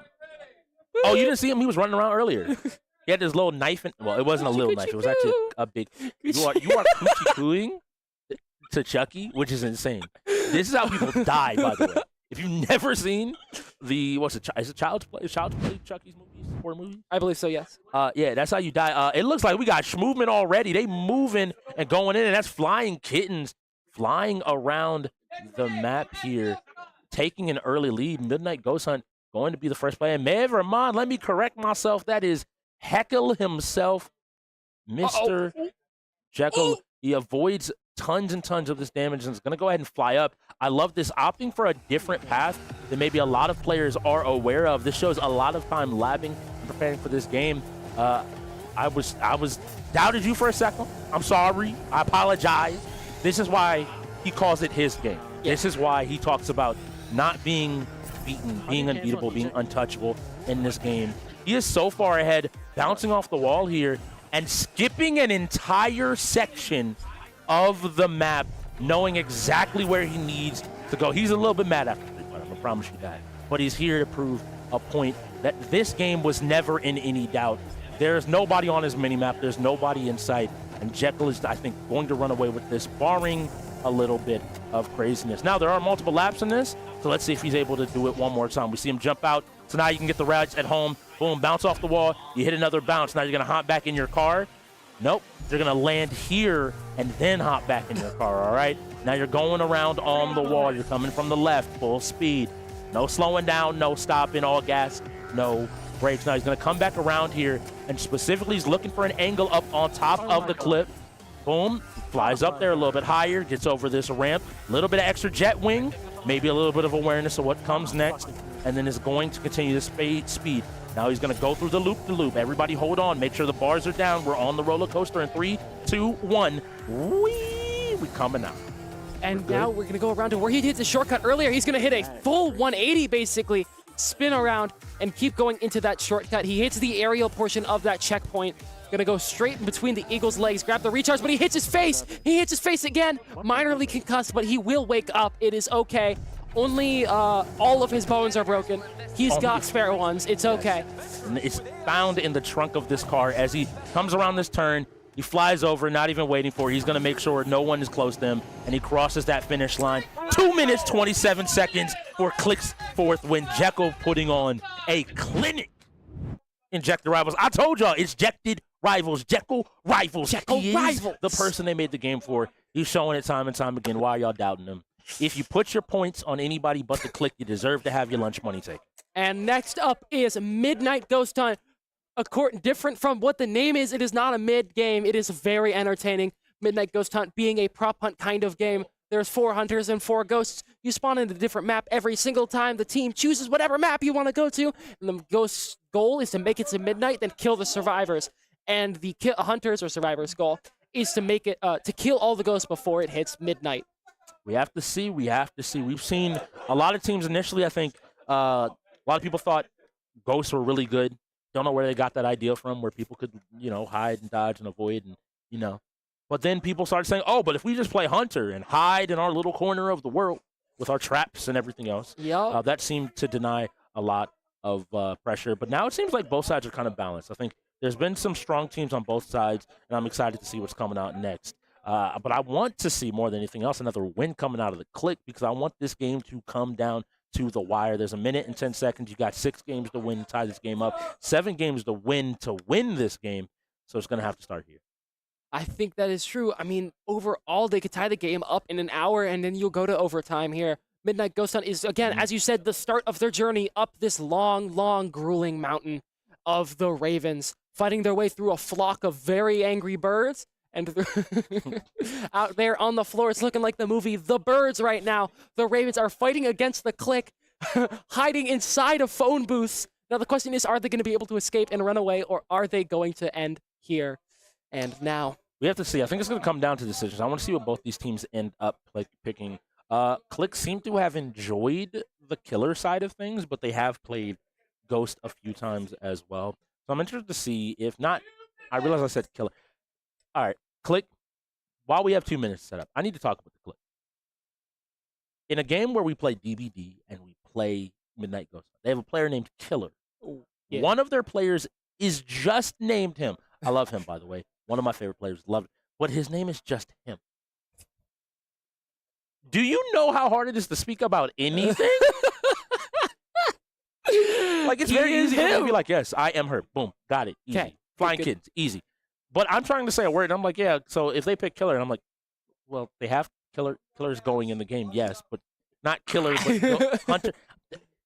Your names, please. it's interesting to see here. We have a minute and 20 seconds left.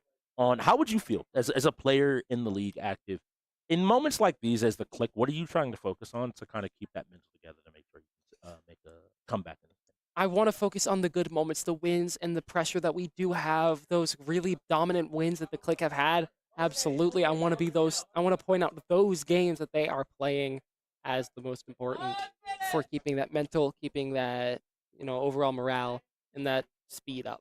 Makes a ton of sense. Makes a ton of sense. And I think, and I hope the KLiK might just hear you. Maybe they have the same idea. Hold on to that NHL. Hold on to that ejected rivals. That is where you have found your wins. Yes, there's been some missteps, but you have found victory here. These games were not blowouts. And the second half has really been yours. Since Overwatch, they have looked like a different team. Looks like they found that win and they found their moments now to shine. And in 20 seconds, we will find out if they will be found as Ghost or be seeking out victory in the form of the Hunters. We will have to see at home. We've seen some pretty good hiding spots, but I'm happy that we get to watch the Hunters. Ooh, who is this? Ghost Invaders on Flying Kittens. Come on. What do you got? All right, cool. Level one, not CTR being the next game is really fun. Okay, let's see.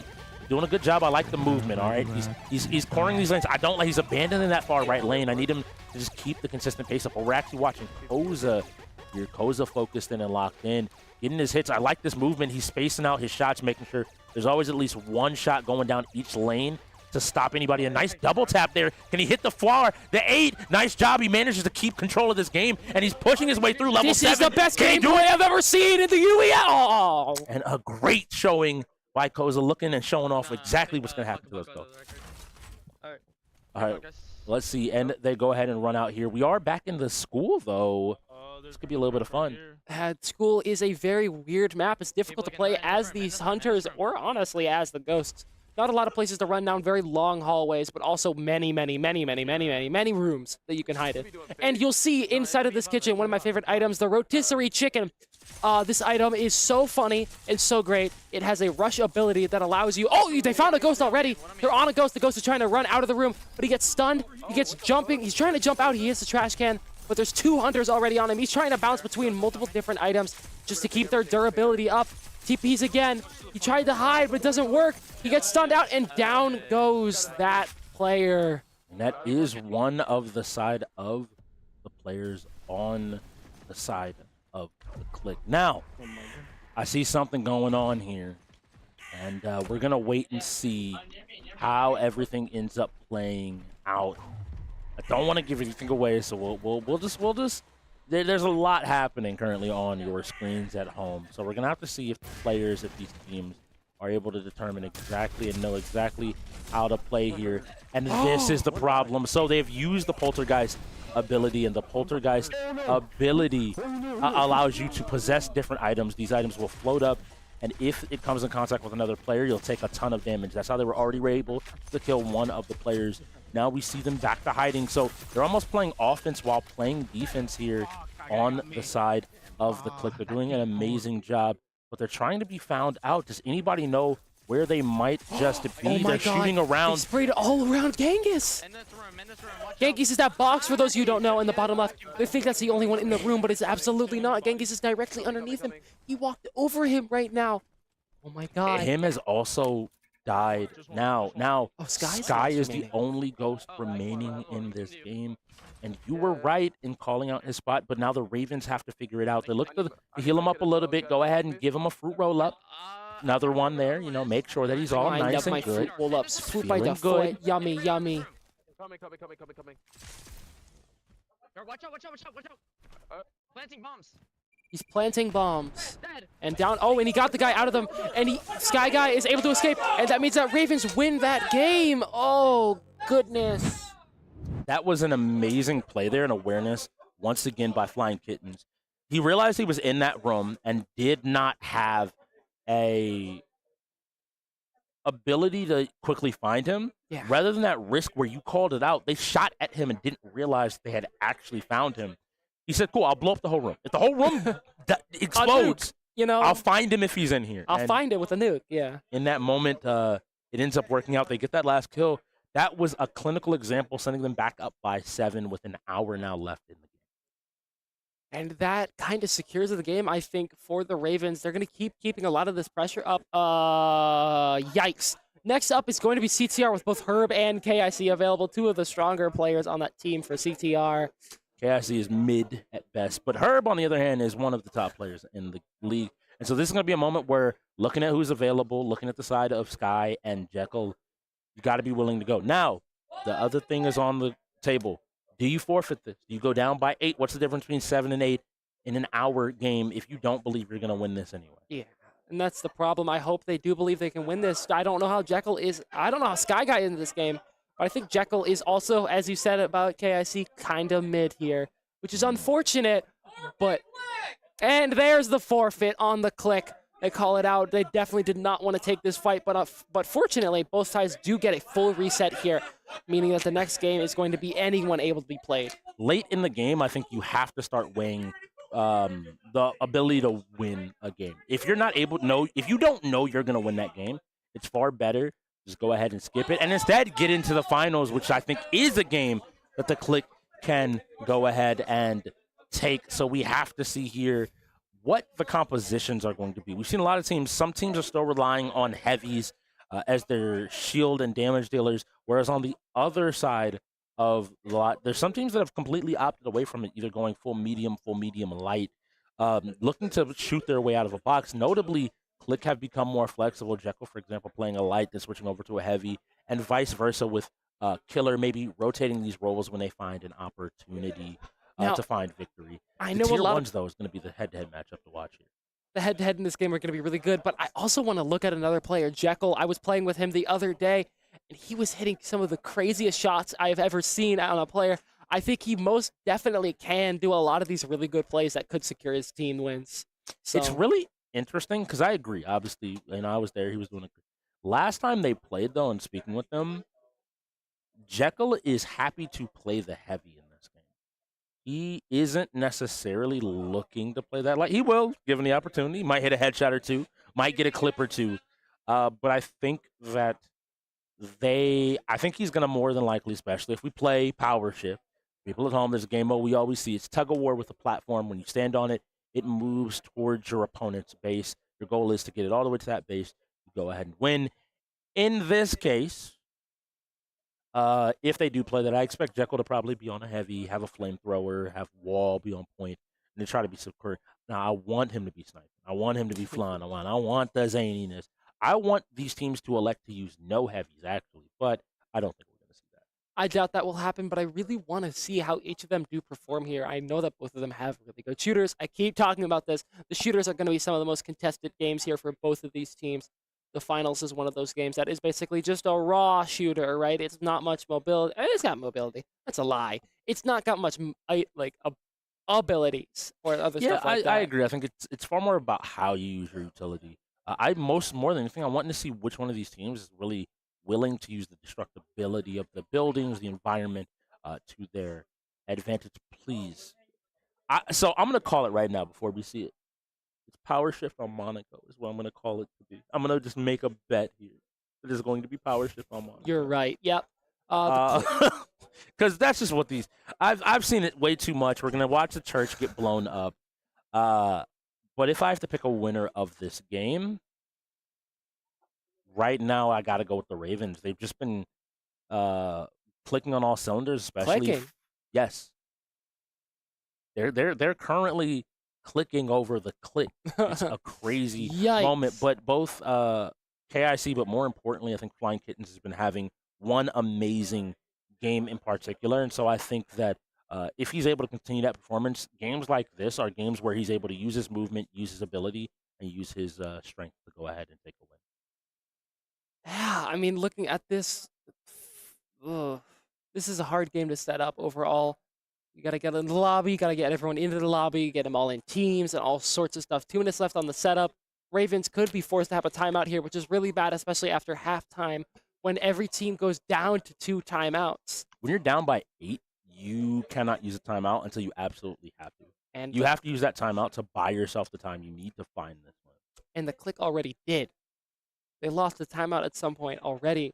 I believe it was for name on the last game. One of the players was incorrectly named going into the game. which I think ended up costing them a timeout. That is unfortunate. I don't know. Like, normally I think that this game would be far more contentious for me, but specifically, just the way the Ravens have been playing today, because I guess that's the simple answer I can ask you is, do you think this is closer to Valorant-esque teamwork or Overwatch-esque teamwork? Overwatch all the way. This game is a really, really slow, I don't want to say slow TTK, but the time to kill in this game is kind of mid-range, right? You have to play around your team. You can run away. It's not like Valorant where you peek, you're either dead or they're dead. End of story. It's something like Overwatch where you're going to play around your team, maybe. You have someone who can flank sometimes. You have abilities that your team can use that goes on cooldown and other kind of stuff. So I really think this is way more like an Overwatch kind of game. Then that would make it clickbait, based on what we saw today. I definitely actually agree with that overall. I don't think the KLiK were that far off in Valorant, though, either, if they just had a little bit more knowledge. But I think I'm going to favor the KLiK in this game. 22 seconds left in the setup. KLiK are trying to get in, hopefully. Ravens already have the lobby set up, from what I've heard, out on the floor. So we'll see exactly what goes on here. Importantly, you got to get into your teams. You got to make sure you're in the lobby. There's 10 seconds left, making sure names and everybody is aware ahead of time. We have to see who's going to be able to find a victory. 1 second, we will find out what is happening here. The game should be getting started.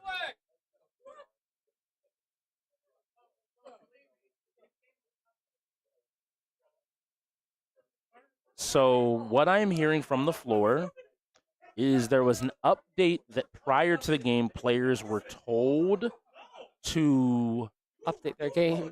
Were told to update. They did not do that. Their teammate had to update the game. They were trying to play.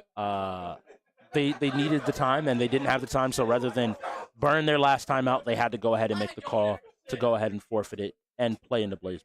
One thing I'm noticing, these lineups aren't the same. So I'm willing to bet that these teams maybe someone messed up on their lineups in this at one point, and they could be struggling. Like, if they get caught off on that, they can lose a lot of stuff from that. Yeah, I think this game is really weird. So I think the biggest change with lineups nowadays is that since we're running 5-man lineups, it's a lot harder to keep track of stuff because the amount of times where your lineup is going to be the exact same. Oh, wait. Who did I not send in? Yeah. Oh, wait. How does that play into the next, game? Yeah. Luckily, Jekyll going in here, going up against KIC, and we saw a pretty good matchup between both these players. They both had some good showings. I want to see who's going to manage to take a win here. Excuse me. A little bit of heartburn from that Blaze Blue Central Fiction. The music is too good. Everything in life is a little bit too good. Yeah, Blaze Blue is a very old, I don't want to call it a very old anime fighter, but it is an older anime fighter as long as how the game is played. He's calling me old, everybody at home. I'm a Zoomer. I want to say I was in, when I first played Blaze Blue, it probably would have been middle school, but I think I played this one. It should have been high school when it first came out. I wasn't alive. Or barely was. Lord. Jekyll, please. I don't know who I want to win. See, I'm a big fan of both of these players, Cassie and Jekyll. But this is something that I will highlight. Knowing KIC, this is the most traditional fighting game that we have on the wheel. It is a best of 3. It is like full games. First to win 2 games goes ahead and wins. So I think that KIC has the advantage. Just KIC is one of the most adaptable players in terms of if you give him the time to adapt, over time, he might not do it immediately, even though he's going to do it round to round, like something like Valorant. But in a fighting game, especially, if he's given a game to look at what you do and then continue to play, I think he just is able to grow. So we're going to be seeing S going up against Azrael. Azrael on the player 1, the left side of your screen is going to be Jekyll. S on the right side of your screen is going to go ahead and be the side of KIC. And then we have Wreckfest coming up next. Another racer. All the racers are slowly starting to roll now at the end of the half. Yeah, so we're going to get a quick button check, everybody, making sure that buttons are looking good. Everything is where it needs to be and looking fine. I love that people try to tell me that you do your button check before you get in the game on this game, and I'm like, You can do it in-game as well, but, you know, go off. This is fine. Everybody's making sure their buttons are good, make sure everything is where they need it to be. Just want to make sure everybody is good and ready to go and ready to play. Next, anything else left? No. Jekyll trying to confirm. He throws up the thumbs up, and I think we're ready to play. So let's see which one of these players is able to go. So Jekyll getting in here is big for him. KIC immediately not wanting to hold pressure. Pops out. Now, he's not going to have burst in case he does get comboed, which is going to be important here. Jekyll not able to complete the combo. Both these players look like they've played each other a good bit, though. I can see a little bit of hesitation between the two of them. Neither one wanting to overcommit and possibly get themselves blown up. Maybe not having put a ton of time into this game. And here we go, the loop start, and now you have to hold this just in case. And the overhead finds its mark, and KIC is starting to run away with this. Jekyll's going to have to prove that he can get out of the pressure and just finally swings, takes and jumps out of the corner, but gets DP'd immediately by the S. KIC burned his burst early, but bought himself enough time in the round to go ahead and get it back. So let's see what we're doing next. Jumping in, and it looks like this round is picking up right where the last round stopped. So we're pushing to the corner. KIC is going to go ahead and drop this circle. The circle will explode after a while. Jekyll doesn't always know exactly when it's going to explode, so he has to take a risk to punch his way out, and what he's doing is punching and taking his turn. He jumps out. He tries to get KIC to hit him. KIC doesn't take the bait, and now pushed back full screen. Jekyll's going to have to fight his way back in once again. Jekyll's getting a lot of pressure. Ez is just able to zone him out so well here. But Jekyll's able to get a little bit of a combo here, taking the life lead, but Ez has just got so much pressure. Jekyll goes for the burst and gets KIC off of him. Jekyll blocks, but gets almost confirmed. KIC does not get the combo, but now he does not finish both combos. I think he wasn't expecting to touch and just kind of did his best. This is going to be a ton of damage. And now we're going to have a guess for game. And KIC wakes up with the DP. Jekyll responds in kind. Next hit could win this game. And that's another round, this time going the way of Jekyll. It is 1-1. This is the first game. Strap yourselves in. We don't got time. Wow. Here goes Jekyll again. Maybe he was able to win this game, but again, KIC was able to keep that pressure on the first round. Is he going to be able to replicate it in the third? Jekyll maybe getting a little bit more of a download here against KIC. There we go. KIC trying to get a combo, but he just barely doesn't get the combo fully done. Lots of damage on the Ez. And now these guesses. Can KIC stop? If Jekyll gets another seal on top of him, I have to believe that Jekyll could run away with this game. But KIC hits the blue combo and is going to loop him all the way to the corner and keep his pressure going. Jekyll's not going to just hold that, though. He's ready to go. Again, nice job. He grabs a hold of it. Is he going to throw off the growler? He doesn't.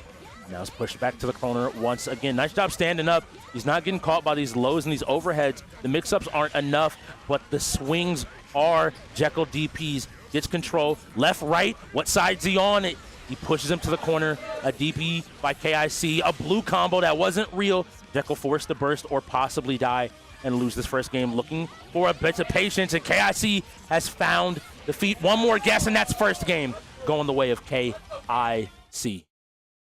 That is not good for Jekyll. First game over for KIC. This could be very bad here. 14-4 for the KLiK is not going to be a good game.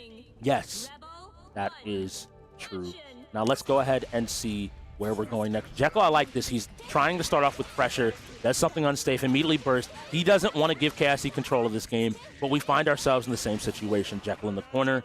Jekyll trying his best to defend and block these highs, these lows, these guesses, but KIC is going to make sure he earns it now. Nice job. Found the challenge. KIC bursting offensively to maintain his turn, and now Jekyll says it's your turn to go in the corner. It's your turn for timeout, and it's my turn for damage. But KIC falling, he's not respecting this pressure. He says it's not real. It's my opportunity to play the game. Jekyll needing to spin his meter just to get KIC off of him means they're not going to see very many supers out of the side, and KIC on the other side can continue pressure, can find these tuckage and get more damage. Importantly there, neither side has a burst, but Jekyll's will come back first, and that hit is going to be big if he's able to keep up this pressure. And instead, he jumps into the circle, blocks it, doesn't find an opportunity. KIC just keeping the pressure up. He's saying, can you block forever? I'm willing to bet you can't. He spins the burst. who's going to take this first round of game 2 and just pops the super for the punch. But it's not enough. The DP ends up immuning the damage enough to kill off Jekyll. Another round goes the way of KIC. And now here we go. KIC is on the brink of victory, and this has started like his other 3 rounds where he slowly pushes Jekyll to the corner. I need Jekyll to come up with some life, to find an opportunity. This game is one of the most unforgiving on the wheel. Each and every single time, each and every single swing comes out, and ultimately he has to hold it. He has to find his opportunities to get out, but KIC is not giving him an out. KIC is continuing to swing, is continuing to take his turn, and is trying to seal this Blaze Blue away. Every one of these swings, he jumps up. It doesn't connect. Jekyll's blocking. He takes a hit, but this should be it. If KIC routes correctly, he should be able to get the kill off of this. Into the super, into the game, and into a 10-point lead for the side of the Ravens. Wow. And that was a very good game by KIC. Jekyll only able to take 1 of the 5 matches played. And next up is going to be Wreckfest. The great equalizer of UEL. No matter how strong you are, we're all the same. Not in the face of the bus. The buses are gone. Rip the buses. Rest in They've been peace. sealed for 1,000 years, until such time as the ancient spell is chanted and they are able to return. Instead, now we just have vehicles. We have mayhem. We have not roller derby, but demolition derby on a race course. That is what Wreckfest is. It is 5v5. All of these players and all these teams are going to have to go in and try their best for a win. We have to see here. I'm going to put this out to you. You're more of the racer than myself. What map do you want to see? Okay, so it is my favorite map in this game. It's not a game we get to see a lot. I know the KLiK played a little bit, but it is Hellride. Hellride is a very entertaining map. It is basically a big 4-leaf clover with a really long straightaway in the middle. And the straightaway has a ramp area you can hit in the middle. It goes through a flaming, like, tube. And then it's got 2 lower divot areas. And towards the end of the game, as it goes along farther, it actually turns into a basically pit of dead people. And it's really hard to get around people, but it's also really hard to get over that hump on the top sometimes. So it becomes this really fun game of, can you make it? I hope you can.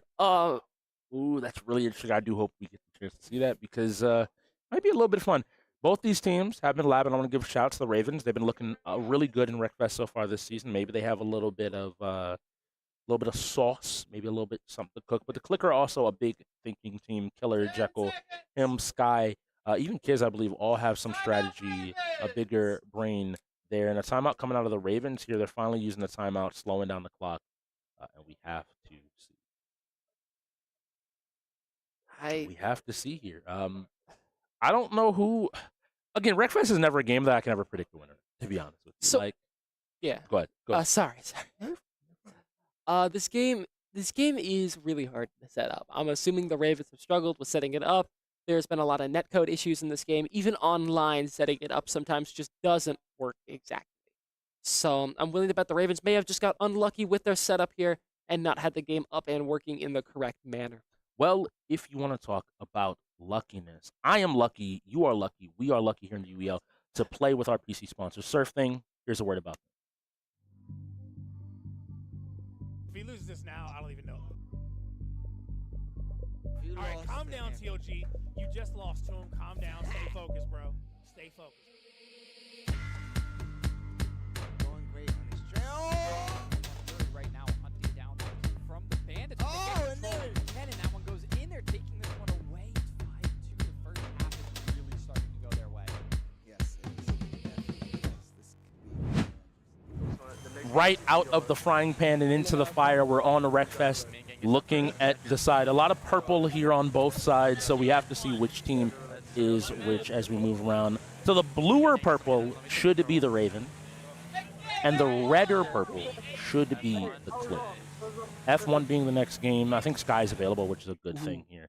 So unfortunately, we are not getting the map that you wanted, and instead Killer being flipped around. Oh my good.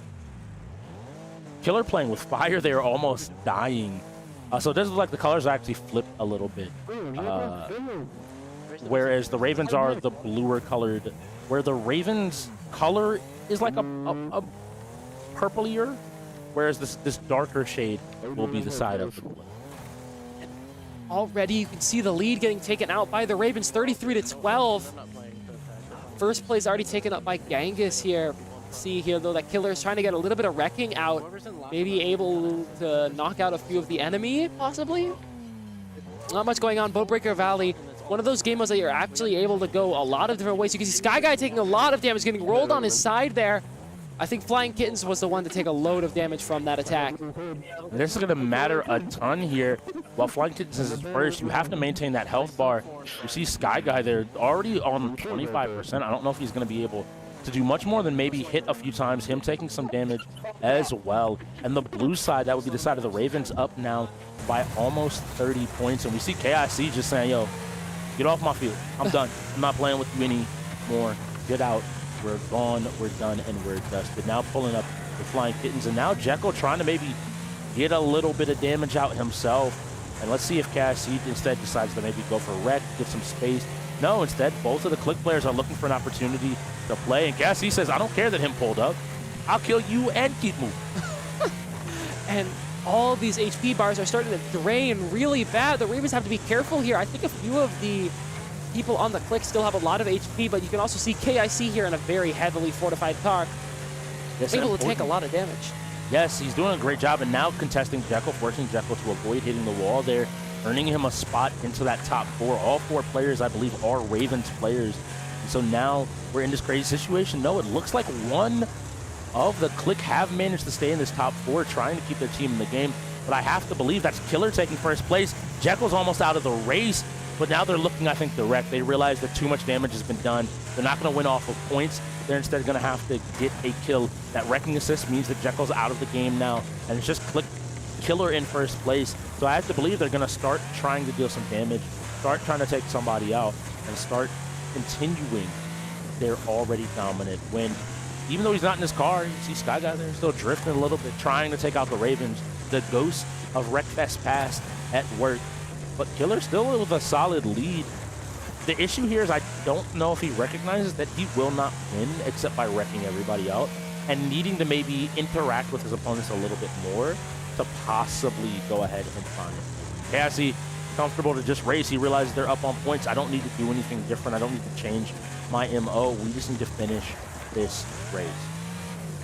I'm looking at this here. It's not looking at all possible, really, for the KLiK. Only one in the race remaining, I believe, and it is Killer in first place, however.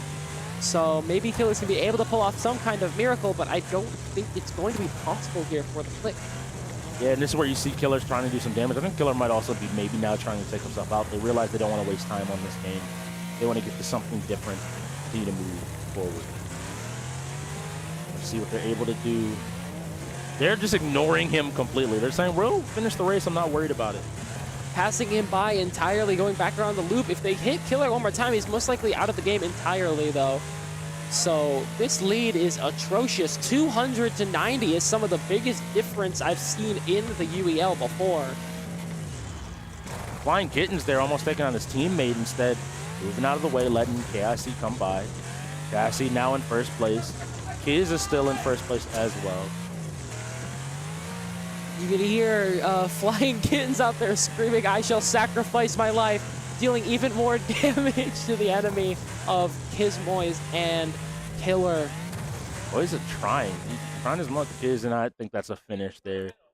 Finishes the race. That should go ahead and be the game ending. There's not enough points on the board, and you're not going to be able to wreck them out. So that's a game. Another Ravens win. Another point on the board. 40 minutes left. For those at home, they were adding the point. We got the point both for Blaze Blue and then just the point right there for Wreckfest. Yes. Now in F1, Sky Guy is available, so I think we should have a pretty good race here. Maybe I Am Herb, maybe Flying Kittens, even Genghis. You never know. Koza might be a F1 player as well. Somebody sitting down and playing, but I have to believe that we're going to see Sky Guy going here first. I hope Sky Guy is able to go in here. I know he is one of those players at the UEL that have been known for playing F1 for the longest time. One of the older players here at the UEL, not in age, but in tenure. Been, I don't know, what was it, season 3? I don't know how long he's been here for. Who? Sky Guy. Season 6. He should have come in the season Really? before. Yeah, I think he came. No, season 7. He came in the season that I believe I was drafted. Oh, so he's actually not as tenured as I thought, but he's still very good He at might have been F1. here before. You know, a lot of players have coming, like stepped away from the league. Obviously, it's like Yeah. the man. So maybe he's a little bit older. Maybe I'm not as known. But F1 is a game that I know you are, I'll say, unfortunately familiar with. I know it's not your favorite game on the wheel. What is F1? How do we play it? What's so different about this game compared to maybe how people are traditionally expecting F1 to be played? So F1 is a racing game. It is a 1v1 racing game, and we play with 18 other bots. F1 is the Formula 1 racing car game, and it's really quick, and if you crash into anything, you instantly lose the game, you lose a tire, and you are out for good. I have a great disdain for this game. I could not tell. I thought it was your favorite game all the time on the wheel. I have never had a good experience in this game. The races in this game are so difficult. It actually is funny, though, because this was the first game, or one of the first games I ever played at the UEL, and it was one of my first ever wins, too. Okay. But I still do not like it. I beat 300, who is a player who does not play anymore. Look, a win is a win. A win is a win. But again, win is a win. F1 is a game that's notoriously difficult to set up, notoriously explosive, notoriously very long, or sometimes very short, or sometimes both of the above somehow. You'll get to the last lap, and then someone will go really hard and slam themselves into a wall going mock Jesus. And it's not... It's a difficult game to master, in my opinion. You know what's difficult to master here in the UEL? Not running out of timeouts. The Ravens used their last timeout. Both teams have no timeouts. And now we play the last 38 minutes of this game, hoping that everybody gets it set up. Yeah, I mean, even if the Ravens don't get it set up, technically they could not play a single game for the rest of this game and still win. Please. But- I'm hoping. Please, Sam, that might be. So, the caster curse is when we say something, and especially if we say something stupid, bad, and it will happen. The Ravens are going to forfeit the next 10 games, wait through all 4 minutes of all the setup times. They could just walk out and enjoy the rest of Halloween. I guess that would be 40 minutes of setup. Yeah, and there's 37 minutes left in the game. Ravens, please don't do that. Please don't do that. Please don't. KIC specifically, we will have strong words if you were to make that decision of all things. But KIC isn't going in here. It's going to be Sky Guy versus Koza, the rookie.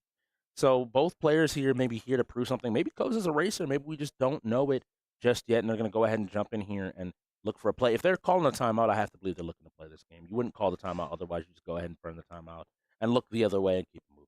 Yeah, I mean, that's the biggest thing here. I want to make sure that the Ravens did want to do this. Sometimes you can make the mistake of having to be forced a timeout no matter what, even if you want to forfeit a game.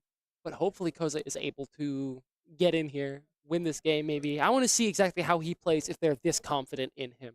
It's interesting to see. I think rookies are the most unpredictable. Sports and racers are the categories that are the hardest to predict as well. Keeping it very simple, when people come into this league, I expect you to either be you have a primary space in shooters or fighters, one of the two. At this point, you play one of the two genres almost guaranteed. After that, you see some strategy players, but you don't see a whole lot of them. Then you get to this point where strategy after strategy, sports and racers specifically, there's a drought for. Famously, Hollywood, I know, has always talked about how, like, hey, most of y'all just don't practice the races enough. Take a week, put some music on, play the game, and you'll be better than like 90% of the league. Yeah. And so I think that it's this interesting spot where if you're a rookie that plays racers and you're able to come in and show that, you might just diff and really put a lot of fear in teams because they're like, whoa, they have multiple races here. We'll find out here, though, as we jump in to the likes of F1. Yes, for those racers. Here comes another racer, Forza Motorsport. We're going to have to see whose setup this is. Because otherwise we might be going to the Nürburgring, if it's the Ravens. Oh, God. If it's the Ravens, they should absolutely send them to Nuremberg. 10-minute laps would be the most crazy. So on the top of your screen is Sky. On the bottom of your screen is Koza. Koza currently sitting in that second place spot, braking pretty well, following this initial line. I'm liking what I'm seeing immediately, and I'm already comfortable in believing that he knows exactly what he's doing. On the other side, looking at the top of my screen, I have to believe that Sky he's looking for an opportunity to cut in here, doing a good job, not taking too much damage, forcing an inside line and getting a little bit more time. He's only 4 places back, yet Koza here is driving cleanly throughout this entire race. Part of me wants to believe, I think bottom might be Sky, legitimate, because I think he usually plays in first. But whoever is on bottom, they are driving an incredibly clean race, and I have to give him credit. Yeah, I mean, whoever is in the bottom, I can also tell is very experienced. First-person view is an incredibly higher-level decision. It lets you have a lot more view of the road in front of you and a lot closer view of the road in front of you, letting you understand where the enemies or enemy racers will be. But yeah, we're getting into this. We're seeing the whoever is on the top here trying to cut corners, see if they can just barely reach past someone. Getting past Charles Leclerc here, but it's just not working. And to your point, I think that's a really good indicator that I hadn't thought too much about. First-person players aren't as worried about the players around them. They know the racing lines. Whereas third-person, you're playing in third-person to keep track of where these computers are, where these CPUs are, so that you don't accidentally take a dangerous racing line and maybe getting knocked out here. Yeah, and it looks like whoever's on the top and bottom are super duper close. I don't know why we're doing the Beyblade spin special, but it seems to be giving him the power to maybe catch up to Perez here, meaning he's going to be on top of whoever is on the bottom of the screen. Third and second place, these can be going any way again. This might be one of the closest games of F1 we have ever seen. And now as we open up, they're going to start picking up some speed coming into this turn. We have to see if he's able to make a win and to find a win and find an opportunity. I love Bottom's lines right now. He's doing a great job of staying inside, outside, transitioning quickly and importantly before a turn, slowing down, making sure they're maintaining as much speed so that even though this is a close race, he's not able to fully cut the distance down and to find a win. And again, this would be one of the best showings of a rookie in a racing game, I think, ever coming out of Koza. Yeah, Koza definitely, if this is, I mean, either way, if this is Koza, this is incredible gameplay. You see on the top, he's checking the amount of stuff on his car, his heat, how much speed he's got, all the stuff. You can see the engine heat is in the thousands of degrees Fahrenheit, which is insane. But moving forwards here, I'm really curious to see who exactly is on top and bottom,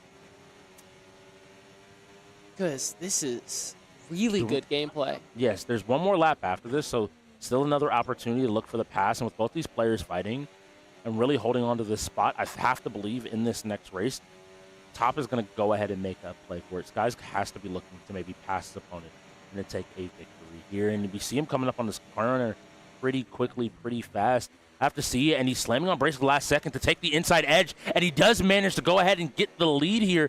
That's important here on the last lap, but he has to maintain control of this. And I wonder how well is he going to be able to keep track of his opponent. Is he going to try to maybe brake check him? Instead, trying to stop him from cutting over, hoping that he over-accelerates into the turn. But instead, the opportunity to take the lead back showed its face, and Hamilton has managed to do it. Let's see, only a handful more turns. This is genuinely one of the tightest games I have ever seen of Forza F1 in the UEL. Switching back-to-back spaces. No one's ever sure of who is the winner and who is the loser here. I can think this game could go either way. Still, these racing lines are very clean on both sides. This knowledge is definitely showing. Have to see here. Once again, taking that outside edge a little bit better. That's what that first-person view gives you.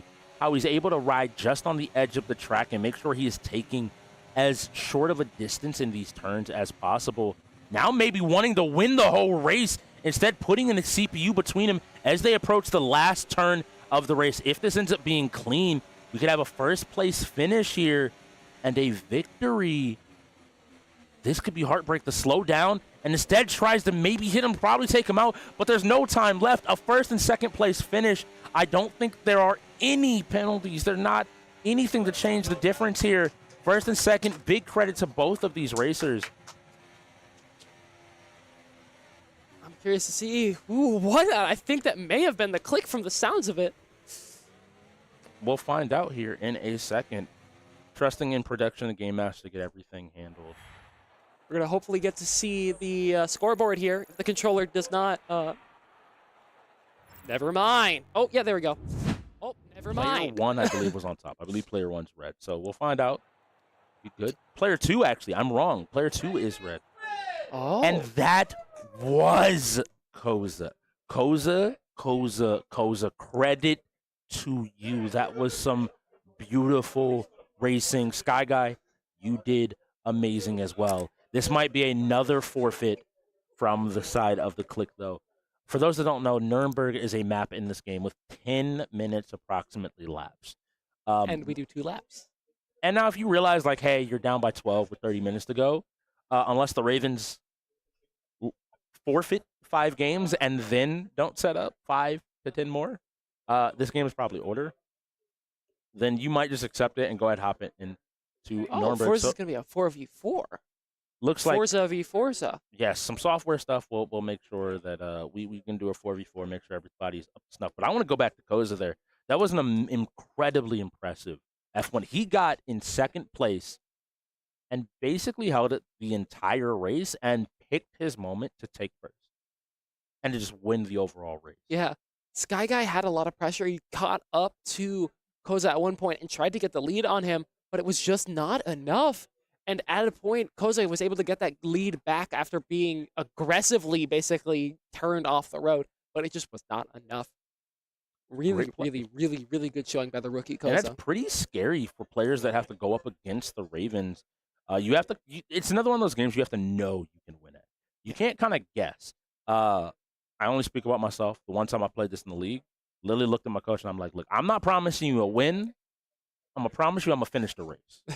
I can finish a race, but to take a win is a very different thing. Whereas he won out of all the CPUs. You mentioned players not necessarily surviving the race. No, both players survived. Both players took those first 2 podium finishes and just showed off some impressive driving skills. So maybe Hollywood, you might need to rethink that, bring it down to maybe 70% of the league doesn't know how to play F1. But now we're going to be getting into the side of Forza. There's 3 seconds left on the setup timer.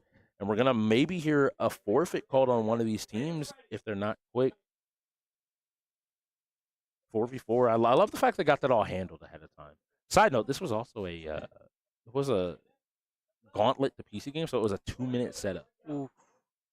Hard game to set up in 2 minutes. So. Yeah, that is a very difficult game to set up in 2 minutes. Hopefully your team was working on it while you were in F1, though. Trying to figure out all the problems and how to get your lobby set up, get everyone in the lobby, and all the goofy stuff that's required to play this game. I heard a ready call, so I think we'll be getting into the game. I think so. From what I heard, the Ravens are at least definitely in this game and prepared. Now I'm curious to see what the KLiK are going to be doing. You can hear the GM maybe calling for a start it up, going to game in, getting into the game right now. Jack will stand out. They're sending Sky Guy back in here to play the game. The Terrifier himself, Flying Kittens, putting on a terrifying performance tonight. If you're a KLiK fan and FC, all the sports and racers are now rolling. I think, again, the KLiK, we're looking for a few more of those shooters, maybe even some of those fighting games still left on the wheel, like DBZ, they think they could take a win in. You have to see some rain, your favorite weather effect. Is this Nuremberg? I don't believe this is not the Nuremberg ring, luckily.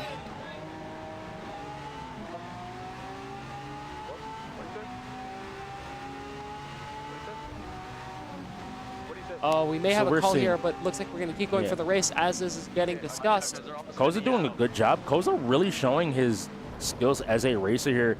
I say that as he goes off track. Sorry for the caster curse there.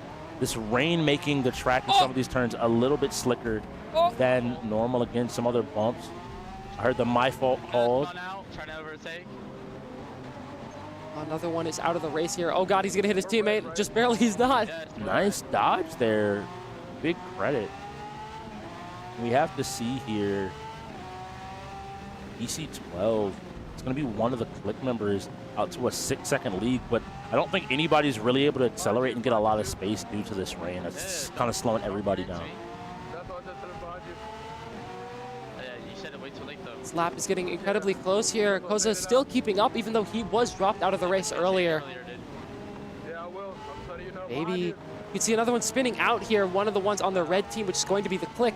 KLiK are definitely keeping a competent lead here, but again, the Ravens can absolutely still catch up.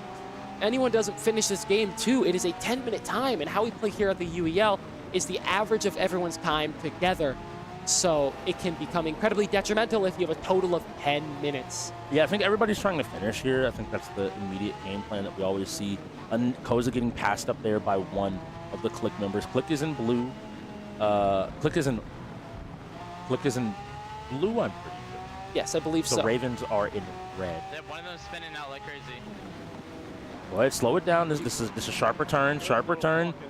A little too much speed.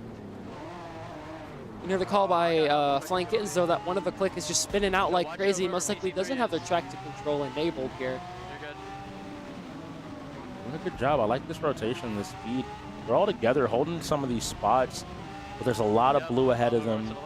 But making sure you finish the race could be the difference. As long as your teammate ends up getting it. This is a fast car for the Ravens, to be honest. I don't know how I feel about this. Picking the Batmobile in the rain, if there's no Joker on the map, I don't think that you're going to be finding a win. And Koza's been doing a good job of keeping the car under control when he does end up going off the map. But he has to be a little bit more careful here. That's one lap down, about a 2.5-minute game so far. So we'll get another, about a 5-minute game, plus setup, so 9 minutes overall. Not too bad. Maybe not wanting to run Nuremberg themselves. I bet you the Ravens did want to score more points here today. I'm willing to bet that they weren't satisfied with what they've gotten already. They want to see exactly what the length and extension of their skills can be. At this point, it's very, very impossible for the KLiK to catch up at all if the Ravens play this game smart.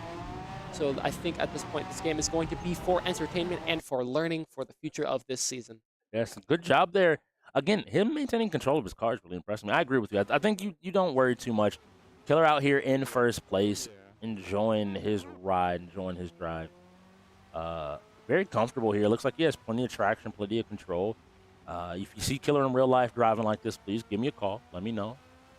You want to be a little bit careful. He has a 6-second gap, or a 4-second gap on the nearest teammate. Nearest opponent's a lot bigger than that. One of his teammates, it looked like, all the way back 30 seconds here. So got to be a little bit more careful here. Just taking his turns, and it seems like they know this map. It's really surprising to me that the Ravens are kind of in this spot if this is the map they ended up choosing for the game. Looks like, yeah, Killer is playing around here. I'm almost at the edge of the race here. I got about 20 or 30 seconds left before he makes it to the finish line, hopefully in first place. Yeah, I think he's playing really smart here. I'd like to see every player here make it to the end and not have any people struggle. Funny. Magna, you're funny. Hey. Somebody has hit a wall by now. I promise you. Somebody has hit a wall. And speaking of, right on cue. Genghis hits a wall. Right on cue. I need you to understand. And now he may be stuck in first gear, which means he's more than likely not going to be able to finish this race. He's only 20 seconds out, so this should be still okay. If you just hit a wall there, you should be able to get across the finish line. Genghis most likely will be able to make it to the end here. Now the question is, can the rest of his team make it too? Sounds like all of the KLiK have mostly made it in by the sounds of it, and by the looks of it, only one KLiK remains out of the finish line. But importantly, if they're the last person on the track, there is a chance that KLiK can still lose. Genghis actually finished third there. Yeah, he was decent distance behind. Oh, never mind. All of Red Team. Oh, wait, no. Is all of Red Team done? Yeah, all of Red Team has completed the race by the looks of it. PC2, PC5, PC3, and PC6. Everybody did complete the race, so you acquiesce to the whims of Magna and KLiK. Go ahead and take that win. They put themselves up to 5. You never beat the KLiK by 12. Yeah, next ignored what I said based on the next game, by the way.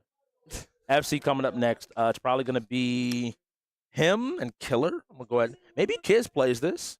On the other side, Koz is unfortunately not available, but a Genghis Herb combination gotta be a little bit spicy.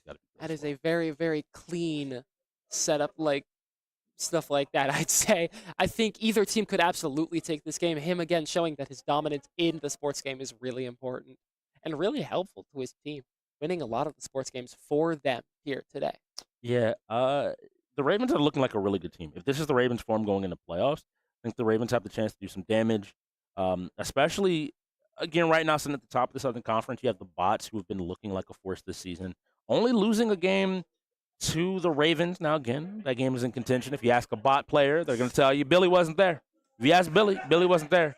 If you ask the Ravens, we win anyways. So we might be seeing a setup for our Southern Conference championship here. If the Ravens keep playing like this, honestly, they look like one of those really strong teams coming out of the South, but you can't doubt the Blaze. The LAX guys just got to find a win to solidify their spot in there as well. So we got to see where everybody is going to go ahead and move to. FC is football company for those at home. For our American viewers, soccer ball used to be called FIFA. We play what's called Voltage, a 3v3 mode with 2 players controlling and 1 AI kind of running around. You'll sometimes be switched to goalie. You'll have to bounce between different members. It's an interesting game mode. We can also pick between having walls on the court, no walls, which adds a level of skill because you can bounce the ball off the walls. It becomes really interesting. There's a lot that can happen, but when we get in the game, we'll tell you specifically what to keep an eye out for. Just know that we're only playing 1 half or first to 5 points. That's the thing, though. You did mention the walls again. I mean, the big thing about walls, right? It's the biggest skill check you could probably have in a sports game, right? It's either have no walls or have walls. A lot of teams will opt to have no walls just to skill check and see if their enemy team can mess up at all, push them out of the map. Final Stand Ragnarok is our next game, one of our featured games, possibly closing us out for the day. Let's see here. And some nice footwork. Manchester City as well as PSG. We'll get that information to who's who here shortly. But the immediate play, I like Manchester City, a little bit different, a little bit saucy. I appreciate it. I like the idea here to do something a little bit different. No score on either side. Never mind, the fight in front of the goal is getting a little bit dangerous, but we do see the Ravens on PSG get control of the ball once again. But KLiK not too worried about it. Set up with Man City for a shot, doesn't end up going in. And now it's going back the other way. Whoever gets that first score, we've seen it in Roller Champions. We saw it in the side of him specifically as well in NHL. If KLiK get the first score in a sports game, they manage to hold on to that usually for a win. So the Ravens got to be fighting for this nice pass. And this is what's going to be a key here. There are walls. You're not going to be able to avoid it. But passing the ball, keeping the ball rotating around means you're going to be able to find a score. Yeah, you could see there. I mean, already Ravens getting one of the scores needed to win the game. Already taking the lead there. 1 in goal, but they're just not able to make it in. Ravens are on PSG, or the white jerseys here. They're just keeping a lot of pressure and a lot of control over the map. Yeah, and a wide shot there from the side of Jekyll. And again, that pass almost finding purchase, wasn't able to, and immediately KLiK go on the counter attack. Jekyll, you don't want to lose this ball. You got to be careful. Good job. You're bringing that goalie forward. You can't lose it. You got to get the score here because you do not have a goalie back. If you lose this ball, you have to get somebody back as soon as possible. They still have control. Jekyll bringing himself back a little bit, looking for another pass, looking for an avenue to send the ball over. He sends it over to Killer, who's now the furthest back. Is he aware? Both sides, they're protecting this ball pretty well. They send it across, looking for the shot. It isn't able to find purchase, isn't able to find his moment. Kicks the ball over, and once again, they're not able to find a moment. And instead, the second goal goes the way of the Ravens. KIC and I Am Herb together. The duo, the dynamics, the tier 1, the tier 2, they're playing together and they're finding their opportunity. They cut across here, looking, but immediately a response back. This game isn't going to run away from them. Looks like KLiK is here to play. Not at all. The KLiK are doing exactly what they need to do here. We have to see here. The Manchester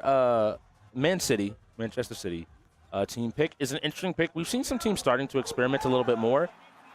Killer not being ready there for the swap over to goalie, and we do see the goal go in there without too many problems. And now its counterattack happens from them. We got to keep it even, keep it within 1 goal, and you might be in a good spot. The header doesn't find purchase, but this is KIC. He's looking for an opportunity. He gets the ball back, luckily off the wall, and is continuing to try to make his way around. He's trying to play towards his teammate, who is Herb, but instead Killer has the ball now, looking maybe for his teammate, looking for a kick in, and now Herb has it. I like the play, and a nice 1-2 there. Cassie and Herb have very clearly been working together, clearly been working on their sports games and working on that synergy, and I think that's the tale of today. It's a tale of synergy, a tale of two teams, one that's still putting it together and one that's spent a lot of the season putting it together, but finally after 6 games on their 7th, they seem to have it all put together. That's the first half, that's the game done, and that is 12 wins going up. Final stand Ragnarok being the next game on board with 18 minutes left in our game. That was a really good showing there by the Ravens. The KLiK were able to keep up for a little while, but the Ravens ended up taking up in the end 1-4. So, again, a very dominant showing by the Ravens. The Ravens are looking different. I said the KLiK doesn't get beat by 12. I think that they put up a pretty good showing. Man City, I think you have a plan there. Maybe just look at it once again and evaluate. This is the hardest part about UEL to me. Teams end up getting specialists a lot of times in various games. And there's not an easy way to test your specialist to see where or how good they are relative to another player or set of teams. What do I mean? Maybe you have played internally with Man City and you've always won against PSG. How good is your team at FIFA? Let's ask a serious question. How good are you at FC? If you're okay, that might be fine. But against teams like the Ravens, teams like even the Reapers, or the who are Blaze. Good across the plate, Blaze. Yeah. You have players and teams that can show up and show out and prove to you that, hey, we are the best the league has to offer. It doesn't matter who we're playing against. It doesn't matter really what team we pick. We're just going to skill diff you. Final Stand Ragnarok is a little bit less of an individual skill diff, and it goes back to that team play since it is a PvE game. Can you let the people at home know maybe what Final Stand, what you like about it, what you expect to see? Final Stand is a game. I've had it described to me like Dynasty Warriors. I've never played the game, but I've had it described to. I'm young. I am a small child. I'm just old. I'm just realizing I'm old. It's crazy. But basically, for those of you younger audience members, it is like Field Runners but 3D. I don't know what Field Runners is, which makes me feel even older. Field Runners like the game, like the app game on your phone that you played, like the tower defense game. It's a mobile game. First, if it's a tower defense game, we're talking about balloons, all right? No. It is the tower defense game that inspired balloons. What's that next game gonna be? What's that next How? game? When did it come out?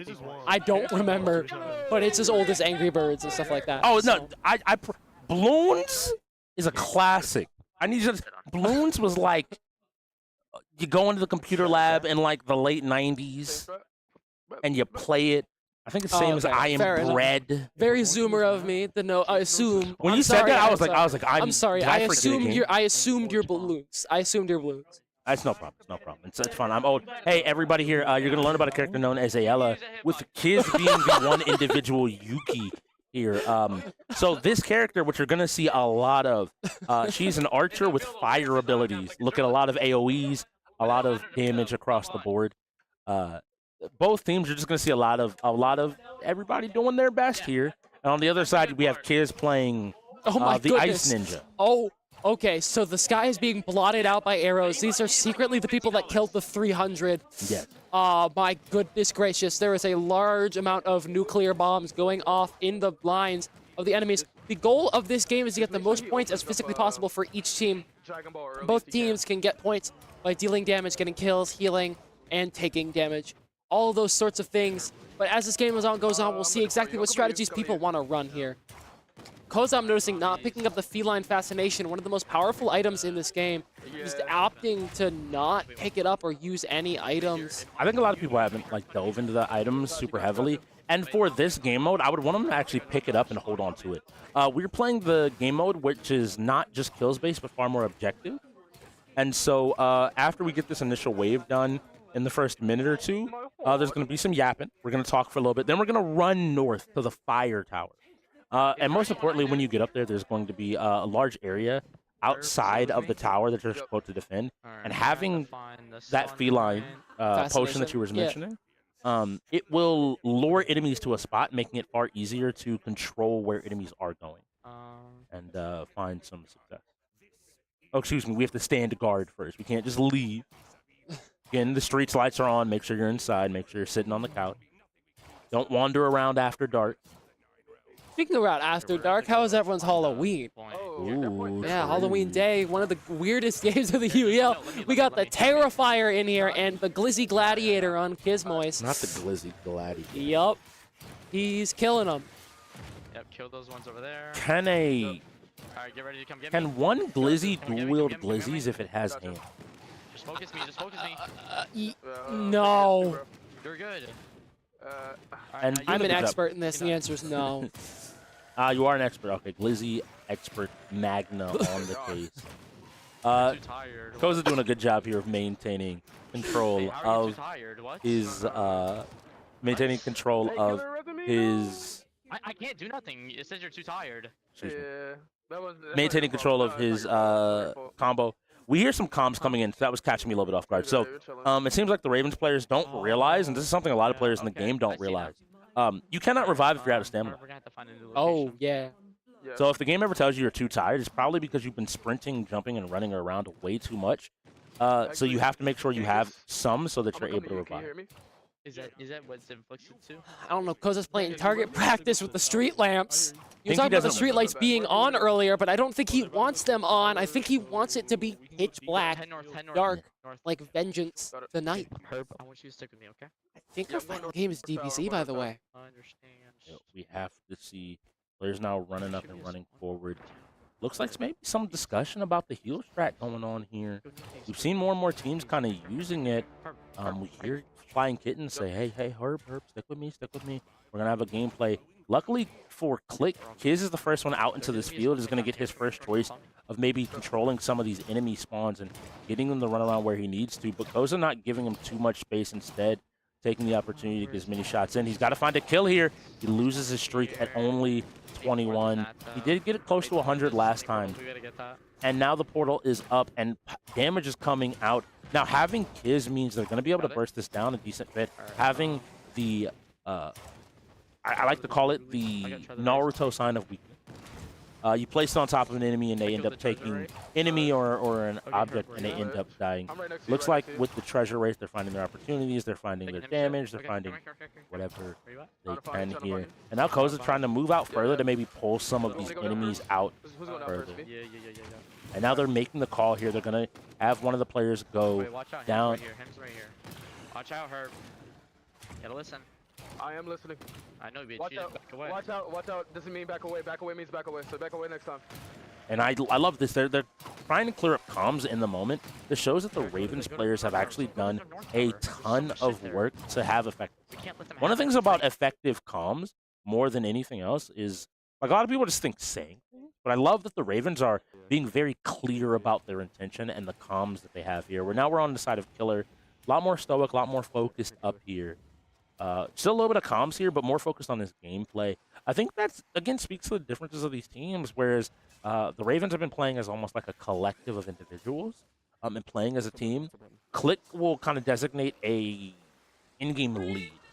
And that in-game lead is going to do their do the best to find some damage. Now, Killer very clearly is also trying to set up the strat here, but notice is anyone paying attention? Doesn't look like Flying Kittens has noticed that he's about to go down and is instead not going to be able to get over. He tries to run over in time, but isn't able to tap the revive to get the points. So unfortunately, that's going to be a plus 1,000 points going over to the side of the KLiK. Good job and nice awareness. Now kind of moving out, looking at Genghis and Koza, and notice what happened to him. He's not trying to let it happen again. Goes down and is trying to go ahead and get over here. As long as you get over here and touch it, you do and can get some points. But in fact, Genghis moves away. More importantly, the stun is huge. Genghis is about to go down as well. Killer manages to snipe 1,000 points and get away with it scot-free. And that means that the KLiK may actually be able to take this game out here. They've taken a lot of lead here, but down goes Killer again. Next to Genghis. Is Genghis going to be able to res him in time? Does Genghis stun and pick him up? And Genghis is going to get the res on him, but Killer is going to try to walk away from him. Kismois is slowly trying to get him rest here, but he is again walking away from Kismois, making sure that he's not able to rest. I don't think they do know, though, that you can rest someone while moving. Yeah, a lot of people in the KLiK haven't realized that just yet. This seems to be catching them off guard, and now we're back on the Terrifier himself, Flying Kittens. He's back on the tower trying to get as many kills as he can as we approach the last minute and a half of our game. There's not a whole lot of time left. They're going to have to start building up these kills, and it looks like he got caught there unintentionally, not trying to actually go down, almost takes too much damage, his entire shield being removed, but now able to maintain a pretty big kill streak, and instead doing the best here. Looks like having a little bit of PC issue. We see some calls here, and they look like the calls are being called out there. Doing a ton of damage here. I like the movement, but this is what is going on here. Again, we see him moving around and jumping around a ton, but with 1 minute remaining, you see how his stamina is completely empty. If he gets put in a situation where he needs to revive somebody, he's not going to be able to. And that's going to be the key here, because they had some early revives. They were kind of catching, felt like KLiK off guard initially, but because of that one mistake, they're in a position now where I think KLiK has firm control of this game. I haven't seen anybody with a ridiculous kill streak in the hundreds, if not the thousands. And so I have to believe that the healing is going to be enough to take a win here. And I'm also noticing that there's only 30 seconds left in this game mode, 20 now. Let's see, Flying Kittens has a lot of damage coming out here. Maybe is he going to be able to get a lot more damage? He's able to get over 170 kills. You're talking about that big kill streak. But even if not, killing some of the bigger characters, like the Draugr here, are going to give Flying Kittens a lot of different damage. Hands are up. Wave them like just don't care.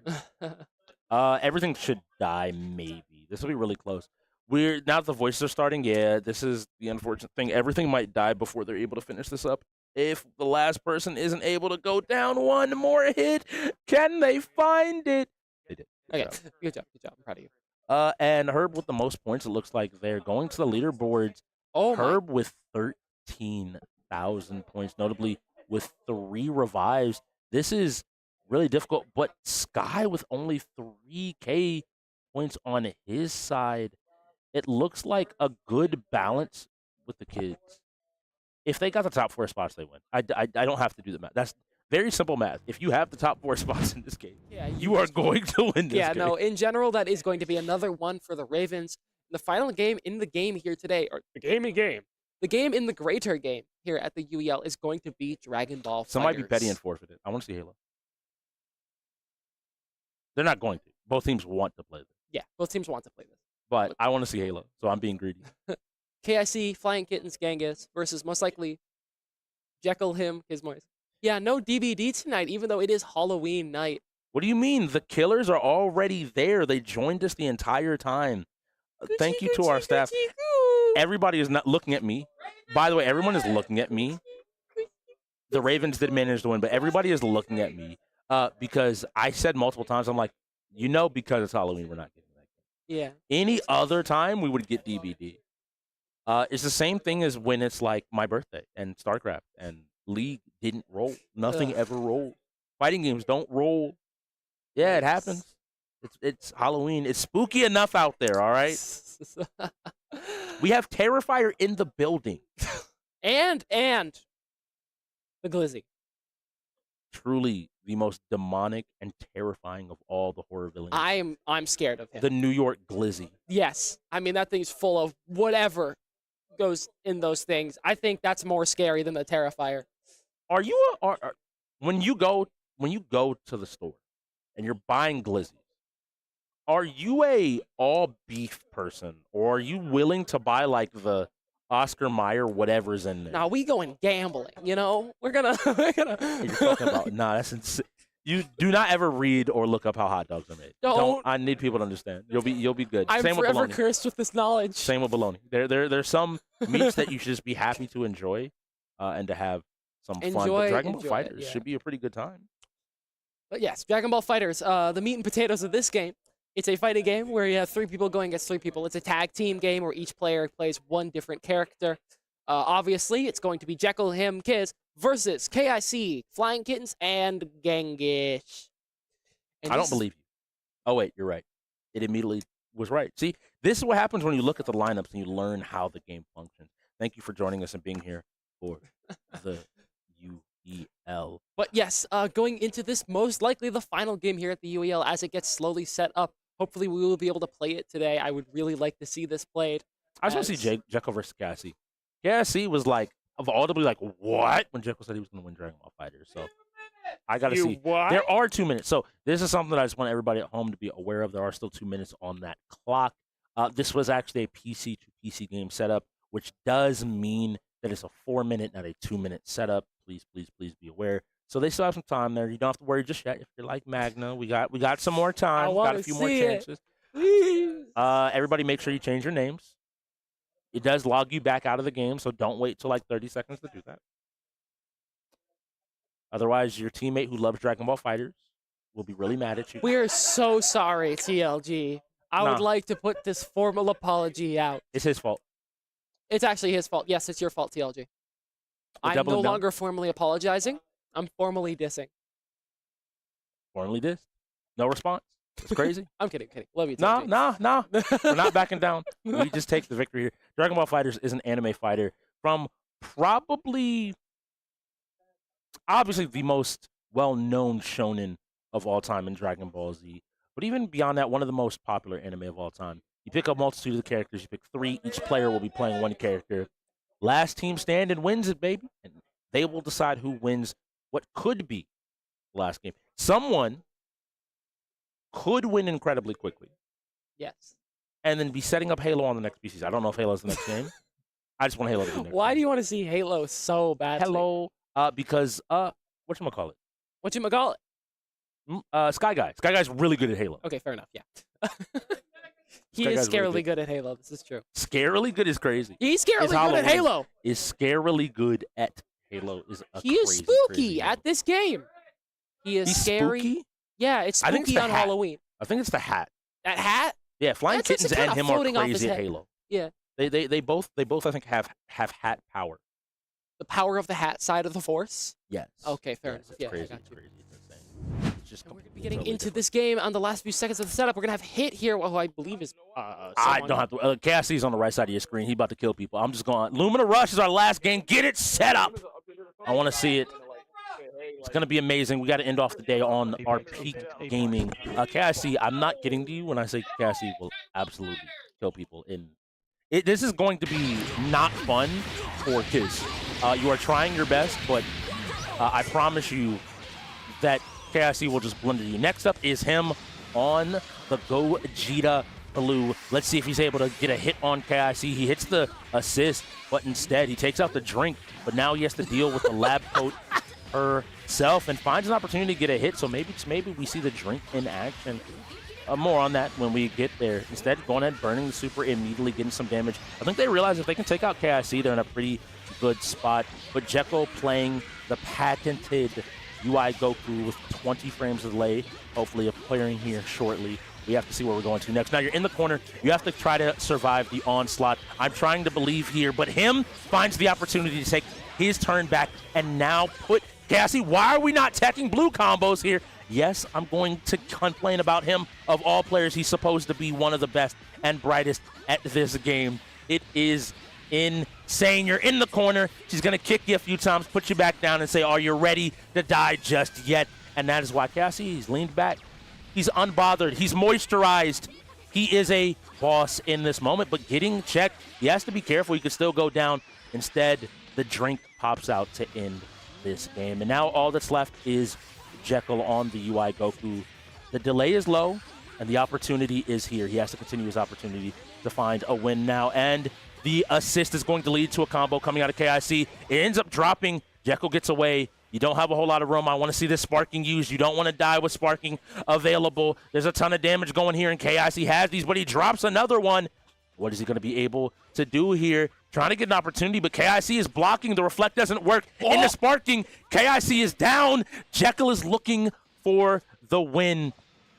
The clock is running down. The drink, known as Flying Kittens, has stepped in, and he's ready to take his fight. Unfortunately, UI Goku, the music is too loud. You can't hear it at home, but there is a loud dun, dun, dun, dun, playing, emanating from the theater. You can see it there in these moments. Damage, and now another guess will go in. He gets touched, and all that is left now is Genghis on the Kid Gohan. Sparking available. He has to look for his touch, and instead, Jekyll is going to find his hit, and I have to believe he's going to find the 6th win for the side of the KLiK. Hit after hit, he's coming down. I want to see level 1 into level 3. I want to see him spend it all on the people. Boom! That there we is Jekyll winning the game. He said he was going to win a lot of these fighters today. He did not do that. But he did that, and he disconnected. A rage quit, so he doesn't even get the final finish. That is crazy. But anyways, the father Goku beats up his young son Gohan as the game ends. 18-6. I hear the call. Set up Lumina Rush. That is why the Game Master is goated. Calling out there on the floor, letting people know. We got one more game on our hands. Maybe, just maybe. We'll find out for a second here. We're getting a confirmation on the time left in the game. So technically, we have 2 minutes left on the game clock. So we will be possibly getting into Lumina Rush. One of these teams could go ahead and eat the forfeit and take the time to not play it, but we have to see. Well, no, time will run out before the setup is done, so it won't matter. So we'll see if these teams want to play Lumina Rush. I, for one, love Lumina Rush. It's a speed-running platformer. A lot of fun. It's a lot of fun. It's a lot of fun. I would love to be able to see. I want to see it. I want to see Lumina Rush. I want y'all to play different levels. I want us to start banning levels every week. So if you are like the last team to play, what is it? That would be 12 of the levels in the game are just unavailable to you. It would be really funny and would create some really zany things where people are like, yeah, I'm playing 137. Like that doesn't exist. I know. We have to play it, though. I'm making it right now. Hold on. Let me go into custom creation. That sounds like Patrick. I promise you. I'm letting you know right now.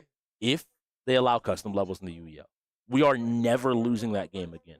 I will create the craziest thing I don't ever. like the look on your face and the focus you have. So randomly. So when I was really small and a kid, my favorite thing was Halo Forge mode in Halo 3. Okay. I love making game modes and like any game maker is the funnest thing ever. With 2 minutes left on our clock, though, I'm gonna pull us back to the game. Maybe, just maybe. 16 minus 10, 6 to 18. There we go. Those are numbers. That's how we find our moment. That is our final score, more than likely. The Ravens came out and showed why they are one of those playoff contention teams, and the KLiK showed that they still have some things to take back to the drawing board to figure out, to solidify, and to get better. I don't think this team is bad. I just don't think they're a team just yet. How are you feeling about this game? I definitely do agree. I think the KLiK need to work on their teamwork a little bit more in their coverage. I think a few of the games that they had covered by older players on the team are no longer as covered, and it's causing them to struggle a lot. While the Ravens kept their core 5 or core 4, adding Koza as their 5th, and letting them have a lot of strength in the games they need to have strength. Beautiful to see. It's beautiful to see, and I have to agree. I'm excited to see what both these teams do. They have both hit that 70% mark. Every team will play 10 games, and I hear a game being called by the Game Master. So at home, don't go anywhere just yet. I need you to take a seat, hold on, and post-game interviews with both of these teams will be coming up shortly. If he loses this now, I don't even know. All right, calm down, TOG. You just lost to him. Calm down. Stay focused, bro. Stay focused.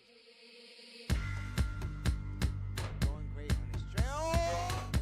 Right now, hunting down from the Bandits. And that one goes in there, taking this one away. It's 5-2. The first half is really starting to go their way. Yes, it is. Definitely. Yes, this could be a runaway, like you're saying. Did you know poor posture while gaming can cause serious neck and shoulder pain? Meet the Volare Pillow. This pillow is designed specifically for gamers. It gives your neck and shoulders the support they need, reduces strain, and helps you sit comfortably for hours. It's extra comfy and hey, you can even pick your style. It comes in rare, legendary, and epic levels. Match it with your setup by choosing from a variety of colors and designs. Don't wait for the next ache to hit. Level up your comfort with Volare. Use code UEL15 at checkout for 15% off your order. Grab yours today and feel the difference in your next gaming session.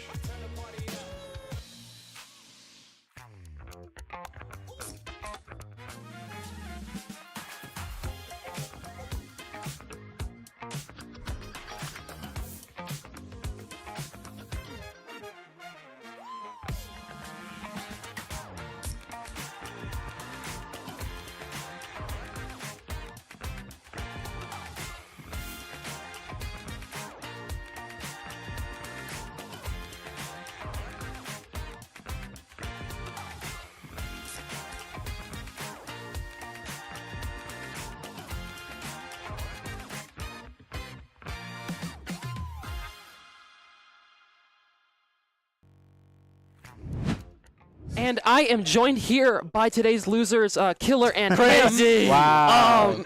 Okay. So how you guys feeling, man? I'm feeling great. Yeah, I'm good. I'm doing good right now. Really? You're feeling great? Yeah. Why are you guys feeling great, actually, out of curiosity? Positive mentality. We left on top. Fair enough. Okay. KSC sucks at DBZ. Okay, that is true, actually, seeing as Jekyll was able to wipe all of them. But again, we did damage. But again, at the again. start of this game today, you said that Jekyll said specifically that he had confidence in your team winning a lot of the fighting games, and you guys were not able to take that out. Maybe one of your weaknesses was the fighters a little bit more today. But overall, what do you think is the category you guys need to work on the most going forwards? Fighters. Fighters. I mean, we had with just recent situations. I mean, the team's gone into a different path. We had different people coming in. We have some people that have left. So it's just navigating a way through what we should do. And we had some fighters that were on our team that are no longer on our team. So it's some people need to step up if we want to take a step towards fighters and shooters. I think are the main two that we need to prioritize and we can do better in. Mm-hmm. Yeah, probably fair enough. I mean, working on fighters seems like a pretty good strategy here. Now, secondarily, what do you think were some of your highlights of today, in general? DBZ, KIC sucks. Yeah. Forza for sure, bro. I've been first every time in Forza so far. Wow. Okay. NHL, that was all me, baby. Yeah, that's true. NHL was all him. That was all me. Yeah, no, you guys did a really good, strong showing in the games that you did win here today. Overwatch. Yeah, I was could some of spin the my. most fun it I could spin my sleeping dart now. Yeah. No, that was a very entertaining game to watch. But again, thank you all for coming in today and playing on Halloween of all days of the year. Again, thank you for playing in this spooky game, and I'll catch you guys next time. We could have been Happy playing Halloween, Dead by everybody. Daylight for today. That should have been mandatory to play Dead by Daylight on Halloween. That should have been first game no matter what as an agreement. I see him right here, bro. I see him right here. All right. Did you know poor posture while gaming can cause serious neck and shoulder pain? Meet the Volare Pillow. This pillow is designed specifically for gamers. It gives your neck and shoulders the support they need, reduces strain, and helps you sit comfortably for hours. It's extra comfy and hey, you can even pick your style. It comes in rare, legendary, and epic levels. Match it with your setup by choosing from a variety of colors and designs. Don't wait for the next ache to hit. Level up your comfort with Volare. Use code UEL15 at checkout for 15% off your order. Grab yours today and feel the difference in your next gaming session.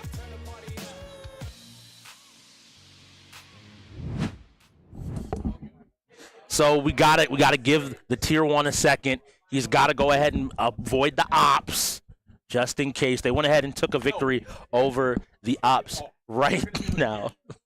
Taking the ops. So going to both of them, once again, DC Ravens, congratulations on your win. A strong showing, 18-6. What changed between your last game and this in the season? Y'all have been looking like y'all are picking up steam.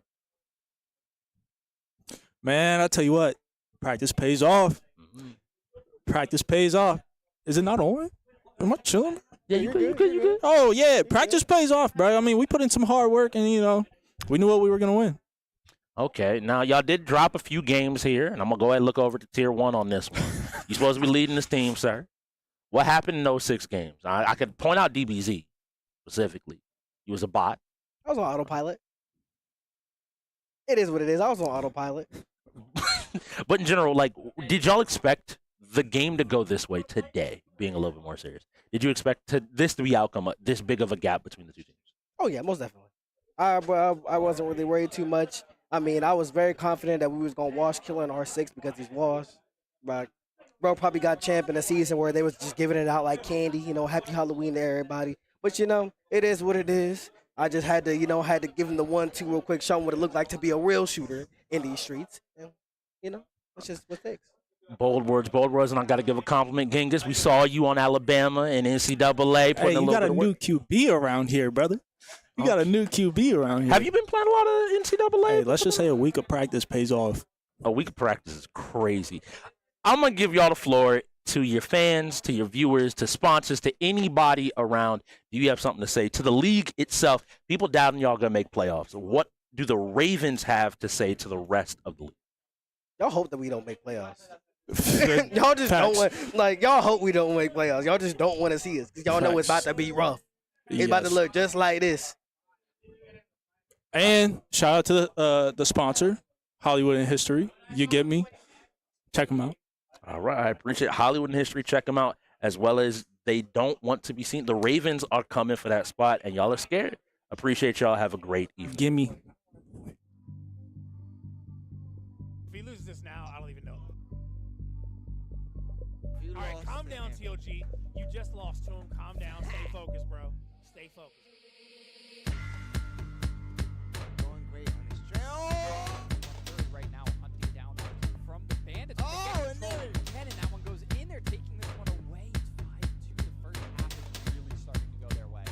Yes, it is. Definitely. Yes, this could be a runaway, like you're saying.